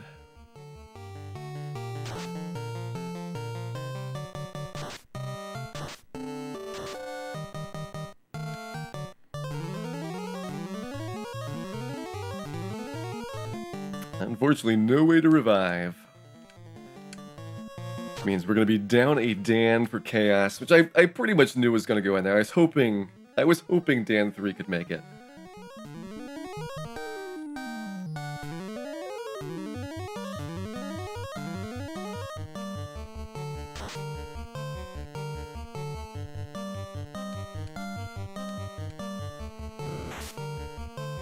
Ow. That's why I want the white shirt. Alright, Dan 4, just clench. Clench, Dan 4.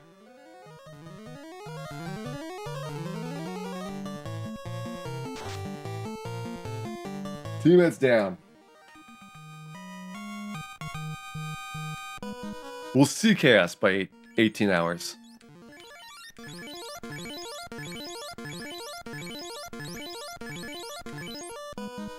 Probably.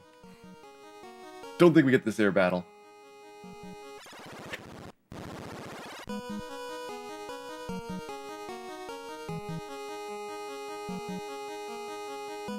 Now the question is, what the heck do we do for this fight? Alright, so we got a Masmune. I mean, load up with everything that might be useful. So heal staff goes to Dan 1. The other two have heal helmets. Well, no. What we should do is give you Pro Cape. And Dan 2 gets heal staff. Like that.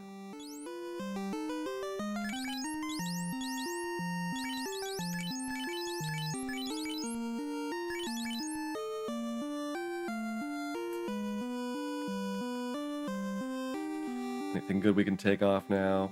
Yep, Dan 2 in front. Dan 4 in second, Dan 1 in back slot. Okay, so we have to punch him.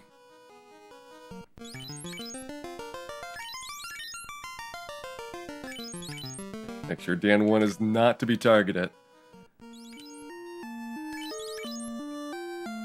There we go. Best we can do. White shirt I don't think is going to help. Takes up a defensive slot that I would not want to give up. Sure, go for Bane round 1. Bane round 1. Ineffective. 173 is decent. The problem is we need 2,000 damage before he gets Cure 4 off, and that's going to be really, really hard. No, Dan 2. Alright, back to healing. Did buy us around. Ice 3, there's his first spell. So we are already behind on Chaos. He is one spell in.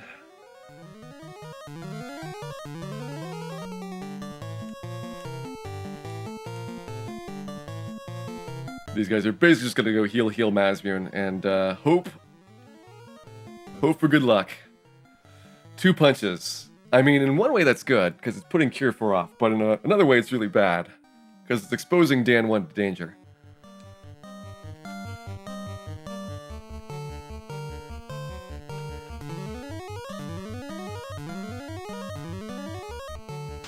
Alright, there's Crack, that's fine.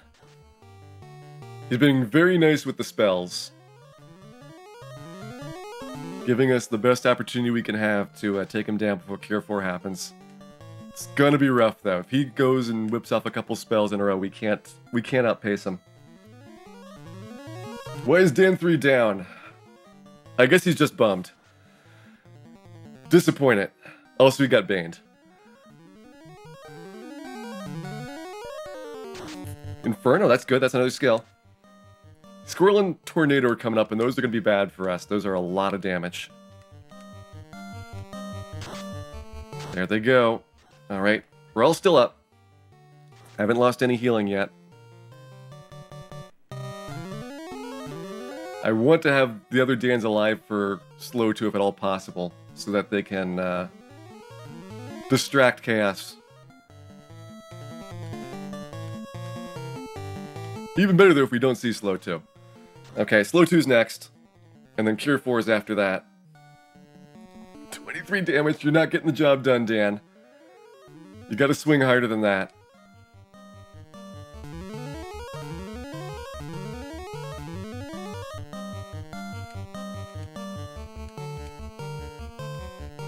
There's slow 2, alright. Dan 1 is fine, but Chaos is 1 away from cure 4, and then we have to start over. Then we have to start all over from the beginning.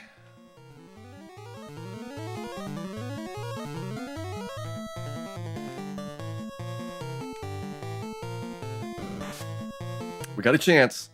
Come on, Dan 1. That was not enough. Dan 2 is down. Our healing is halved. I really wanted Dan 1 to go right there.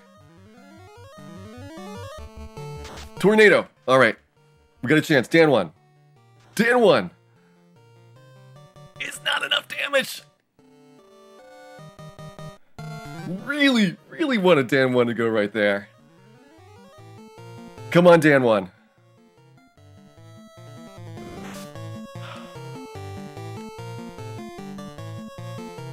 Why does Dan 4 keep going first?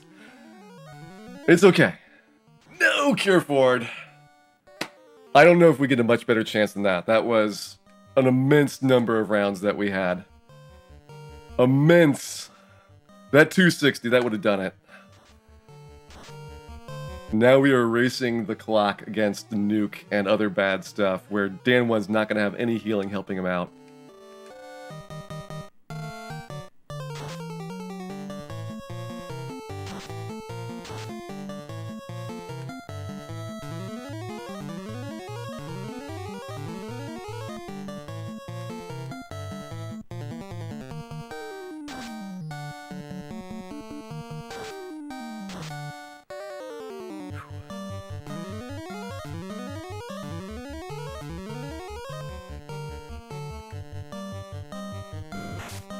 Dan 4 is down. It is Dan 1 versus Chaos. I don't know if I can RNG loop him, but that would be amazing if so.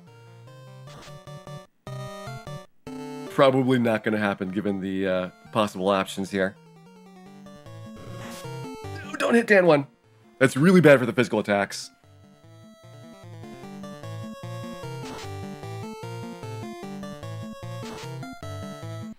Oh man. So close to death. Come on, Dan 1. Come on, Dan 1.